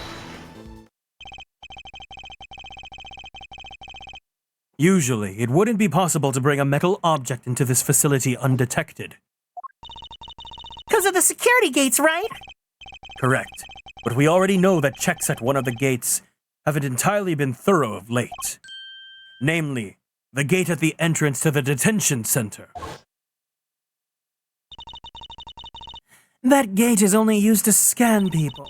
Any items they bring into the facility are only subjected to a cursory check. Are you telling me that the chess set wasn't put through the metal detector? It should have been. Alas, it seems the guards have grown a little lax in that regard of late. Knight took advantage of this little oversight and had Mr. Saint bring him the chisel. Hidden inside his pocket chess set. That does answer one of our questions. And it suggests that the chisel was indeed Mr. Knight's and not Mr. Canis's.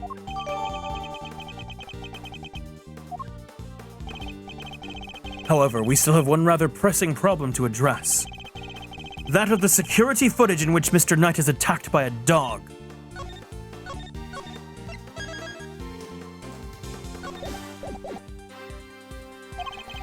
How does one explain if Mr. Canis was not the culprit? Then how do you explain his prints not being on the murder weapon? That's a real doozy. The court too finds it. Wait, what? Oh, it's autoplay's going on. I'm like, what? That's what this one's a real 3-popper. The court too finds itself wanting for a satisfactory explanation. Wait, sir! I think it might be time to show you another one of my secret weapons! You did not make a new account called I Love Busted Blue Bobs. Introducing secret weapon number 4, Lil V! What sort of name is that, detective? I came with it up with myself. Anyway, you can use it to analyze the video footage. An excellent idea. Perhaps then you might finally see that I am telling the truth. Who knows if there's anything to be found, but it has to be worth a try.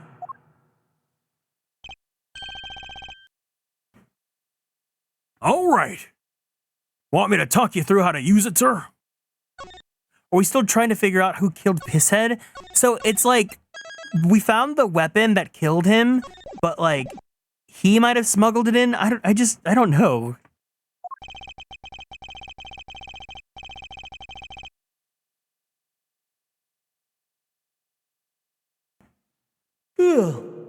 Seeing as I am not exactly familiar with video analysis techniques, perhaps I should hear him out. If you could run me through its functions, Detective, that would be most appreciated. Yes, sir. So basically, you just gotta do what you always do. Examine anything that catches your eye. And I can examine things with the X button, I see. Next up, see those controls at the bottom of the screen? The panels on the left and right let you rewind or fast forward. And you can use the middle one to pause. Get used to those and you're golden, sir. It seems I can also press the right button to fast forward or the left button to rewind the footage. And I can press the A button to pause. When the video's paused, you can get up to the previous frame with the L button or the next frame with the R button. Or just use the same control panels I showed you earlier. Lastly, I'd better explain how to zoom in. Just line up your old cursor with the area you want to take a closer look at, then use the panel on the bottom right, and little V will do the rest. It's got those two expanding arrows right on it. Can't miss it, sir. It would appear that I can zoom and enhance by pressing the Y button too. By the way, even when you're zoomed in, you can still examine stuff, just like in regular view. Also, you can make use of the previous and next frame to get a good look at what's really happening. Only thing is, you can't do when you're zoomed in is play the footage, so there's that. I see. And how do I zoom out again? Just use the panel on the lower right again, sir. I love that this tutorial's literally showing us where to go, because there's a bucket with a chisel on it. See how it's gone from expanding to collapsing arrows on there? That's because you're zoomed in. That about sums it up. Now let's fire little V up for real. Remember, just examine anything that catches your eye and you'll do fine. The footage from Knight's holding cell. Other than the victim being attacked by that dog, I can't see what else it might show us. But suppose we were wrong. What could we be looking at instead? Could the person in the footage be someone other than Knight? And if so, could whatever's attacking them be something else too? I should keep both questions in mind when reviewing the footage. You never know what you're gonna see once you start looking at things up close. Check every detail, sir. You'll find something, I'm sure.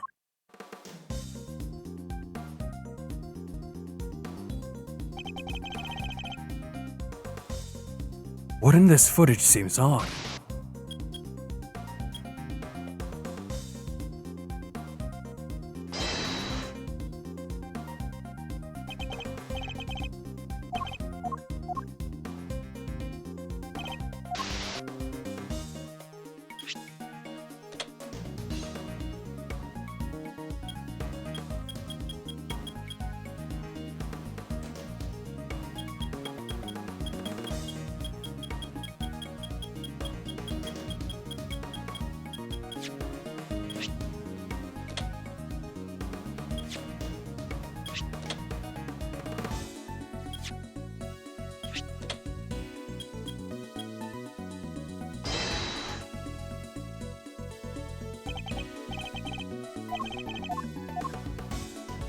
Edgeworth?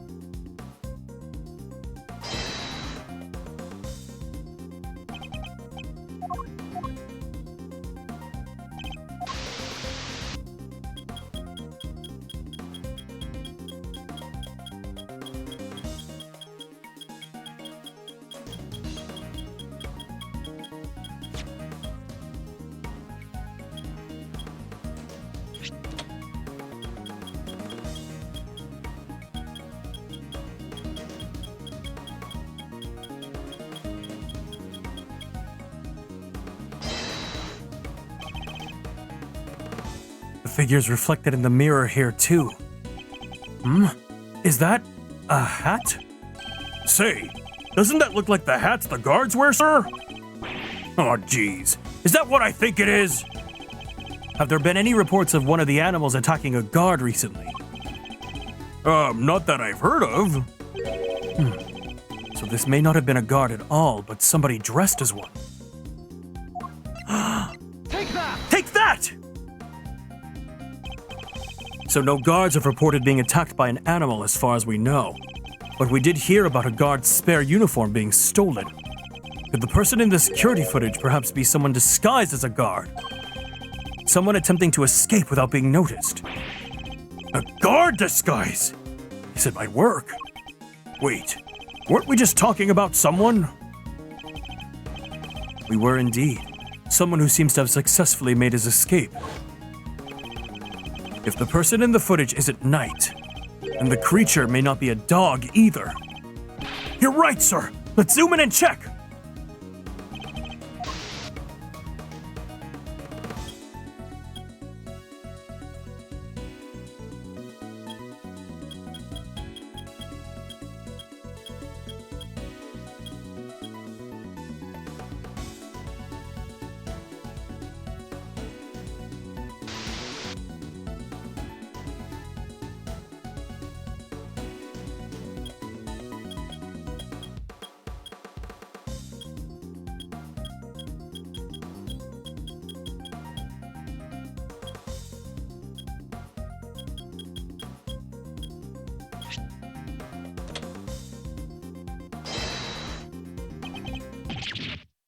Wait, that's...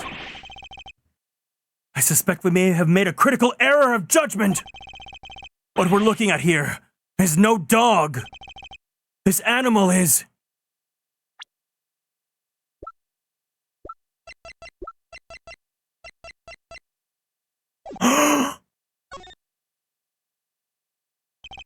That's not a dog. It's a bear! What? So the paw prints from the photo I took were not canine, but ursine! Teddy! Your schmoney's not on Rook. He faked his death in Act 1, came back to get his revenge on Pisshead. No, it really is. My best friend's back. A bear? That's me! I mean, so that could mean... Yes, I think it could. After all, who else do we know with such a pet? We had assumed that it was Knight in the security footage. Oh, it was his cell. It's hardly a crazy theory. Perhaps, but now that we know about the hole under the bed, it's no longer the only possibility. Whoever had access to the tunnel could very well be the one caught on camera. And who was that, Mr. Edgeworth? Would you care to let the court know who you believe this person to be? The person in the security footage is... Regina Berry! Take that! I believe I know who our guard in disguise is. It is none other than Rocco Carcerato, the prisoner who recently escaped from this facility. I'm confident it's him because he was assigned a polar bear cub as his companion. But the bear in that video was all black. Indeed. And if we have evidence that explains why, the evidence that explains the polar bear's dark fur is...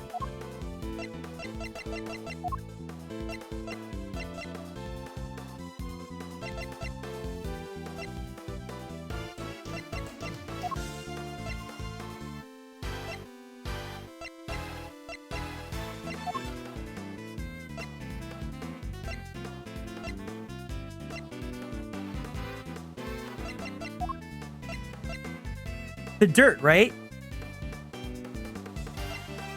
Frank saw its like little dirt therapy stuff.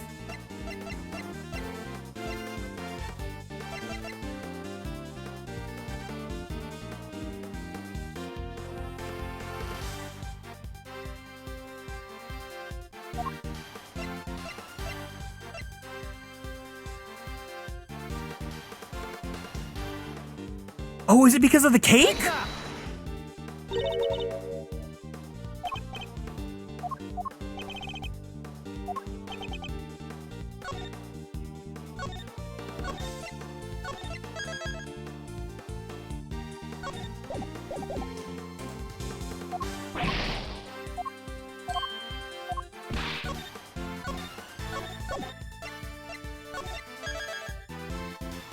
It's okay, it's okay. I can take one little blemish.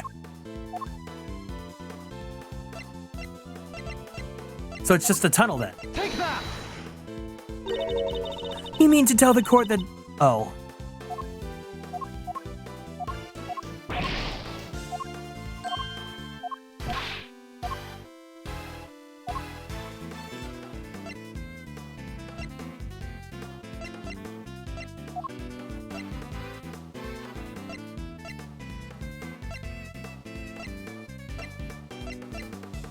Take that!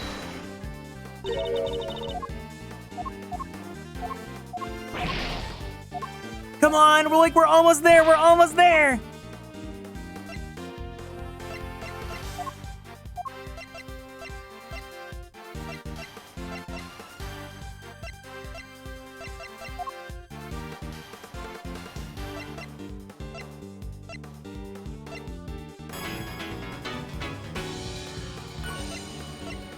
Thank you for the care package, CB. Let's all go ahead and stand up from our seats.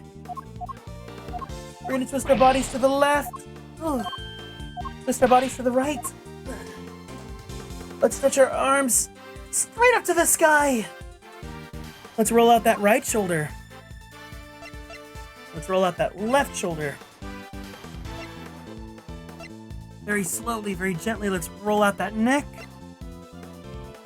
Take a deep breath in. Take a deep breath out. Let's go ahead and drink some water.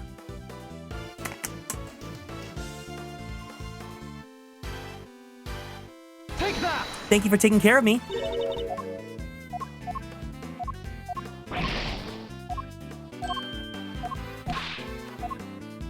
They're really letting him just have so many second chances here.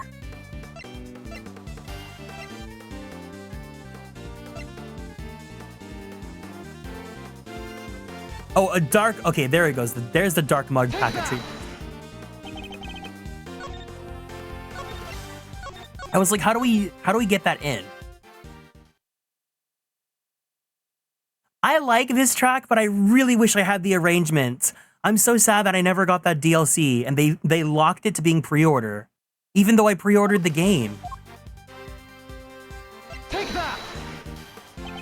Recall, if you will, Mr. Frank Sawit's testimony. It's the rubber glove I dropped. I know a lot of people were complaining about the Amazon pre-order for this. Would you care to explain why it's so dirty? Oh, of course, it's mud from one of the pet treatments I've been practicing. I was giving one of the animals a mud pack right when the incident happened. I see. Around what time would this have been? Let's see, the show had already started, so, around 9 a.m. perhaps? The thing is, the more mud I applied, the more in the zone I got, and the darker the animal's fur became. There's no trance quite like the trance one enters when one slathers an animal with a thick black mud. While the circus performance was underway, he was giving one of the animals a mud pack treatment. And that animal could have been... Indeed, our polar bear. Mr. Edgeworth, your latest assertion simply introduces yet another contradiction. The footage from the security camera. I fully understand, Your Honor, and your doubts are entirely justified. Mr. Sawit mentioned applying a mud pack while the circus performance was underway. And this does indeed introduce a new contradiction concerning the security footage. It does? Yes, let's put it this way. When would you expect the footage to have been recorded, Kay? If it was taken right after he applied the mud pack treatment, it should have been around 9 a.m. Which in case something isn't right about the footage... Really? And what's that?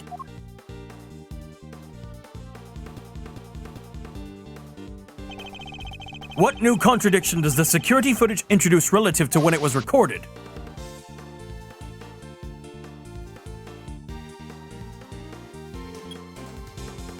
Take that! Mr. Sawit said he administered the treatment at around 9 a.m. in which case the security footage should also show a time of around 9. However, the timestamp says 6:42 a.m. On the day of the murder, the prisoners all went out to the yard to watch the circus. All except 3. Mr. Canis, who remained in his cell in maximum security. Mr. Sawit, who was administering a mud pack treatment in the workshop. And Rocco Carcerato, who had been waiting the precise moment to put his escape plan into action. I believe he entrusted the bear to Mr. Sawit before entering the tunnel.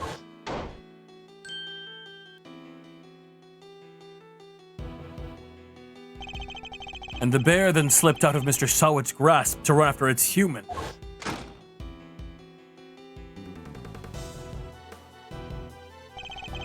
Mr. Sawit would have then left the workshop to pursue the bear, at which point he saw Mr. Canis' dog retrieving the murder weapon from Mr. Knight's body. It all fits perfectly, except for the maximum security footage, which should have been recorded at around 9 a.m. However, the timestamp is 3 hours off. But why would the timestamp be wrong? Detective, I would like for you to have the security camera examined. Right away, please.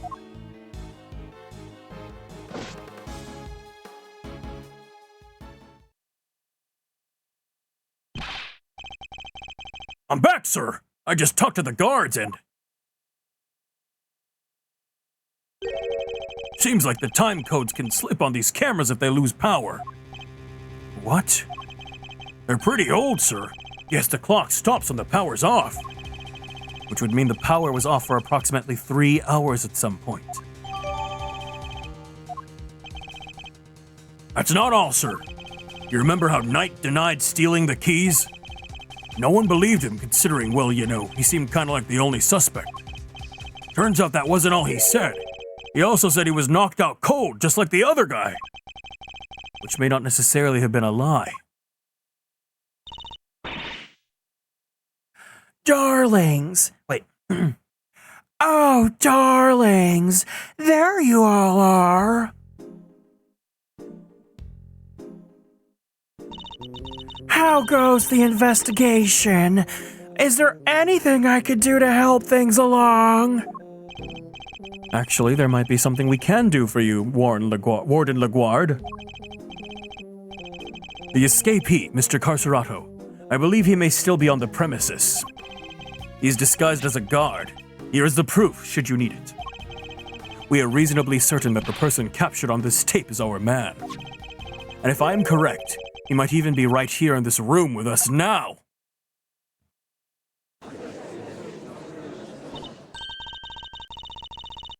Hey, Mr. Carcerato had been wearing a bracelet, right? Yes, a bracelet that could be easily hidden underneath the sleeves of his stolen uniform. Are they gonna take off their shirts? Furthermore, the doors out of the prison door proper don't have those sensors that detect the bracelets installed. So if he avoided the doors with sensors, he could simply wait for an opportunity to finally make his escape. Well, yes, I suppose he could. He'd just have to avoid the workshops and the cells and... Oh my! He's one of you, isn't he? He's here right now!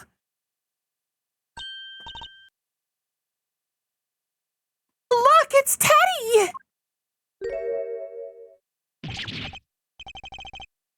Hey, paws off! Get your mitts off me, you big palooka!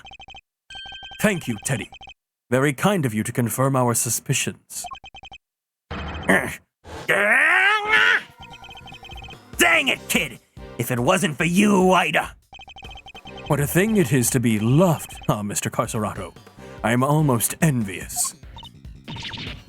Guards! Apprehend this man! A moment, if you will. I have some questions for our would-be escapee. If we are to learn the truth, I will need to speak with him. With your permission, of course. I can hardly say no now, can I? Well, come on then. Hit me with your best shot. Mr. Carcerato's escape route led directly into Knight's cell. so it's highly possible he has something to offer. Tell me what you were doing on the day Mr. Knight's body was discovered.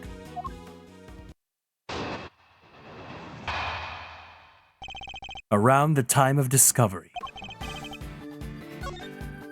Guys, I want to go take a shower. Confrontation. Okay, I hope this is it.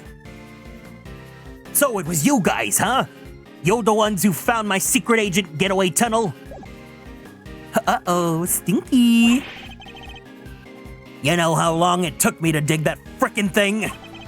I had me a guard's uniform, a hole dug, and a plan in place, so I went for it on the day you found the guy. But then this little guy just had to come right after me. The sack of fur was covered in mud, too. Had to go back to our cell. I would have gotten away with it if somebody had an off night and brought you bums down here. You claim to have dug the tunnel just now. How exactly did you do it? How? Used everything I could get my hands on, see? Hammers, spoons, you name it. Spent every dime I had on this cockamamie fixer. And what do I get to show for it now, huh? Do not be disheartened, friend. Tomorrow is another day. There's an outside chance Mr. Carcerato and Knight met face to face just before Knight's death. I should see what other details I can extract from him.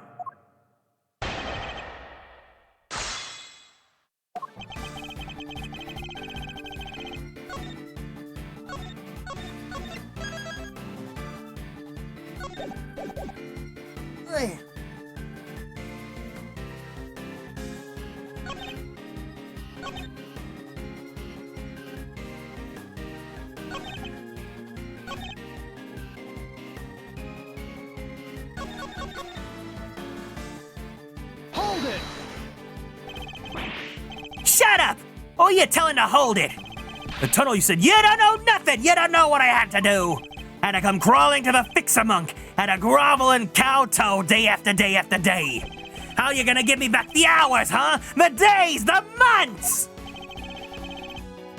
I can't get a word in edgewise. You should have never stuck your noses in my tunnel. Never!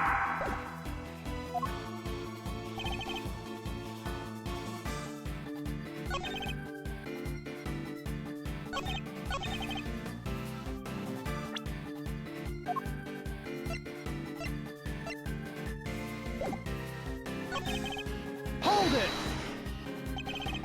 So the tunnel was all your own work? Every inch. You see anybody else in my cell when you was there, huh?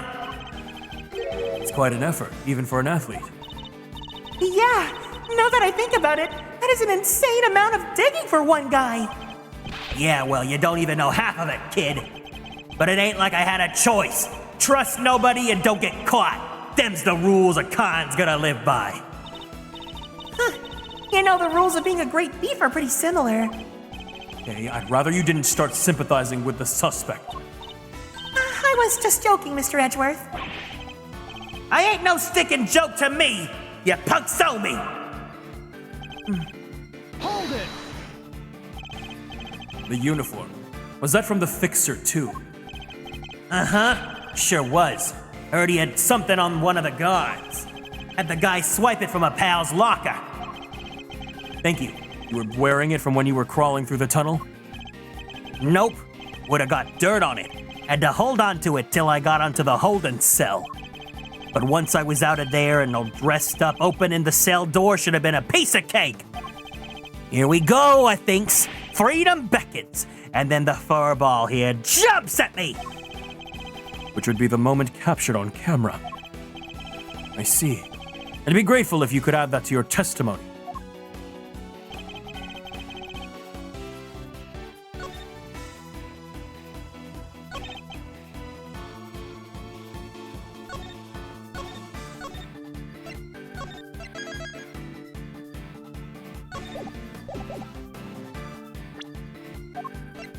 Objection!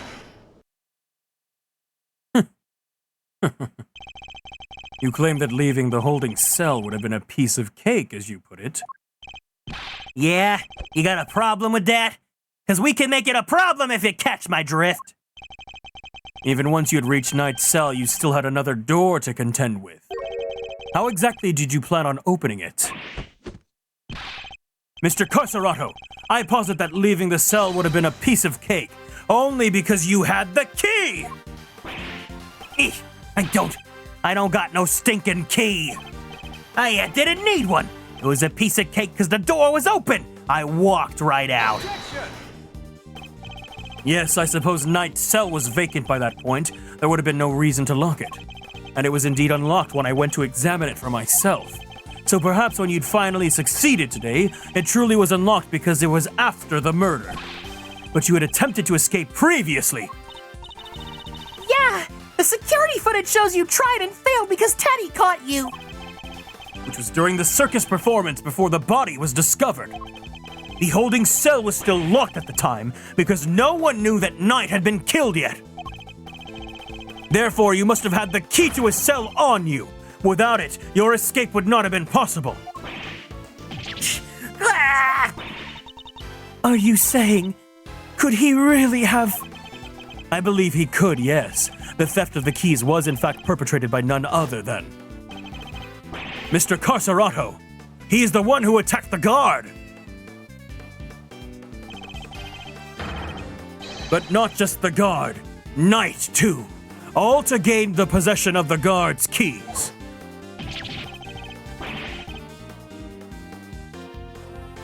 It wasn't me, you lousy bum. I didn't even know this Knight guy. I just saw a screenshot of Suikoden where Flick glitched and he was facing a wall on top of a bookcase, head going through the ceiling. I'm scared. After you stole the keys, you went back to your cell to avoid suspicion. And then you waited for the perfect moment to escape. A moment when the prison would almost be deserted. And that's right, the moment of the show. Just before the discovery of the body. Unluckily for you, that particular attempt was thwarted by your furry friend. Hold it! Says who, huh? You got proof, genius? This ain't your win yet. Nuh-uh!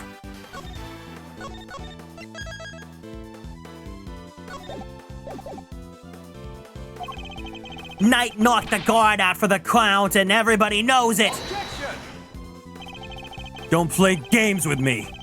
Knight was as much of a victim as a guard in this case. As a matter of fact, I have proof that Knight had been attacked in his cell. Take that!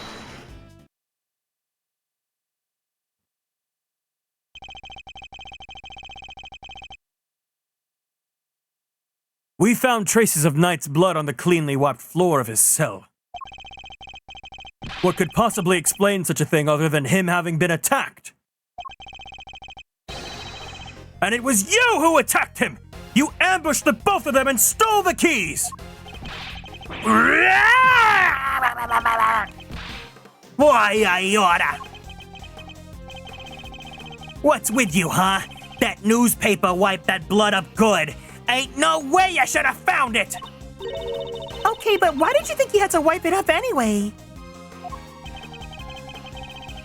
If they checked Knight in the guard's hands, they would have seen these two never came to blows. But that blood'd give up the whole game. Ain't no way they don't figure there was a third man in the ring. Plus, once they started sniffing around on the floor, they'd have found the tunnel in a heartbeat. So you wiped up the blood to buy yourself a little more time so you could wait for a better opportunity. Sadly, the opportunity you sought wasn't good enough to get you clear of the prison, it seems. Hi, Transient. Welcome in. Now hand over the keys! Right in the kisser!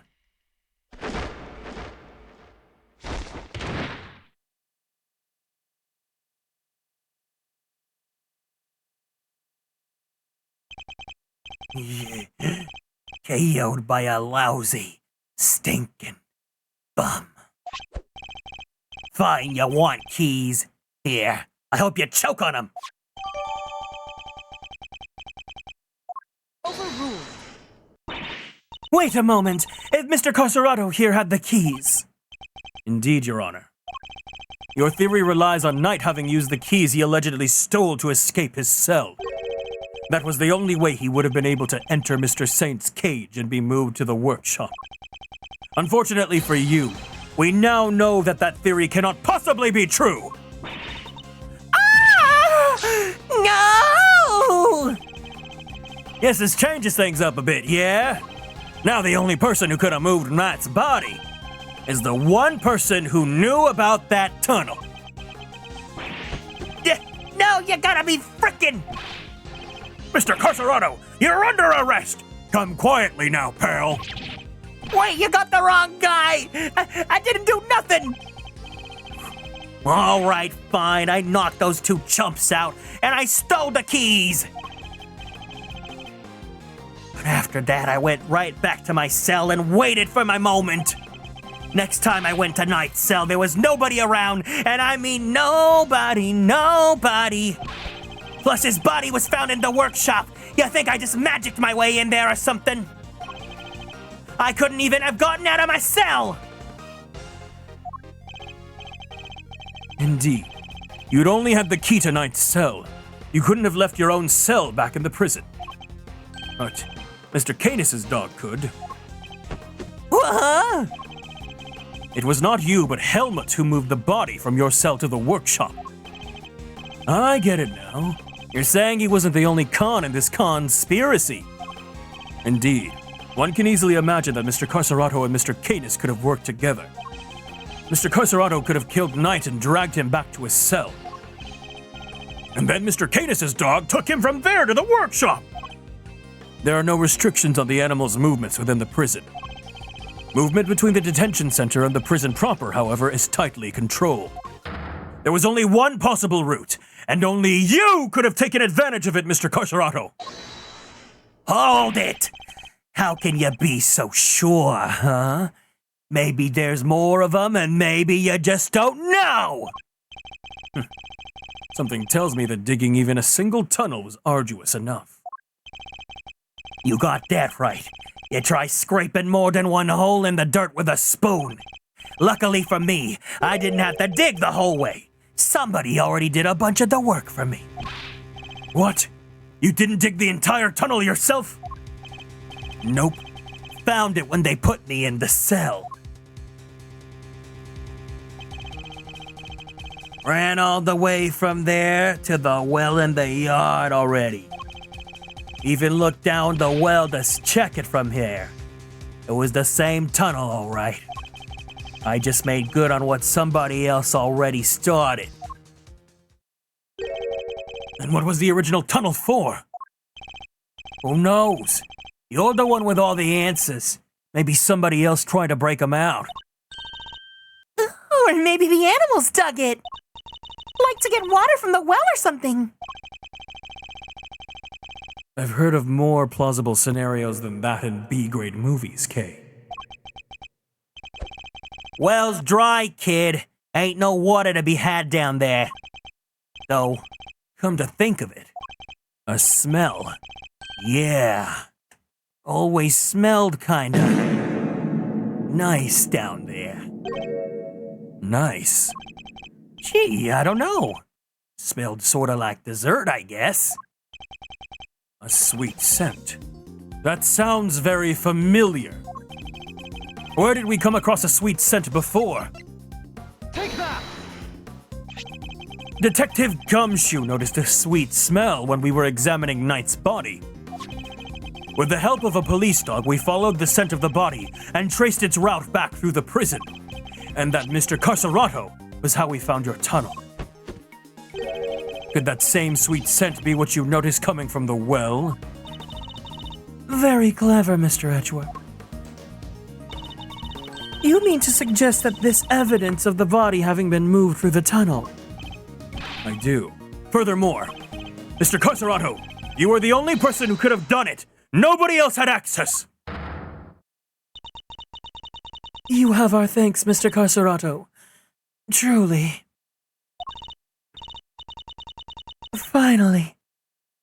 Finally, the truth comes into view. Now unburden yourself. It is time. Confess your role in this tragic incident. What? You ain't pinning this on me! I'm glad to see that we are finally in agreement, Your Honor. Oh, if only we were, Mr. Edgeworth. Oh my. Mr. Carcerado may have been an accomplice, but not of Mr. Canis. No, he was working with Mr. Knight. Hold it! What do you mean? I do not believe that he moved Mr. Knight's body. Instead, I believe that he lent Mr. Knight the use of the keys he stole. You've gotta be kidding me! Granted, it seems likely that he attacked Mr. Knight. No, she's not bad at it. She's doing this on purpose. But that doesn't necessarily mean that Mr. Knight was knocked unconscious as a result. And what if he wasn't? What if he and Mr. Carcerado had reached a certain agreement? She's like me when I try to reveal a gag for the girly pop walk at the end of the episode. Or no, she's like you guys when you redeem emergency elimination at the very end. When I'm trying to end the stream. Like right now, how I'm trying to end the stream. What kind of agreement? What kind of agreement exactly? Mr. Knight was plotting an escape for which he required a means of leaving his cell. And here was the precise means, in the form of the keys Mr. Carcerado had just stolen from the guard. You can't redeem it, it's not eligible right now. There's no reward for you. Mr. Carcerado himself would need to pass through Mr. Knight's cell in order to effect his own escape. Mr. Knight needed only to shout and alert the guards, and Mr. Carcerado's plans would be ruined. And so, the two struck a deal. Lady, the only striking I do is with my fists. Oh my. Still, you deny it. So, we agreeing that we still disagree? Mr. Knight had Mr. Carcerado unlock his cell so that when Mr. Saint arrived, he could escape into the cage. Mr. Saint was then able to move him into the prison proper, just as planned.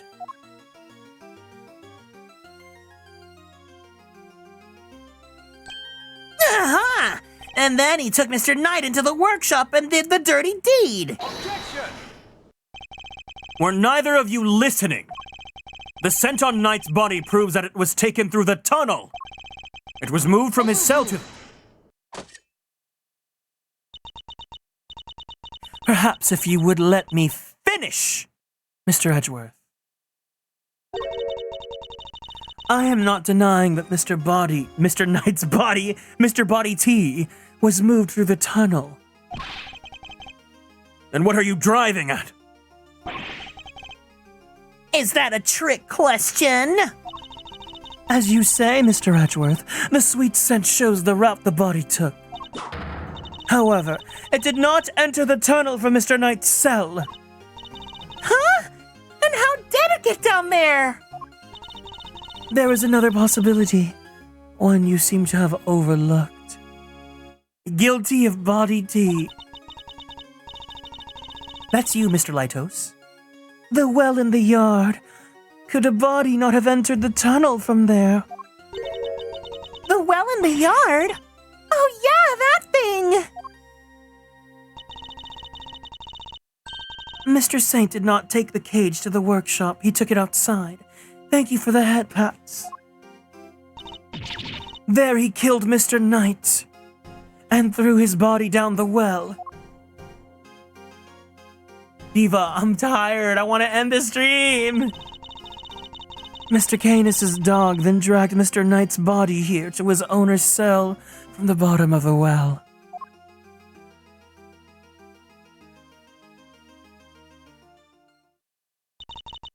On that note, I would ask you to recall something. What was happening in the yard at the approximate time of the body's discovery? circus show, right? Regina and Simeon were performing for everyone. Wait, Simeon! Ah! Ah, indeed.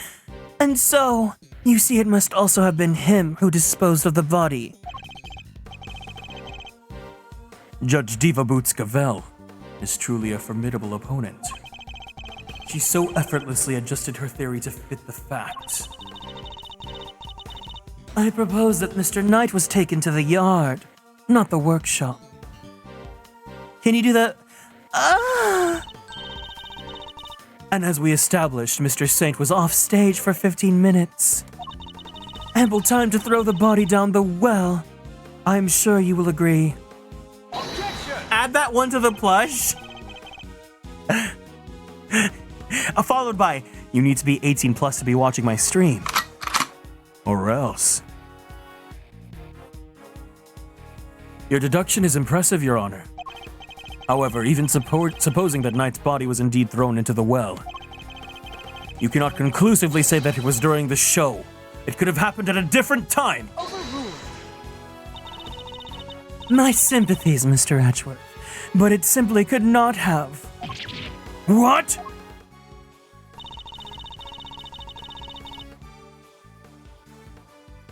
What was that, James? I don't know what that is. Mr. Carcerado was using the tunnel at around the time the show began. Mr. Carcerado, did you happen to trip over a corpse while you were down there? No. Place was clean. If the body had been at the bottom of the well before the show began, Mr. Carcerado would have seen it. However, he saw no such thing.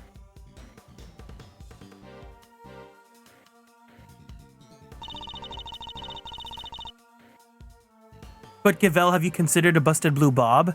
This is what you would look like if you don't give up and let this trial end right now. Which makes it somewhat difficult to support your theory. Furthermore, Mr. Knight's body was discovered in the workshop after the show. In summary, the body must have been thrown down the well and moved to the workshop. At some point during the show. Tell me, who else could have done that but Mr. Saint?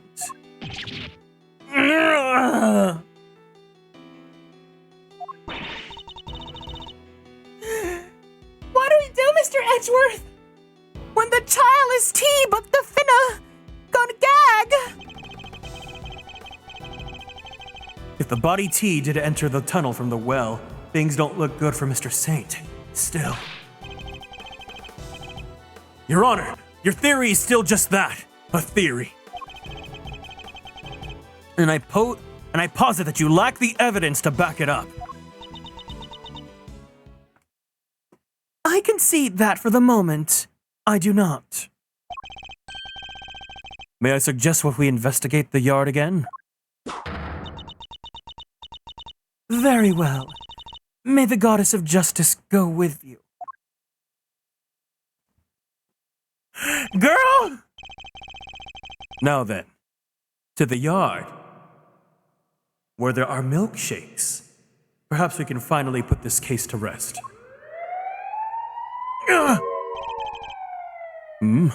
What was that sound? Yikes! Is there a fire? Did somebody else escape? Should we maybe skip town too?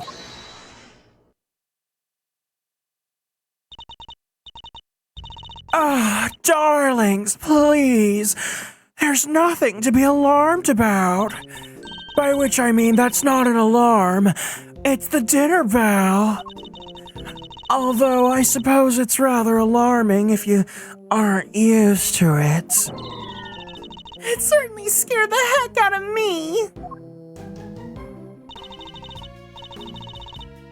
Oh, I'm so sorry, sweet pea. I hope you can forgive us. I'm so glad you guys love the Jennifer Coolidge voice as much as I do. It brings me so much joy. All right, you two. back to your posts. Chop chop.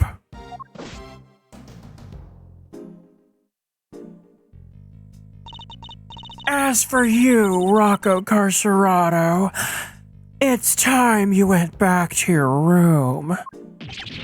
Yeah, fine, I get the picture. Come on, Teddy. We're out of here. Warden LaGuardia, we'd like to take one more look around the yard now. Oh, darlings. Don't you have homes of your own to go to? Visiting hours are over, I'm afraid. Tomorrow, No, it's imperative that we investigate it right away.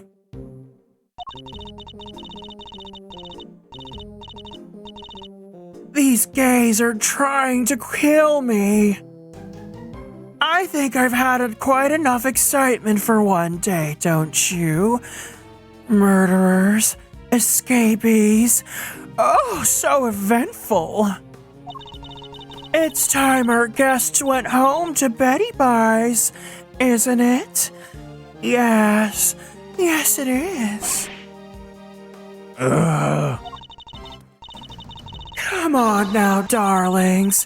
Don't make me bore-worm you with all that I'm the warden, this is an order nonsense. Yeah, the fox is pretty cute, especially when it like sticks its little arms out.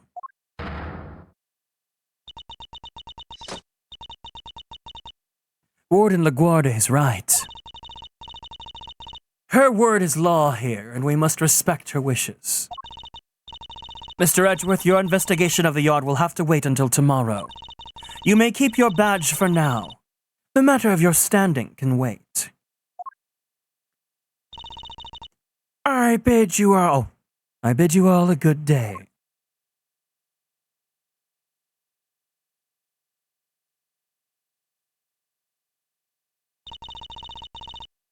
What are you waiting for, kittykins? Off you go. Fine. At least there is a tomorrow for me.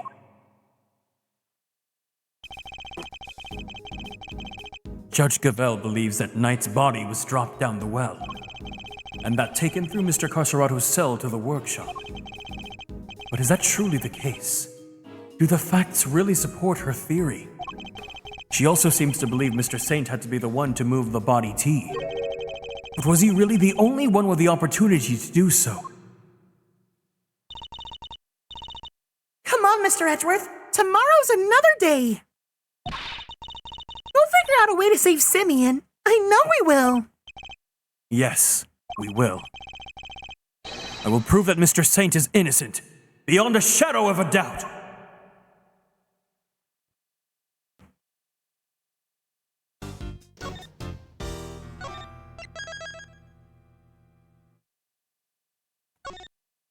Girl, I cannot. How are we not done with this yet? Oh my god, this is so long. All right. Knight was kind of handsome, but I don't know his crime. Oh my god. Okay, I don't want to finish the case today anymore. We'll go ahead and finish this sometime this week. I want to go get dinner. Next stream, Gavèlle will have a busted blue bob and she will be matching her twink. Oh my god, this game is so long. What's for dinner? I don't know. Ask JP. Enjoy dinner. Thanks for the stream. All right, guys, I'm going to go ahead and call it here. Even if the final part is not that long, what we'll do then is if we finish early, we'll go ahead and start case 3 next time. But no, Tsuki, this is case number 2. Thanks for the stream. Thank you guys for being here. I appreciate the company. If you guys are new here and want to keep up on all the socials, please feel free to join us on Twitter, YouTube, TikTok, and Blue Sky at Atelier Kieran. If you guys want to join the Discord server, the link is available down there. Wow, I blanked out because all I could think of is when the child is T, but the finna is gag. I'll get a schedule up soon. But yes, please make sure to take care of yourself. I like how we got arrested and immediately got killed. Like, they wouldn't let a Secret Service guy live. This game, it's good. It's good, but holy crap, this was a lot longer than I thought it would be. So I think what I'll do from now on is I'll just do one stream per section. So like one stream for the beginning of the case, one stream for the middle, and one stream for the ladder. Because I really thought ladder was like its end. But anyways, no raid because I don't have anyone to raid right now. So we're gonna go ahead and call it here. Please take care of your guys' selves. I'll see you guys soon. And I hope you guys have a lovely, lovely, lovely rest of your day. Because I love you guys so much. All right, guys, take care. Otsu Kieran.